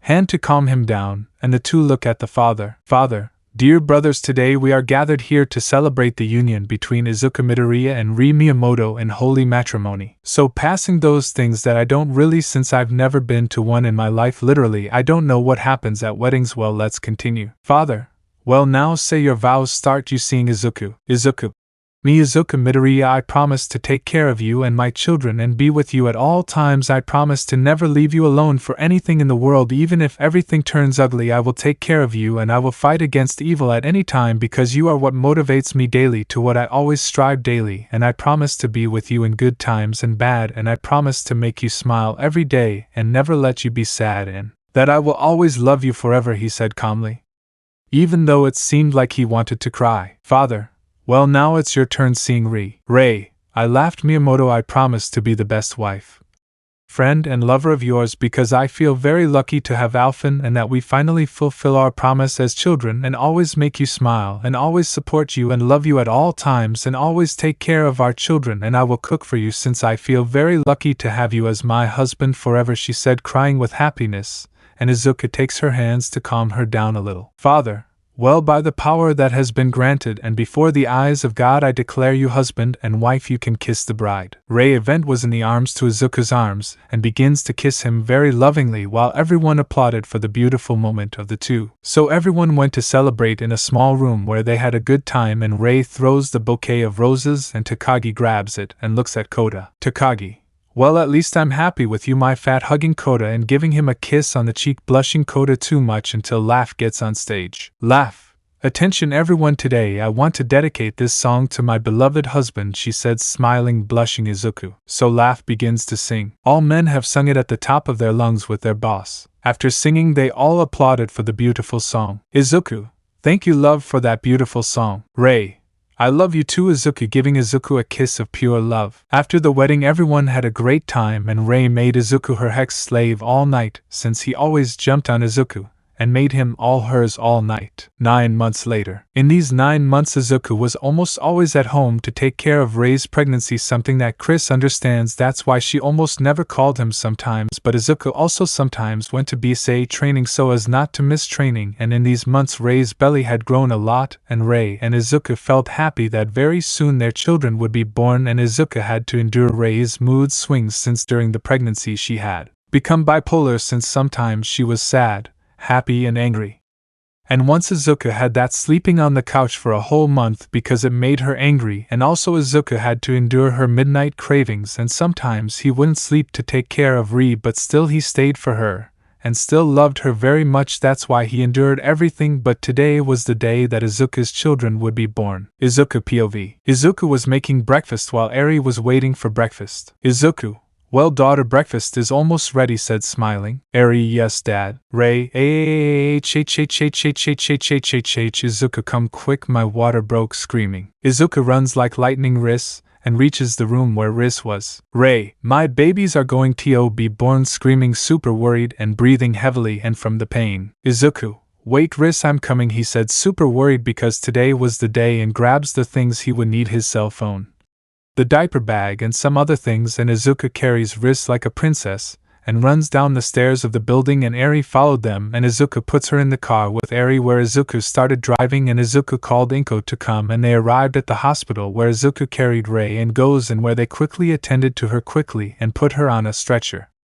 And they were running. Izuku, you're going to be okay, everything will be fine, calm down, just have faith, taking Rei's hand while running. Nurse, I'm sorry, but it can't happen, stopping Izuku. Izuku, but I want to see my wife trying to get in. Nurse, I'm so sorry, but it can't happen. Izuku, oh damn my love, everything will be okay, just have faith, everything will be okay, he said, screaming while he saw how Rei slowly walked away. That's when everyone arrives. Inko, where is Rei? Izuku, she's inside. Inko, I'm going to see her coming in. Izuku, she can come in and I can't, he said, half upset and super worried. And Takagi gives him a strong slap to calm him down. Takagi, calm down Izuku, she'll be fine. Siko, you're right, what can happen? Koda, that they are holomorphs that pierce Rei's belly and kill the nurses, he said calmly. But Takagi punches him so hard, making him shut up. Takagi, shut up, fatty, that's never going to happen, look what you did, you've already worried Izuku too much. Upset seeing that Izuku was trembling with fear at the idea, and everyone was trying to calm him down. Meanwhile, in the delivery room, Rei was pushing very hard while screaming in pain and squeezing Inko's hand tightly. Inko, come on daughter, you can do it, you just have to keep going.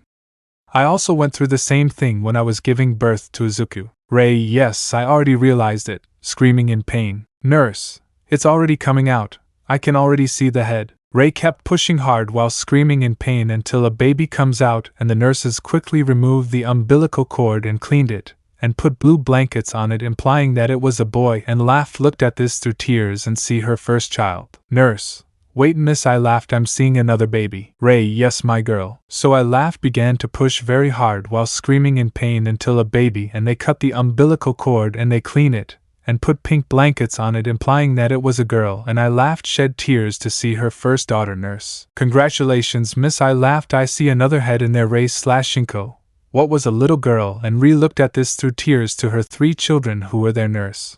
Congratulations miss Ri, you had triplets, and your children are very beautiful. Rei, thank you, she said through tears and falling deeply asleep. 30 minutes later we see Ri with her 3 children in her arms, 2 clones of Izuku who were Carl and Donna, and a clone of hers, but the clones of Izuku had their brown eyes and her clone had Izuku's eyes and emerald green, and Ri was very happy that she finally had her children in her arms. Rei, hello Carl, Donna, Alicina, it's me, their mom, welcome to the world my little angels, I am going to love and cherish you forever, my beautiful babies, I love you very much my little angels, she said, smiling while the babies stretched out their little hands to touch Ri's face, and the babies laughed with happiness and joy. The nurse comes out of the room. Nurse, Izuku Midoriya, can you come in? Then everyone comes in and saw Ri lying down while carrying Ace's 3 children. Rei, Izuku, come meet Carl, Donna and Alcina, they already want to meet you, said smiling, and Izuku approaches. Izuku, there you can carry him, said happily. Rei,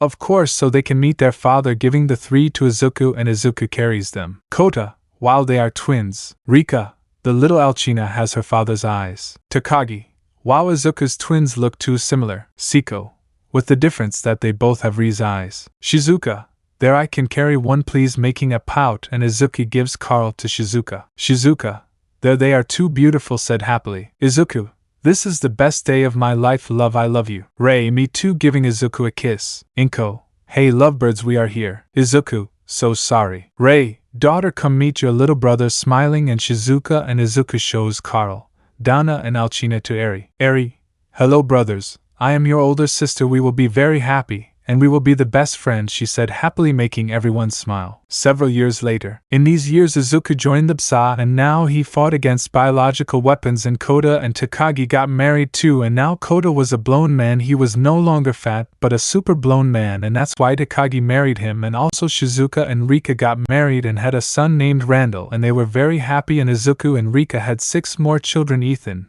Chris, Leon, Carlos, Mia, Zoe, Jill, Claire, since Ria promised her that they would have 12 children, and he kept them and Izuku's 4.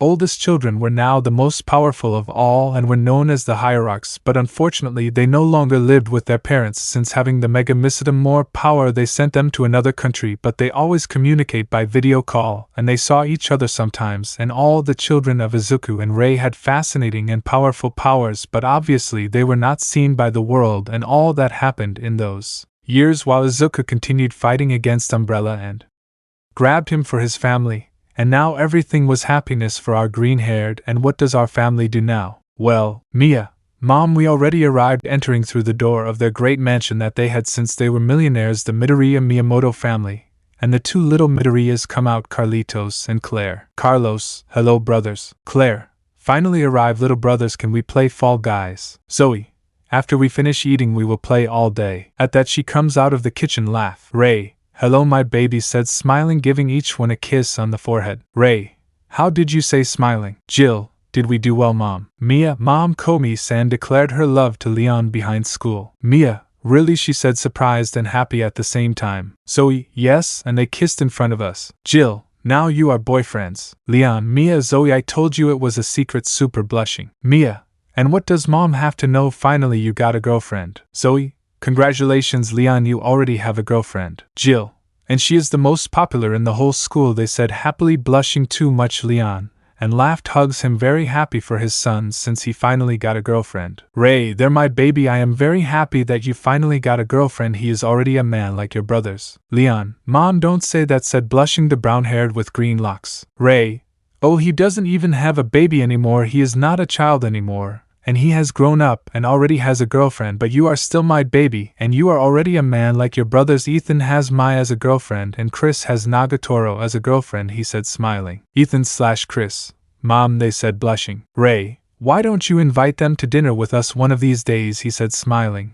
Well, let's have dinner children. Zoe, Mom, Dad's back from his mission. Ray, no not yet, he said pretending to be sad, making his children sad. Izuku, it was a joke, I'm back, he said smiling, leaving the kitchen. Children, Dad running to hug him, why did they miss him? Zoe, you're finally here, Daddy said happily. Izuku, yes, I've already returned from seeing his brothers. Jill, when are we going to see them again? Izuku, very soon daughter, you are going to see your brothers again. By the way Lion, why don't you invite the pretty girl you have as a girlfriend? I want to meet her in person, and why don't you introduce us to the pretty girl? I want to tell her that she is now part of the family, he said smiling, blushing too much to Leon. Leon, Dad said blushing. Ray, well let's eat now, dinner is getting cold. Everyone, yes Mom/love. So our family was eating quietly, spending some family time together, and now everything was happiness to our family forever. And they lived happily ever after. We see a girl reading a story that her mother and grandmother used to tell her, and she sees it and looks at her ring that her grandmother gave her. This was Midoriya, who was on the bus because she went to visit someone. Mia, I feel like this has taken too long, said the green-haired woman, bored. Mother, do you think the boy could have touched the moon? Girl, no one can touch the moon, it's very far away. Mother, wait, if I had a rocket. Girl, okay then you could touch it, but it would be very cold. Mother, what are you saying? The moon wouldn't be very cold. Laughing. Girl, oh maybe it's an orca. Mother, are you joking? The moon can't be like an orca. Girl, I think so, but yes, she said smiling, making Mia smile as she remembered her childhood. The bus stops at a station, and Mia gets off the bus with some flowers. Mia, I'm finally arriving, entering the cemetery. Mia was walking quietly through the graves looking for a specific one, and she finds it and approaches it. Mia, hey grandma, happy birthday. Placing flowers on a tombstone that said in memory of Inko Midoriya, and Mia sits in front of the tombstone. Mia, we couldn't go last week, we have a lot of evidence. You know how it is, she said smiling, but she hears the honk of a truck and turns around and sees an agent getting out of it. Mia, and talking about the damn annoying devil and touching Inko's grave. Mia, duty calls me. Touching Inko's grave, I love you, grandma, she said smiling, and stands up and looks at the agent and goes to the agent. Yes, I have her. I knew she would come here today, speaking into a microphone in her ear, and Mia approaches the agent. Agent, we have a problem, they need you, Evelyn said mockingly, making Mia very angry and grabbing him by the tie. Mia, don't call me that again, she annoys herself, transforming her right hand into the Holomorphs claws. Agent, okay, calm down, I was just joking. Mia, I could show you things that not even Chris knows I can do, annoyed, pushing the agent. Sniper, I have her in my sights. And Gent, calm down, I'll take care of it, adjusting his tie. She's just a little girl watching Mia get into the car. Mia, calm down Mia, calm down now, and the agent gets in. Agent, good, by the way, we're going to see your brothers. Mia, that's great. I miss Carl, Donna and Alcina a lot and Eri even more, she said, smiling, remembering when they all played together. Agent, by the way, you look a lot like your parents, just as strong and brave. Mia, I know. Agent, good, time to go. So the two of them left the cemetery. Over Resident Evil Part 1/2. We see a couple of boys eating quietly on the stairs of their high school who were Ethan and his brothers, who were quietly eating while talking about anecdotes they had on their missions from the BSA, since they now work for the BSA doing missions all over the world, so they hardly spend much time with their girlfriends. But not everything was bad, since they always went to their dates and never missed, and they always loved them forever. Ethan, and that's how I met my San, said, smiling. Chris, wow, I never thought a woman would dress like a Playboy bunny to conquer you. Wow, not even my Nagatoro was able to do that, said, impressed. Leon,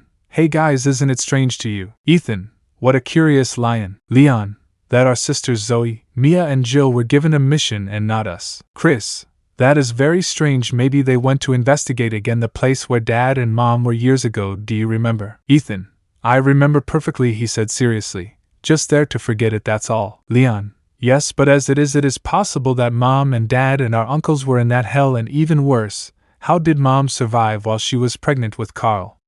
Donna and Alcina said, shocked. Ethan, it was just something they achieved, and with a lot of practice they achieved it, and survival, said seriously. Chris, they know the truth. I want to tell Nagatoro my secret. Leon, that you are a biological weapon. Chris, yes, everything. Ethan, it's better not to tell him for now. No, the right moment has come to tell our secret, but for now it is not the time to tell our big secret. Understood? Chris/Leon, okay. So the bell rang where the brothers went to their respective classrooms, where Ethan was super calm in class in the middle of a math test. But suddenly, Ethan's left eye began to bleed, causing drops of blood to fall on the sheet, and Ethan realizes and looks at the window, and sees that his eye was super red and many veins came out, and some blood came out, and he covers it with his hand. Ethan, no, what is happening to me? Why now? He said, super confused, and Mai sees that Ethan was weird. My love, are you okay? Said worriedly. Ethan, yes, calm down love, I'm fine, covering his eye. Teacher, young Midoriya is okay. Ethan,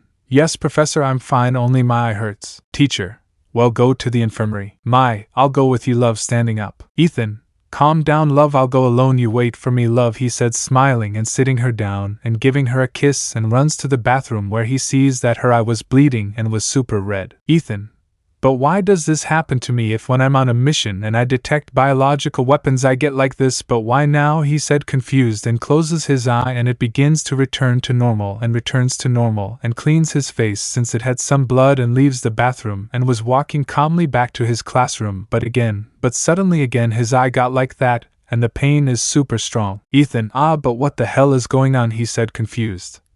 I'm going to see what's going on, I think so. No, don't think about that. Besides, we are in school, not in a place full of biological weapons. But what the hell is going on? Confused and somewhat scared, because he didn't want to think that there were zombies in the school, and began to walk where his eye guided him, and great was his surprise since his eyes turned red with bandages, and Ethan had to endure the pain, and continued until, to Ethan's oddity, he arrived at the infirmary, where he opened the door a little and was in shock, and his eyes returned to normal since he saw nothing more and nothing less that a zombie was eating a student, and others were turning, and Ethan was super surprised and scared at the same time since he did not think he was opening zombies, and ran to his classroom and opened the door, calling everyone's attention. Teacher, young Midoriya is already fine, but Ethan just ignored him. Ethan, let's go Mai, we have to get out of here, holding Mai's hand. Mai, but what's happening love? Confused. Nodoka, but what's happening? Ethan. Futaba, what's wrong with you? Ethan, they asked curiously. Ethan, something horrible just happened, really, there, we have to get out of here quickly. Nodoka, what just happened? Ethan. Ethan, I'll explain it to you later, but there, we have to go now. But suddenly nothing more and nothing less than a student already turned into zombies enters. Student, but what is Karen? Teacher, Young Karen, what happened to you? She said worriedly. At that, the zombie opens her mouth and eats her neck, making the teacher scream heartbreakingly and tear off a piece of flesh, and the zombie sees everyone and was already going to pounce on everyone, but Ethan would throw a chair that sticks a tube in his eyes, and the teacher gets up already turned into a zombie, but Ethan kicks him and pushes him towards the window, making him fall. Ethan, run! Everyone screaming. Let's go, love, taking Mai's hand, and everyone runs out, but they see more zombies, but Ethan grabs a fire extinguisher and throws it at everyone, and they run away to the other side. Mai, love, what are we going to do now? Running and super worried. Ethan, we go to a classroom, but they see more zombies, but Ethan starts hitting them and runs away with the girls, and they arrived at a classroom where they lock themselves in. Nodoka. But what the hell is going on? She said in fear, and Mai hugs her. Ethan, calm down, let's get out of here. But she hears a noise outside and sees Chris, who is knocking, and Ethan opens it, and Chris, Nagatoro, Sakura, the president / Sanasuomiya, Yoshi and Maki and Senpai enter. Chris, I finally found you. Ethan, close it quickly. Senpai, wait, where's Leon? Chris, damn, I left him behind, I'm going for him. Ethan, no, stay here. I'm running, and I was running, and by the way, I was helping some students since he was pushing or hitting the zombies, causing them to die, and he found Leon, who was hitting some zombies, and the girls were trying to protect themselves, and Ethan arrives and hits all the zombies. Ethan, let's go quickly, running like that, to the classroom, and they arrived. Himiko, God, I'm scared, shedding tears of fear, and Nakanaka hugs her. Nene, calm down, everything will calm down. Nakanaka, yes, Nene is right. Everything will calm down. Ethan, well, I think we're fine now. Hito. But what the hell is going on out there? He said nervously. Leon, I don't know. Chris, but how did this happen? Ethan, I don't know, I was in class and suddenly a student came and bit everyone, and that's how she got infected. Katai, but what is outside? Leon, it's like Zombie Station or Led 4 Dead. Senpai, but what are you saying? That is a movie and a game. Leon, they are not zombies who are outside, but why does this happen? Ethan, okay, we have to think of something to see how we get out of here. But suddenly a teacher arrives who was Professor Kong of physics. Hito. Professor Kong, that's good, that's fine. Kong, soon put up a barricade, let's do it. So everyone put tables at the doors, but Chris looks at the teacher's hand and sees that he was bitten. Chris, they bit him, right? He said seriously, horrifying everyone since he had a bite. Professor Katai, he's a zombie, he said scared. Kong, no, I'm not really, I promise you. Nay, he's going to turn into one. Kong, no really, I swear I'm not a zombie, but see, Chris grabbed a little tube. Chris,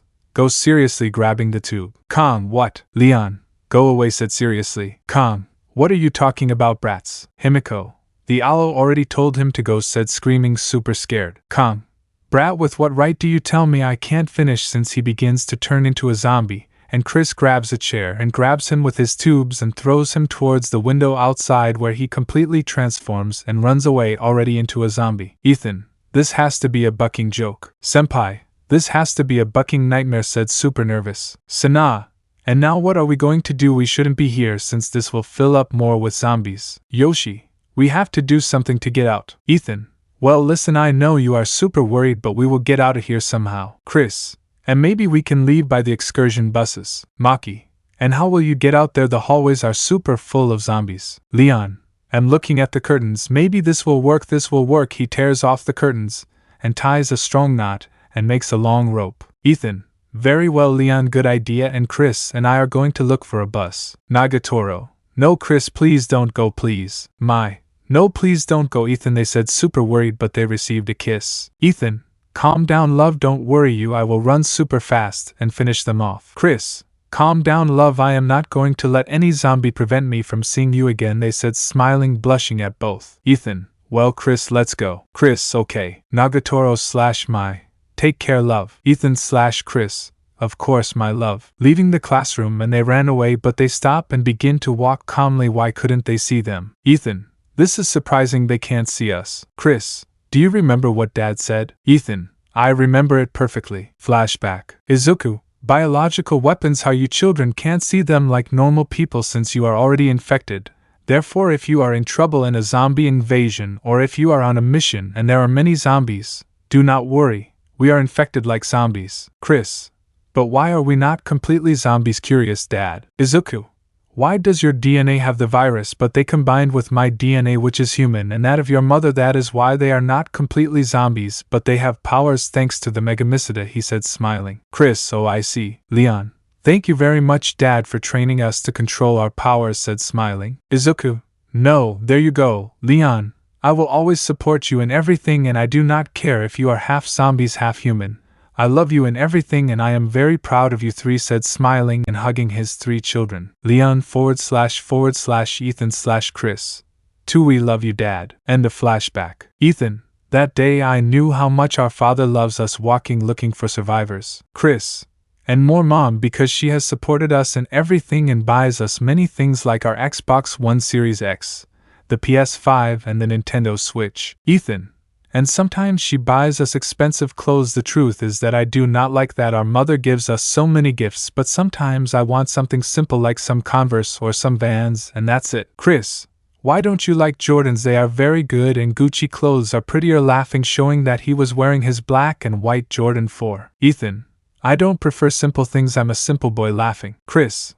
Let's go find that bus to see how it is, he said somewhat worried. Ethan. Yes, let's go. So he begins to run a little until they arrived at the parking lot and got on a bus, but unfortunately they didn't find more survivors. Sadly, everyone had already turned into zombies and entered a bus. Ethan. I drive, I know how to drive a little. Chris. Hurry up because at any moment more can arrive. Ethan. Yes, there I go, turning on the bus by means of 2 broken cables and it turned on. Chris. How good it is not damaged, he said smiling. Ethan. Well now we only have I can't finish since someone grabs him by the hair and puts something to his throat that was a knife. Good to see you Ethan. Ethan. Sakuta. Sakuta, indeed it's me. Ethan. How did you get here? Trying to speak because he felt the knife in his throat. Sakuta. Well then I ran and hid here so this place doesn't belong to you, so go somewhere else and tell your brother to put that thing down, he said seriously since Chris had a sharp barilla in his hands. Ethan. Chris, put it down. Chris. No, if this son of a bitch lowers his knife. Ethan. Hey Sakuta, I propose something. Sakuta. What a thing, seriously, grabbing his knife more. Ethan. We will take you to my house where it is a very huge shelter, and we will keep you safe, but if you don't put down the knife I will not take you, he said seriously. Sakuta. Are you serious? Ethan. You know me very well, I never lie, he said seriously, and Sakuta puts away his knife. Sakuta. Well then let's go seriously. Ethan. TSK whatever, starting to drive until he sees the rope type with the curtains that Leon made and they get under the curtains. Chris. Guys, we are already outside, get down. Nijimi. I go first, starting to go down. Leon. Okay love, get on my back so we can go out. Ren. No, I carry her. Leon. You can't hold it. Ren. I would give my life for my goddess, said like crazy. Leon. And well, if you want to protect her so much, take giving her barilla. Go watch down there, see if the zombies don't get on, or do you want them to eat Komi? Ren. Nu is screaming like crazy and going down the rope. Leon. Okay love, let's go. Komi nods and climbs onto Lion's back and Lion carries her, and Komi grabs Lion tightly, tangling him with her legs and arms, and Lion begins to get down, and a huge drop of sweat comes out of him since he saw Ren killing the unfortunate many zombies who dared to get on the bus. So they all got off and Mao was the last to get on the truck. Ethan. Very well love, getting her down, now we go. Sakuta. I thought you were turned into a zombie, seeing my don't be silly, thanks to my boyfriend I was able to get out alive. Nodoka. Yes, my sister is very strong. Sakuta. Whatever, sitting all the way down. Senpai. Yes, please, let's go, please, he said with fear, but a zombie from above grabs him. Help me, screaming super nervously, but Chris pierces him with his barilla, thus killing the zombie, and in that zombie neighborhood surround the bus. Chris. Back. Ethan. That's it. I'm going back, and it crashes into a light pole and some zombies get on and they grab Leon, but Leon pierces them with a tube and Chris killed some zombies until they left the school. Ethan. We did it. Maki. Guys, look, seeing the city, and everyone saw the city where they saw that it was on fire. Sakuta. And well, where will we go? Ethan. We will go to my house where there we will protect ourselves by driving. Yoshi. Are you safe, Ethan-kun, since I feel that the zombies are somewhat strong? Ethan. Calm down, my house is very big, and we will be safe. Sakuta. Hey, who made Ethan the leader? Seriously. Nobody, but if we need a leader it will be better Ethan, Chris and Leon, since they are the most prepared for this type of things. Sana. Besides, Ethan is the smartest of all. The truth, since they are the smartest in the entire school. Sakuta. They say it, but in reality his mother sleeps with the director, so they have those grades, he said, whispering, and Ethan heard him and stopped suddenly. Ethan, what did you say? Damn piece of shit, said angrily. Sakuta, the truth is that your mother is a prostitute. Apu could not finish because Ethan punched him and broke his nose and mouth bleeding and kicked him, and he was out of breath but was stopped by Katai and Mai and Fatuba. Mai, okay love, leave it. Katai, okay calm down, he just said it because he is an idiot. Fatuba, okay calm down Ethan, it's not worth it, they said seriously. Sakuta, how can they have you as a brother? Luckily my little sister Ki does not suffer trauma because of me, he said, annoyed, wiping the blood. Ethan, at least I care about my brothers so they are safe, and more to my little brothers. Leon, what did you say in shock? Ethan, I care about you and my little brothers, but he was also in shock as well as Chris. Nene, hey guys, are you okay? He said worriedly. Himiko, guys, is something wrong with you? Hidohito, hey, are you okay? Ethan, Leon, Chris, Carlistos, Claire said, screaming, super worried, and Ethan began to drive like crazy towards Carlos and Claire's elementary school. Leon, I hope she's okay, he said, super worried. Ethan, shut up, I know you're okay, he said, super worried. So arriving at the elementary school, Ethan, well, let's go quickly, grabbing a tube. Chris, you give me that, taking the knife away from Sakuta. Are you too stupid to use this? Seriously. Leon, well, let's go down at once, grabbing a rod. Ethan, let's go once and for all. So the three of them ran to the school where they arrived, and it was all infected with zombies. Ethan, Carlitos, Claire, where are they going through the zombies and searching from room to room? Leon, Carlos, Claire, where he is super worried, kicking a zombie. Chris, wait, smelling the scent of Carlos and Claire, they are on the roof. Ethan, let's go. The three of them ran away, pushing the zombies, and arrived to the ceiling. Ethan, damn, it's locked. Chris, break it, began to hit the door hard and tried to get in, but they made a lot of noise, and Leon killed some until the door opens. Ethan, let's go. Leon, pulling Leon, and closes the door. Leon, damn, I hope they don't come in, but sees Carlos and Claire with some survivors. Ethan, Carlitos, Claire said happily, but receives a blow to the head. Hey, wait, we are not zombies, calm down, we are not taking the shovel. Carlos / Claire, brothers, running to them and hugs their legs, who begin to cry. Leon, okay, Carlitos, Claire, we are already here, smiling, carrying her brothers. Ethan, I see that you are the only ones, right? Yes, we are the only ones, thank you very much for coming to help us. Ethan, know there that you are their teacher of Carlos and Claire, right? Yes, I am Megumi Sakura and they are my students. Introduce yourselves, girls. I am Kurumi. I am Risan. I am Miki, but they call me Mikuin. And I am Yuki, Carlitos' best friend.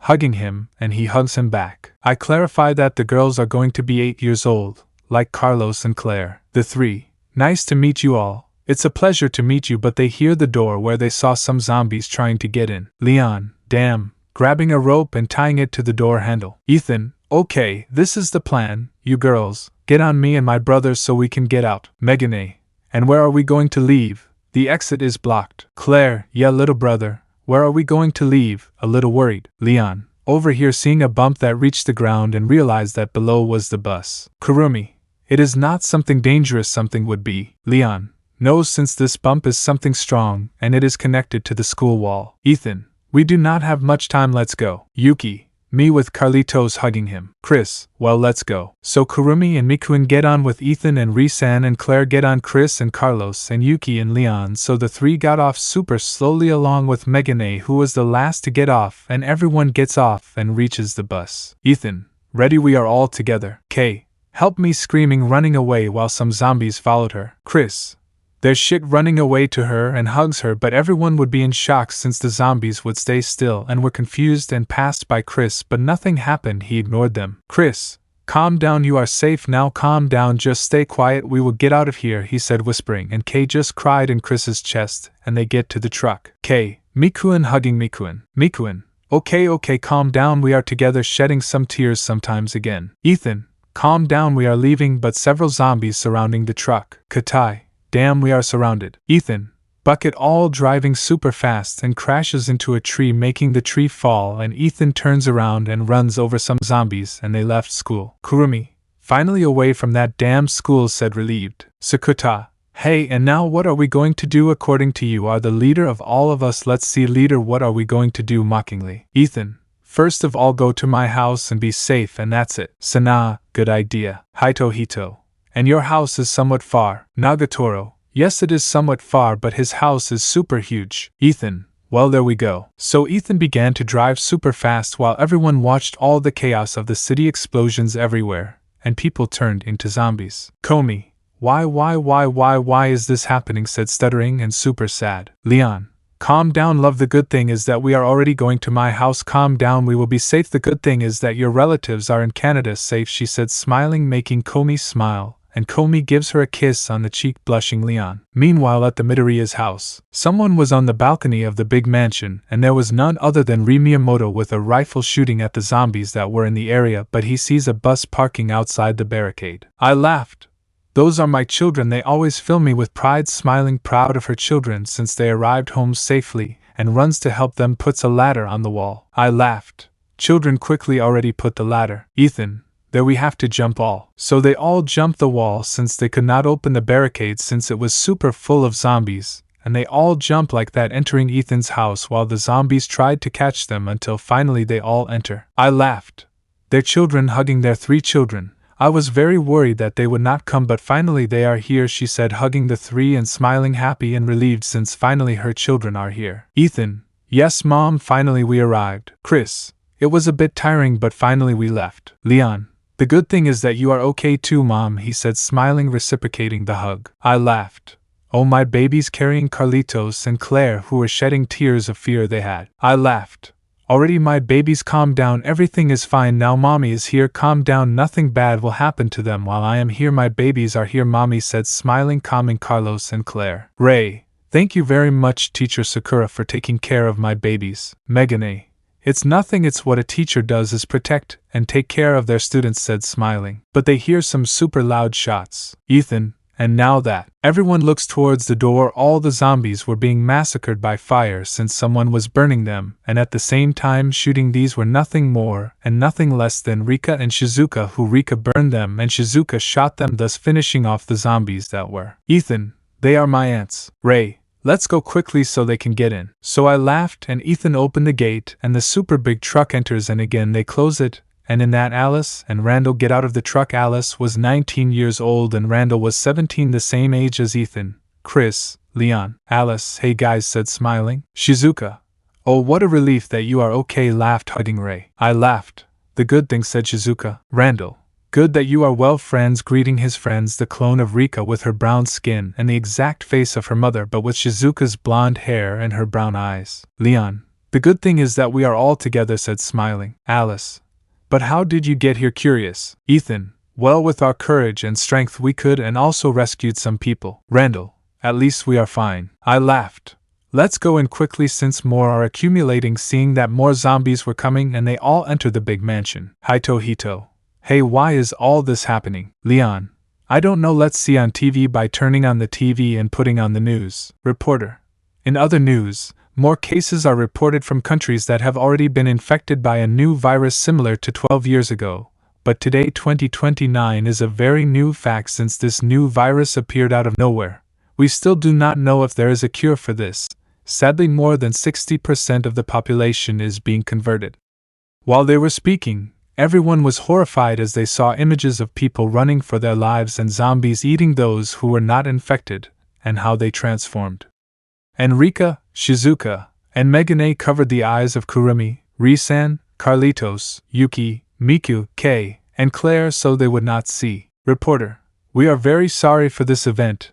Please do not leave your homes and avoid any contact with anyone from the sterile and protect yourselves so that you stay alive. Thus ended the transmission and Leon turns off the TV. Nodoka, and now what will we do? Ethan, I don't know. Nodoka, this time I don't have any idea, said, still shocked by what he saw. Nay, but why is this happening? Futuba, it is not obvious. We are in a global pandemic thanks to a new virus similar to the 2017 virus, but with the difference that this one is more dangerous since they can run. Sana, and now what will we do? Ray, there we have to leave this country. Shizuka, and if we go with your 4 children, said smiling. Ray, good idea, but remember that they live in another country. Risan, now which country will we go to? Confused lady. Ray, To Romania there are my 4 children, but don't call me dear lady, I just laughed because I am still 29 years old, he said, smiling, stroking Risan's hair. Randall, it's a good plan, Aunt, but where will we go? Rika, in a plane that I have stored there at the airport. Shizuka, good idea, Rika. Alice, but there may be more zombies out there. Ethan, if so then we have to be prepared seriously. Ray, then let's go for a good. Sakuta, I don't plan on going anywhere serious. Ethan, okay, don't go with us, but I assure you that more zombies may come, and sometimes bigger and stronger, that will devour you to the last bite because the fence is somewhat weak, so they may destroy this house, and you would be dinner for them, he said super seriously, scaring some. Sakuta, okay, I'm going upset, and inside I was scared to death by what Ethan said. Ray, okay, then let's go. Chris, Mom, is it necessary that you go like that? Whispering something, blushing since Ray had a white shirt and black leather pants, and some black and white Jordan 1. Ray, what's wrong with me going like that? Calm down, don't be jealous, pulling Chris's cheek. So everyone left, and Ethan, Chris and Leon grabbed some machine guns. Alice and Randall already had some machine guns, so they go out and go to the big truck, and everyone fits in well, and Rika starts the truck. Rika, good, now we go, accelerating strongly, thus crossing the fence and running over many zombies. Shizuka, finally next stop to Romania. So Rika was driving through the city while everyone looked through the windows, the city completely destroyed and full of zombies, leaving everyone sad. Najimi, and well, Leon, tell me what your brothers are like, Spitz said, smiling and interested. Leon, well, my are the oldest, and 2 of them are my twins. Katai, and what are their names? Chris, Donna, Carl, Alcina, but Ari is the oldest. Senpai, wait, Alcina is also your twin. Ray, in fact, she is my twin, and she looks a lot like me in everything, only in her eyes she inherited my husband's emerald green eyes, she said calmly. Kurumi, I laughed, and how is Carl? Ray, well, he looks too much like his father. Too much, I would say, since then I get confused thinking that he is my husband, but he is not my son, he laughing a little, remembering the times that I confused Carl with Izuku. Yuki, hey Carlitos, who is Ari? Carlos, she is the oldest of all since she was the first, said happily. Alice, what are we going to do when we arrive? Cleaning his machine gun since it had some blood. Ray, we will ask Alcina to take us in her castle to be safe. All a castle? Nay, but what are you talking about? Ray, so my daughter has a huge castle where we can take refuge. Himiko, and how does she do to not confuse me as a boy? That is, Chris and Leon and Ethan look a lot alike since they are twins, but the girls Zoe, Mia and Jill. Ray, well, they are my clones, they are exactly the same as me, they inherited everything from me, my face and everything, but the truth is I am not confused since Mia has green hair like her father, and Zoe has my hair with green streaks, and Zoe, she has green hair with brown streaks like Chris and Leon, and Ethan inherited my brown hair, so I don't get confused, said Nagatoro calmly. And a question, Ray, where are her husband and daughters? Now curious since she hasn't seen the girls for several days, leaving Ray, Ethan, Chris and Leon paralyzed. Leon, well, Nagatoro, it's that she is traveling with my dad somewhere in the world, that's why she is not here now. Sakura, I see, with reason she doesn't answer the phone, said calmly. Rika, we arrived, so everyone went down. Ethan, well, I think it's time to kill some bugs, loading his machine gun. Megane, girls, whatever you do, do not separate from the group for anything in the world, not even Rika, please. Yuki, yes, Megane. Megane, don't call me that, said with a drop of sweat. Randall, then let's load his machine gun. So everyone goes to the door and opens it, seeing that there were some zombies, and Leon shoots them. Luckily they had silencers on the machine guns, that's why not many zombies came, and they all ran away, but something happened that left them paralyzed. Ethan, don't move, said in shock. Rika, why? Ethan confused, and Ethan points up and everyone sees a large horde of Likers that were on the roof walking calmly. Ray, don't make too much noise, they are blind, but they are guided by the sound, whispering super low, and everyone walks super slowly so as not to attract the attention of the Likers, and opens a door, and they all enter, and Ethan closes it, but they make a somewhat loud noise, and everyone sees that Sakuta made the fire extinguisher fall, and a Liker runs towards them. Ethan, stupid son of a bitch, furious, and Alice and Chris start to shoot the Liker, but the Liker moved super fast and sends to fly with her tongue to Chris and Alice and grabs Ethan and tried to eat him, but Kurumi grabs her shovel and sticks it in his brain, making Ethan grab his machine gun and finishes him off quickly. Ethan, thanks, girl, said relieved. Kurumi, it's nothing, I just wanted to help, she said smiling, and Ethan stands up. Leon, what the hell is in your head? What the buck did you want that for? Angry. Sakuta, I only wanted it to protect myself, Leon.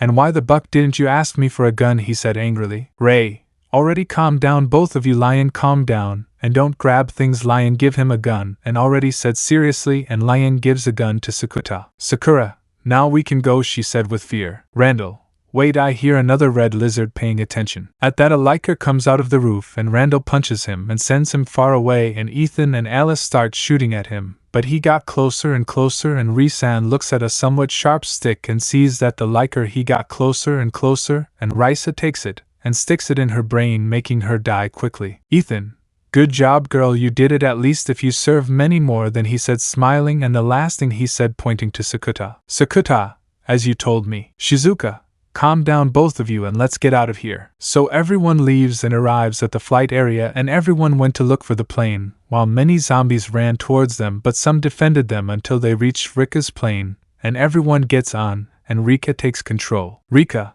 well, how was it flown? Joking. Everyone, way out it, screaming, shocked. Rika, it was a joke. Very well, here I go, fasten your seatbelts, we are going to take off. So he takes off the plane and begins to take off, where many zombies invade the place, and Rika and Shizuka begin to raise the plane, while many zombies ran too much until they leave the airport, and were finally in the skies. Nagatoro, we finally got out of here. But everyone saw through the windows that there was a lot of chaos throughout the city, and they looked sadly as the whole place was infected with zombies, and how everyone ran for their lives, but unfortunately they ended up being bitten or dead. Leon, why is this happening again? Seeing something sad, all those people who are running for their lives. Ray, calm down, Lion, while I'm here nothing will happen to my little angel, said smiling. Leon, thanks, Mom, said smiling, hugging his mother. Ethan, well, next stop Romania. 15 hours later. We see everyone sleeping peacefully. Lion was on Reyes' lap and Komi-san on his lap, and everyone was sleeping except Ethan, since he was awake for some strange reason. He couldn't sleep while he stroked Mai's hair. Shizuka,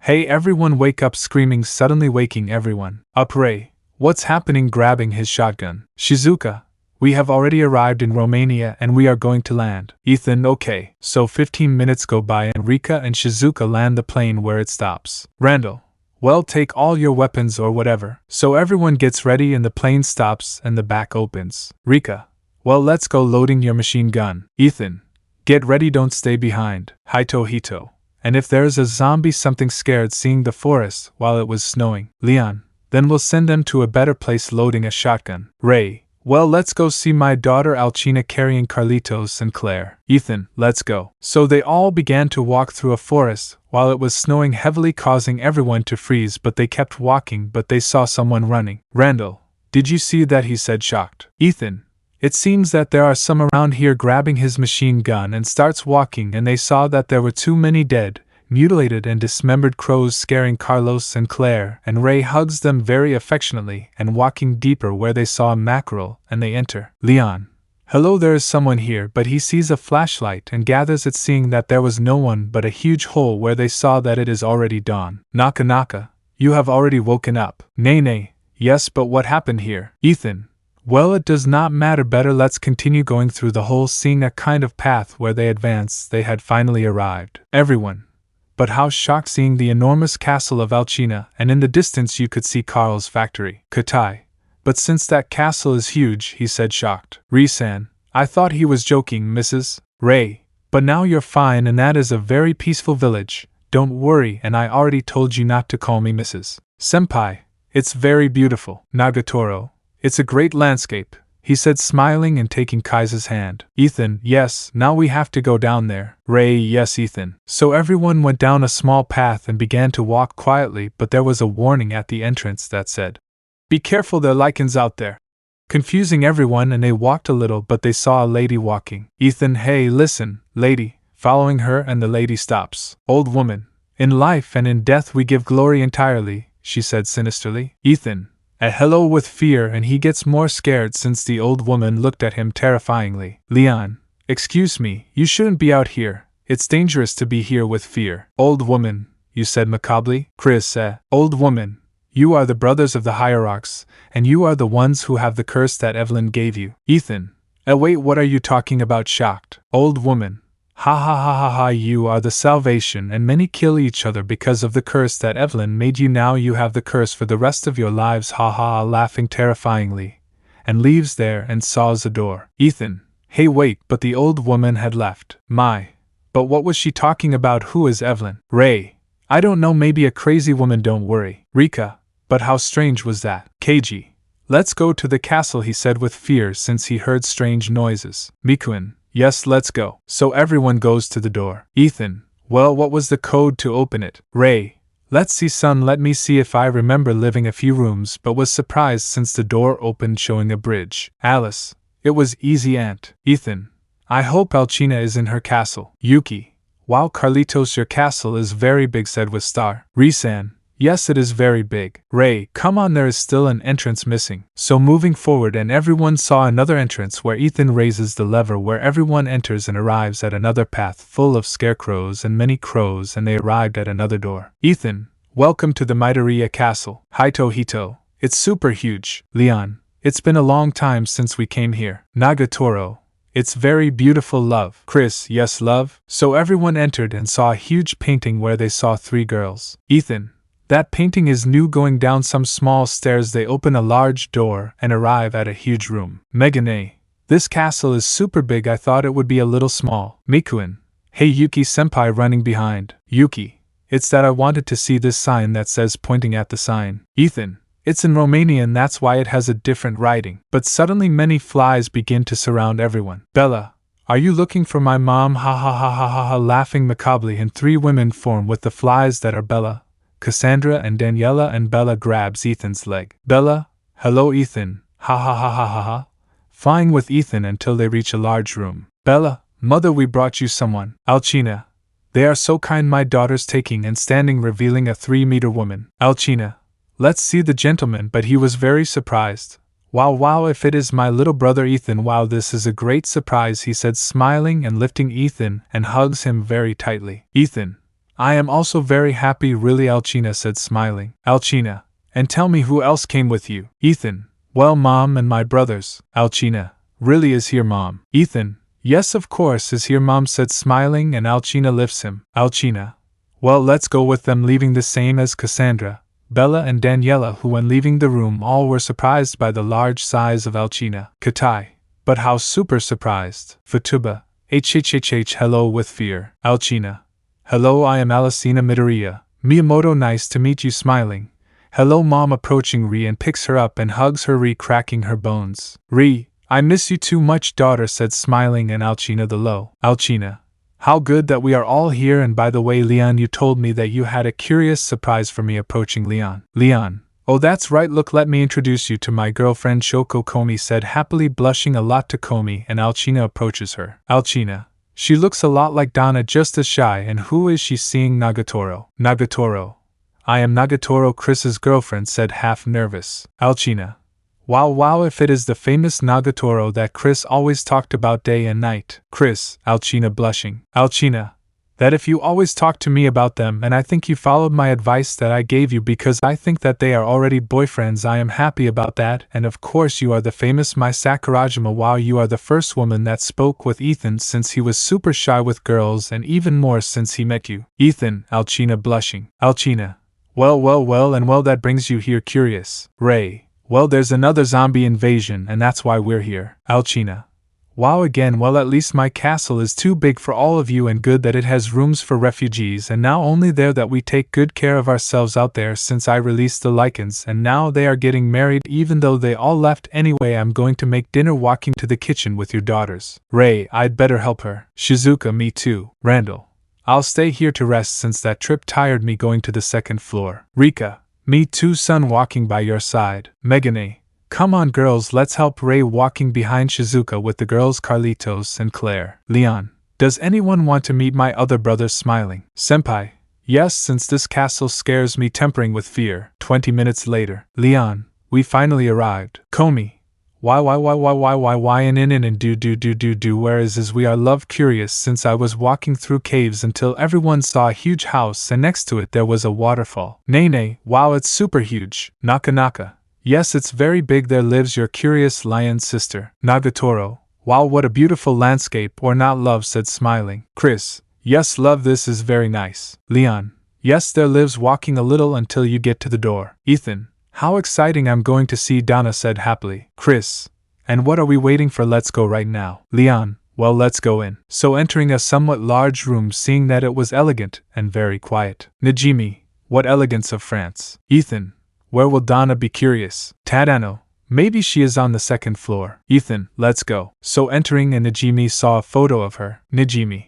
She is your sister, pointing to the painting that she had, seeing that she had a resemblance to her father. Chris. Yes, she is my twin, we were born like that. Naka naka. They look a lot alike. The truth. Nay nay. Don't even say it, they are almost the same. Leon. She is not here, maybe she is downstairs. Himiko. What do you mean downstairs? Leon. You will see. Sakura. Like this is already giving me a bad feeling. Whispering. Yoshi. Yes, to me too. Maki. Calm down, at least we are still alive. Sana. Shut up, they saved our lives. Better there than to shut up at least, and not be ungrateful, said would be seeing the girls. Katai. And where is your sister Lion? Leon is downstairs. Sakuta. Hey, can you know who we are looking for? Upset. Ethan. Our sister, better not mess with her if it will not cause you horrible traumas forever. Seriously. And they get to an elevator. Ren, an elevator. Ethan. Yes, she must be here. Opening the elevator, and everyone gets in and goes down to the second floor where they arrived, and opens the door. Najimi. I didn't know your sister was very mysterious, that she hides many secrets. Watching the hallway. Nagatoro. Hey love, where is your brother? Said curious. Chris. It's more in the background, let's go see her. Leon. Calm down love, don't be afraid, seeing that Komi is trembling with fear. Ethan. Listen, this is very strange. Always when we went down we always heard her listening to music, but it is very quiet. Leon. Let's see. Hugging Komi, and everyone starts walking towards where Donna was until they reached a large door. Ethan. It's here. Sakuta. Well, what are you waiting for? Let's go in. Ethan. It's okay, serious. And everyone comes in, and everyone was very surprised since there was nothing more and nothing less than Donna, and Donna was calm in a black dress that covered her entire body except her head, and everyone was surprised by the big green hair. Apparently she was holding a doll and was with her back turned without knowing that they arrived. Ethan's sister. Donna, when she hears Ethan's voice she freezes completely and throws her brush and gathers it. Chris. Hello Donna, we are your brothers, he said smiling. Leon. We are finally back, sister, after so long, he said smiling, but Donna continued painting a doll, thinking that Donna was ignoring them. Sakuta. But what's wrong with her? She doesn't speak. She speaks without thinking, making Ethan, Chris, and Leon angry. Leon. Calm down, little sister. Don't pay attention to him. Don't pay attention to him. He's just an idiot. I don't know why we rescued him. Upset seeing Sakuta. At that, Donna moves a little and touches her doll Angie and repaints the eyes of her dolls. Sakuta. He really can't speak. Angie. Yes, he can speak, conceded Brat, moving Angie with the help of the Megamissida. Everyone except Ethan/Chris and Leon. Hala ha. Hito hito. The doll is moving, screaming. Najimi. Ayaha, he's looking at me. Maki. Ayawa, screaming super loud. Sakura. The doll is talking. Ayaha, screaming super scared. Angie. Stop screaming, for God's sake, you seem like you are big scaredy cats, she said, annoyed, and stands up and gets down with the help of a chair and hugs Leon, Chris, and Ethan's legs. Angie. Hello little brothers, how have you been? You are already very big since last year, not you I see, he said happily, and Ethan carries Angie. Ethan. Yes sister, I'm glad we can see each other again. Angie. Wait, mom is here too. Leon. Yes, mom is here. Angie. Yes, right now I'm going to go see her, but what are you doing here? Curious. Ethan. There another zombie infection, said seriously. Angie. With a demon, what was missing? Chris. Well, that doesn't matter, at least we're at home, but look, let me introduce you to Nagatoro, my girlfriend, she said smiling, approaching Nagatoro, who was super nervous. Nagatoro. Moo, nice to meet you, I'm Nagatoro, said nervously. Angie. Nice to meet you, I hope to have many nephews, she said calmly, blushing. Chris and Nagatoro. Angie. And who is she, pointing at my Ethan? Oh, her, my girlfriend. Angie. Wow, really Ethan, you have a girlfriend, and in elementary school you were super shy with girls, how good that you have a girlfriend now, said happily. Ethan. Donna, blushing. Angie. I'm only telling the truth, and she who is Leon, seeing Komi-san. Leon. She is my girlfriend Komi, she said smiling, and Komi approaches Angie super trembling. Angie. Wow, you are a super cute girl. I'm glad that my brothers already have a girlfriend. All that's missing is Carl and Carlitos, Leon said smiling. Talking about Carl, where is Angie? Obviously in his factory lately, he hasn't wanted to go out at all. I think he's already dead. Confused. Ethan. Why don't we go see him? Nay, who is Carl? Confused. Leon, my older brother. The truth is that he is the first one born, Angie said smiling. And well, let's go see him since I want to see if he is still in his factory since lately he hasn't left there. Leon, good idea Donna. Angie, okay, let's go at once. In that, Donna finishes painting a doll and leaves it on the table and puts on a big black bellow and turns around, and Angie approaches Donna and Donna picks her up, surprising everyone since Donna wouldn't let her face be seen for anything in the world. Angie, well, let's see Carl. So everyone leaves Donna's house where they leave the rock corridor. Luckily there were no flowers since Donna still didn't grow flowers where they advance a little, arriving at a kind of monument. Leon, and how it is activated? Confused. Angie, it's easy. So Donna presses some buttons where everyone feels a tremor, being surprised since it was a hidden elevator. Nagatoro, an elevator now where Chris will take us. Curious. Chris, well, to my brother's factory since he hides very well. Angie, he looks like a vampire since he never leaves his factory. I think he won't leave. Katai, okay, somewhat shocked. In that, they arrived at the end where everyone leaves, seeing a huge bridge, seeing the great Heinzelberg factory. Everyone, what? Leon,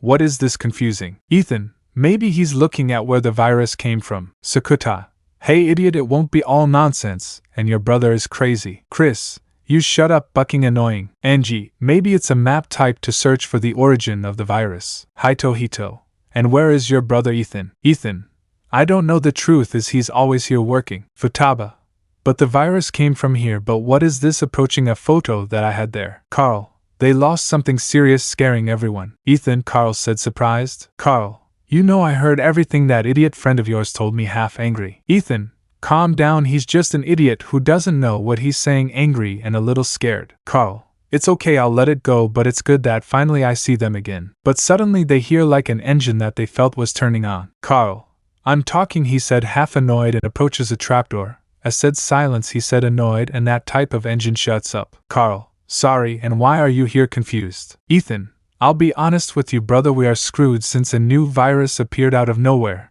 and it's more aggressive. Carl, Mom is fine, right? Worried. Leon, of course she is fine, and so are Carlos and Claire. Carl, what a relief since I feel that again those idiots are screwing around again, he said, annoyed, approaching his map. Ethan, what did you expect? If there will always be another scientist who will want to destroy again and again. Listen, I didn't want this. Carl, either do I, but here we are, and now it's our turn, right? They're going to kill us now for the next one. Well, buck them, furious, making a small air wave, making a line form on the map, surprising everyone. Leon, yes, but calm down Carl, at least we're all united, and more so Mom since she's here. Carl, that's good, at least Mom is okay, that's what mattered to me since yesterday. I was super worried about you all, he said seriously, but you can hear the engine sounding very loud again, but it's okay, with more intensity to the point that it sounded very loud. Carl, for the last time, or I swear to you, God, furious, and the engine stops sounding, something that relieved Carl. Angie, okay. Carl, yes, okay, since lately he has been super angry since it sounds louder than usual. Anyway, let's see. Mom surrounding the trapdoor.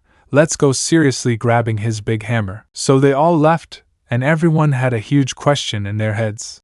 What was that sounding down there? So they all arrived at the Midoriya castle where Alcina was carrying Claire and Carlos. Alcina, do you want it higher? Carlos, yes, little sister, do I want it higher? Alcina, yes, Carlitos, throwing Carlos and Claire very high, and you caught them in his arms. Carl, seriously, you are already 19 years old, and you still act like a girl. Alcina, and you are 19 years old, and you still don't have a girlfriend, said mockingly. Carl, I know I don't have a girlfriend, but at least I don't have a huge head, mockingly. Alcina, this huge head is because I am very smart, that you damn drug addict stinky. Carl, drugged? I don't even smoke, at the same time I do bathe. Alcina, well, it's not seen. Angie, calm down both of you, I know that you hate each other too much, but do not exaggerate. Carl, you are a great robotics genius, and you, Alcina, you are beautiful and strong and everything. Why do not you stop arguing, and better we go eat? Besides, their children present, pointing at the girls. Kurumi,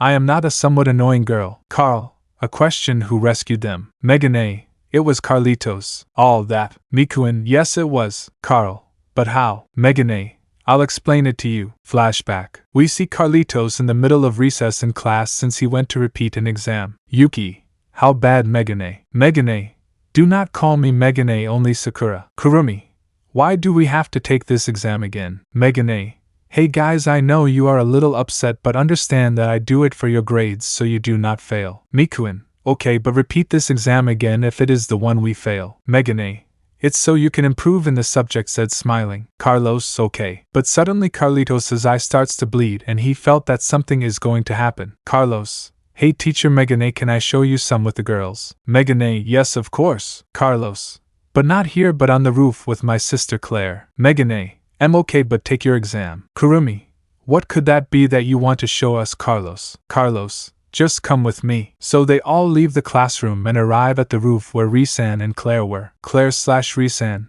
Hello everyone, they said smiling. Claire, what are you doing here? Curious. Megane. Hello, we are here because Carlos wants to show us something, but he sees that Carlos throws a metal piece of furniture blocking the exit. Risan. What's wrong, Carlos? That piece of furniture is a bit heavy to stop it. Carlos. I'm sorry, but you can't get out. Kurumi. But why, Carlos? What's wrong? Megane. If it's something that scares you, then tell us. At that they hear a huge explosion that scares everyone. Kurumi.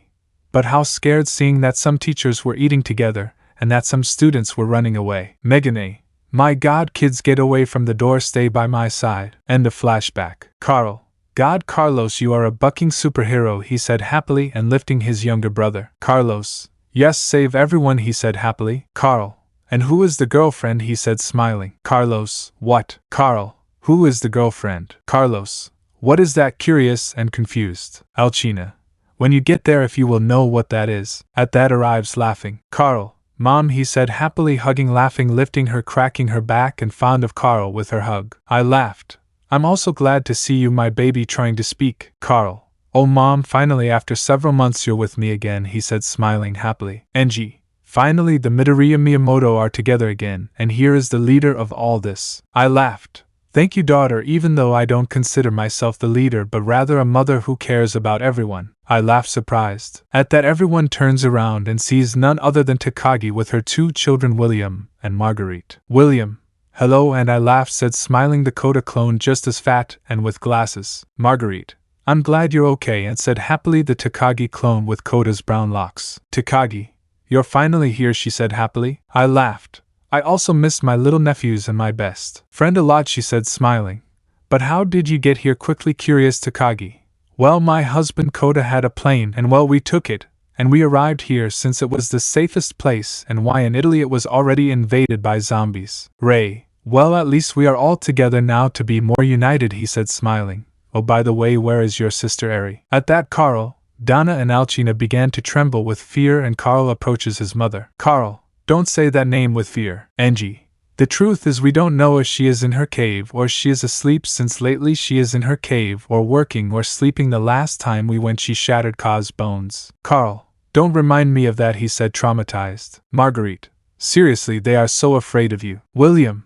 How can you not imagine it, since I also met her, and you wouldn't believe me if I told you what she does. Ray. Well, okay, tomorrow we're going to see her sister since it started to rain hard outside, seeing that it was raining hard while the lichens were outside. Cassandra. Mom, now are we going to eat? Alcina. Yes, daughter, now we go. So they all went to Alcina's huge table where they ate typical Romanian soup and ended up where Alcina gave some money to everyone and her brothers, and everyone was in their rooms. Ethan. Well, Sakuta, you go up Nodoka. Future in the same bunk bed, and I will share a bed. Sakuta.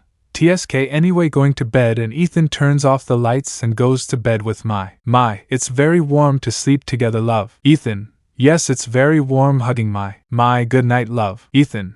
Good night, giving him a kiss, and the two of them fell asleep. 3:30 a.m. Mai was super asleep, but she wakes up little by little and turns around to hug Ethan, but sees that Ethan is no longer there. Ethan confused and gets out of bed, where she leaves the room meeting Nagatoro and Komi-san. Nagatoro. Have you seen Chris, since he is not in my bed? Ethan is not in my bed either is Leon, right? Komi would deny something, worried. Nagatoro. Well, let's look for them to see if they are not in danger, since this palace is super big. Yes, let's go. So walking for a couple of 2 minutes until they heard some voices that they recognize instantly. Nagatoro. Girls, here are the boys whispering, and the girls put their ears to the door to listen for something inside the room. William. My god, it's happening again. First the G-virus, then the plagues, then the Megamyceta. What's next? Ethan. Calm down, William. The first, know you're worried, but we have a plan to stop it. Takagi.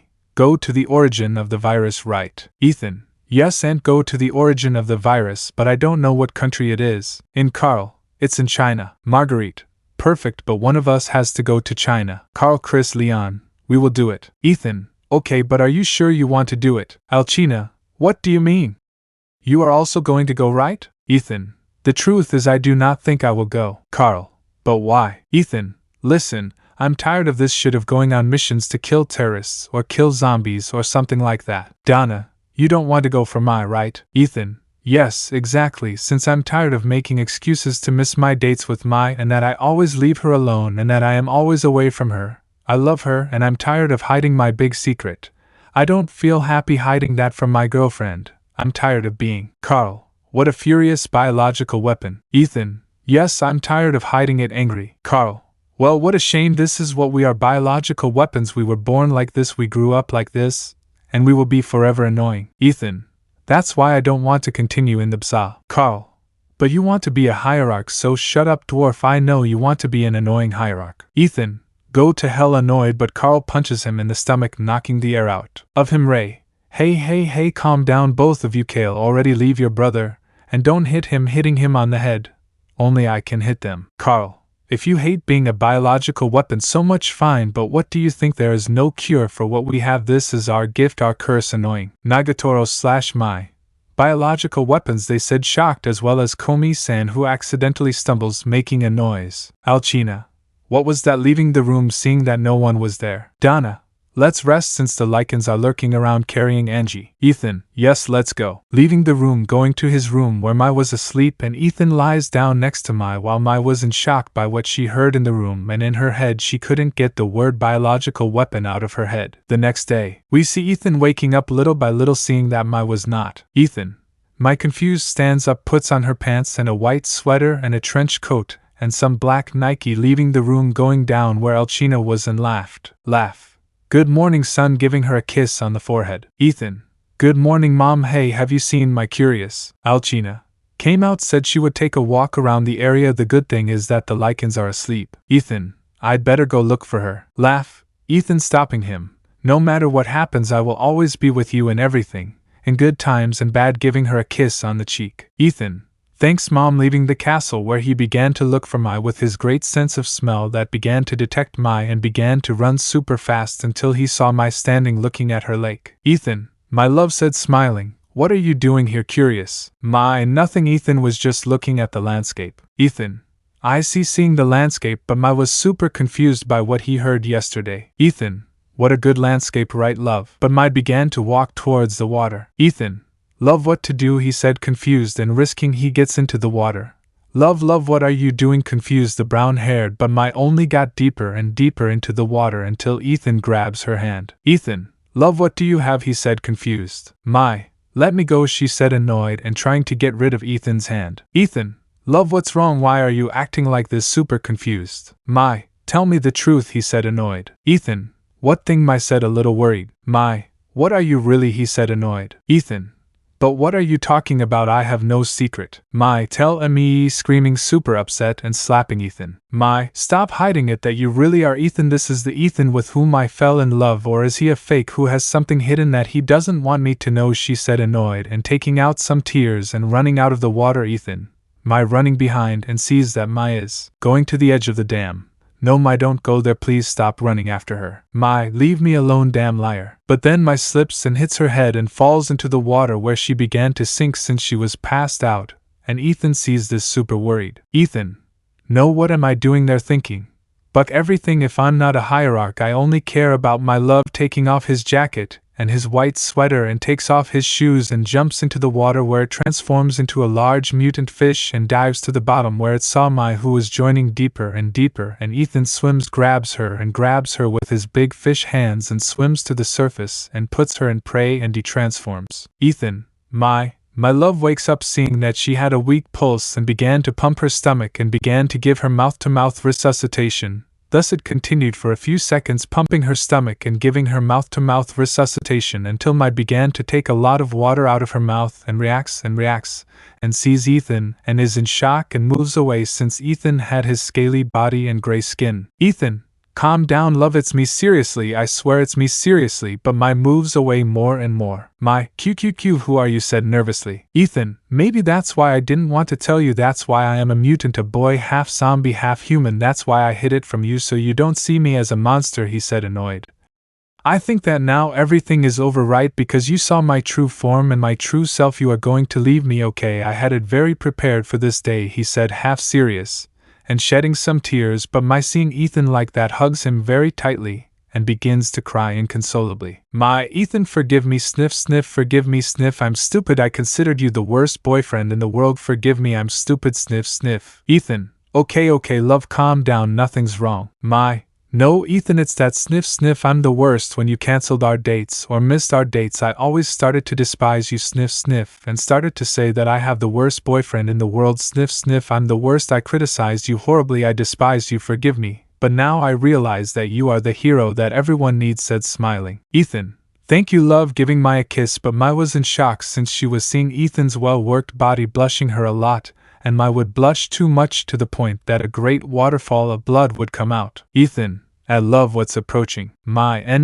nothing love, nothing, super blushed but falls again by assistant to the lake. Ethan, love, falling into the lake, is it okay? Mai, yes, I'm fine, trying to swim. Ethan, calm down love, calm down, I'm here, calm, you will never sink, said smiling and hugging Mai. Mai, thank you love for never leaving me alone, giving Ethan a kiss. Ethan, you're welcome love. 30 minutes later, we see Ethan and Mai in the room, but Ethan was super blushing since Mai had her bunny outfit. Mai, okay, today we're going to make you accept yourself as you are, so let your real appearance come out. Ethan, okay, putting on his scaly skin and putting on his fish eyes and gills, but go back to his human form again. Mai, you can't accept yourself, right? Ethan, no, because I'm a bucking monster, he said annoyed with himself. Mai, well, getting up, I'm going to get water for both of us. Ethan, wait, are you going to go like that, confused? Mai, yes, why, leaving the room, but Ethan stops him. Ethan, wait, don't go out like that, he said blushing. Mai, if I accept yourself, I'm not going out like that, okay? Ethan,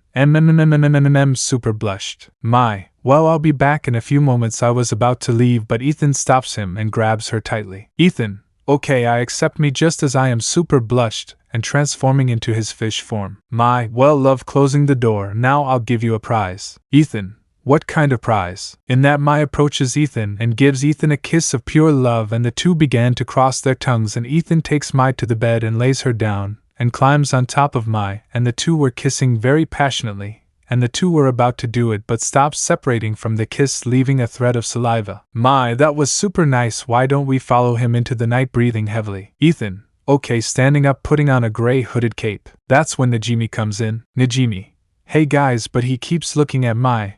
I didn't know you had that fetish. Ethan, don't tell anyone, okay? Najimi, okay, but come quickly, your brother is calling you and it's urgent. Ethan, okay. Mai, a question, how come you have my bunny costume? Ethan, I didn't want to keep it here. Mai, what a nice detail, well, let's go. Downstairs. Ray, what did you do, surprised? Carl, yes, I received a message from Dad that Jerry is fine, he is already in the BSA, but Dad deviated from his course, now he is in China, and they say that in China it is much worse since that's where the virus comes from. Ray, my god, and now what will we do? Leon, oh, we have to go find Dad in China. Rika, I'll lend you my plane. Shizuka, but where do you think he is? Carl, according to what I have been investigating, and he is in Shanghai, that's where the first outbreak of the virus began. Ethan, well, we have to go help. Eri, I'm going too. At that, everyone is in shock since they were seeing a woman in a black dress and a mask in the shape of a bird's beak. Eri, I'm Eri Midoriya Miyamoto, nice to meet you, said kindly. Ray, my girl, said happily and hugs her very tightly. Eri,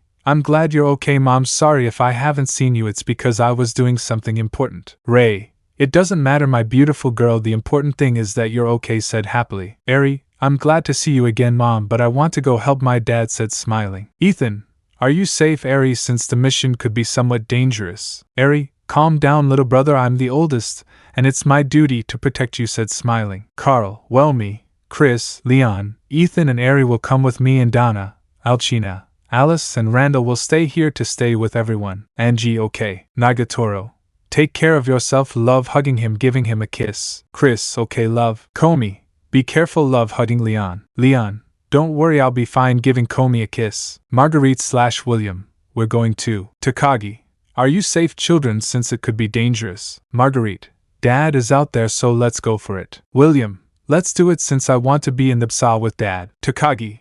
That's why my children fill me with pride, hugging their children, giving them each a kiss. Eri. Well, today we're leaving, but look at this, Ethan giving him a small crown. Ethan, how surprised. Eri, you're already a leader. Ethan.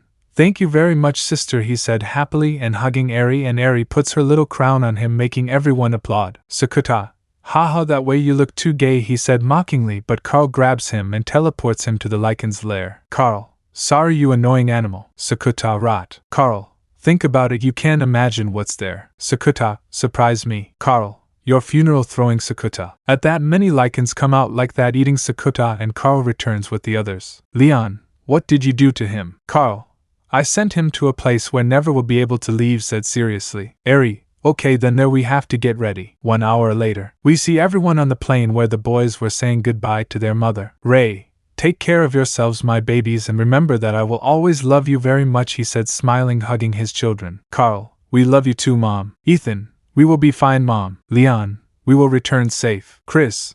We will always be safe, they said, smiling, hugging their mother. Takagi. Take care of yourselves, children, giving a kiss on the forehead to both of them. Marguerite/William. We promise you, Mom, they said, smiling. Carl. Well, let's go, getting on the plane and hand something to Himiko. Himiko. Grabbing the letter. Carl. I'll wait for you later, love. Himiko. Love, super blush, seeing that it was a love letter. I'm finally going to have a boyfriend, said in love. I'll be waiting for you, remember that I always love you. Nagatoro. Take good care of yourself, love, and I will always love you. Komi. Remember that I always love you, whispering super low. Leon/Chris/Ethan.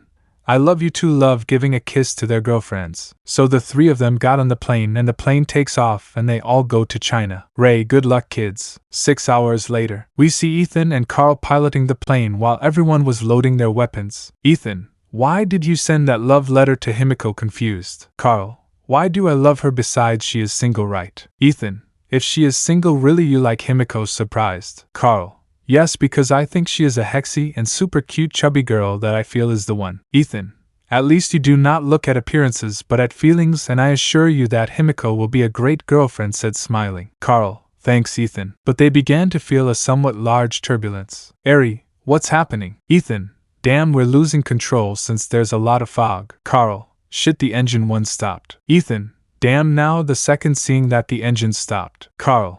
Well, just be prepared for the impact by fastening your seatbelt, and the plane begins to plummet to the point that everyone holds on tightly, but someone on a train saw all of that. Hey Seiko, those are not your nephews. Seiko. Yes, they do worry about their father, seeing that the plane crashed and exploded. Knowing them, they are still alive. With the others. William. Again receiving a pass from Marguerite. Marguerite. Don't be stupid, that was dangerous. Leon. Everyone is fine. Eri. But how did the plane fail? Confused. Carl. Due to the great fog, there was too much, that's why the engine failed. Chris. Hey guys, seeing that the zombies were approaching and Ethan shoots one. Ethan, runnin'. So everyone started running super fast while shooting at the zombies, but Eri used the Mega Misita and Carl put things together, thus reaching a safe area. Ethan. How good, not there anymore. Marguerite. How strange, didn't you notice something strange? Leon, what a thing. Marguerite. That the zombies are now more resistant than ever, since those of 2017 were weak, but these are stronger. Chris. It must be the new virus, since now they are almost indestructible. Carl. Well, there is no time to waste now, there is to look for Dad. 1 hour later. Ethan. Damn, I do not smell his scent. William. Nor that of my dad. Confused. Leon. I think he should be nearby. Eri. Wait a moment, smelling. Chris. What's happening? Eri. I already found him, starting to run. Marguerite. Eri, wait, starting to run. So everyone began to follow Eri while Eri was very close to her father until they reached a warehouse where her father was. Eri. If my sense of smell is not wrong, he is here. Ethan. Let's go in quickly. So everyone entered, but they hear gunshots where everything goes on alert, and everyone gets in one place, but Eri grabs everyone and everyone hides, and they will return to see where they came from. They shot them, but everyone was surprised since they saw nothing more and nothing less than Izuku Midoriya Koda along with Chris Redfield and Lion Scott Kennedy, who were fighting until the four separate and point at each other with their weapons. Koda, Izuku. Izuku, Koda. Chris, Leon. Leon, Chris. Chris, Izuku. Leon, what are you doing here? Leon. We are looking for Derek Simmons. Izuku. what were you going to do to Seiko, seriously pointing his gun? Kota, get out of the way, Izuku. She did worse things, he said, seriously pointing his gun at Leon and Izuku. Izuku, we don't need her. She is a key witness. We need her. Chris, I have one. She is the cause of all this. Izuku, no. It has been Simmons, the National Security Advisor. Kota/Chris, I have lost my men because of her, they said angrily. Izuku/Leon, and we have lost more than 70,000 people and the president because of Simon's, seriously pointing his gun. Leon S. Lower the gun, Chris. Kota, lower it, Izuku. Izuku, never super serious. Seiko 2, what do we do? Ada 2, we better go. She was about to throw a Reaper grenade, but a large metal ties her up and puts her against the wall. Everyone, what? Ethan, Dad falling with everyone. Izuku, what children, what are you doing here? Shocked. Carl, we came to help you. Izuku, why did they do it? Leon, why do we worry, Dad? Seiko 2, better we go throwing a Reaper bomb in which it opens, mowing everyone and leaving quickly. Hey, stop shooting, damn. Chris, no time to waste, let's go at once. Izuku, hey Chris. Chris, what? Izuku, please don't kill Seiko. Kota, we will try. Ethan, and you, who are you? Serious, taking out your black whips. I am Piers Niven, serious soldier. Izuku, already calm down everyone. Izuku, we do not have to waste time, let's go at once, loading your weapon. Eri, who are you? I am Helena Harper, and do not worry, I do not have a romantic interest with your father, smiling. Leon S. And well, I am your favorite uncle, said smiling. Izuku, well, listen everyone, let's go at once for Derek Simmons. Chris, and we for Ada and Seiko, loading their shotgun. Izuku, hey guys. Kota, what? Izuku? Izuku, just don't kill Seiko or Ada, please. Kota/Chris, we will try. Izuku, loading their shotguns. Chris, let's go. Piers, yes Chris. Kota, leaving the warehouse as well as Izuku and the others. Izuku, well, team, loading their gun. Let's go for them. Let me know in the comments below if you guys want the next part. Also check out my other video that has been shown and left. Thank you for watching. If you enjoyed this video, please like and share this video. And have a fantastic day. Bye.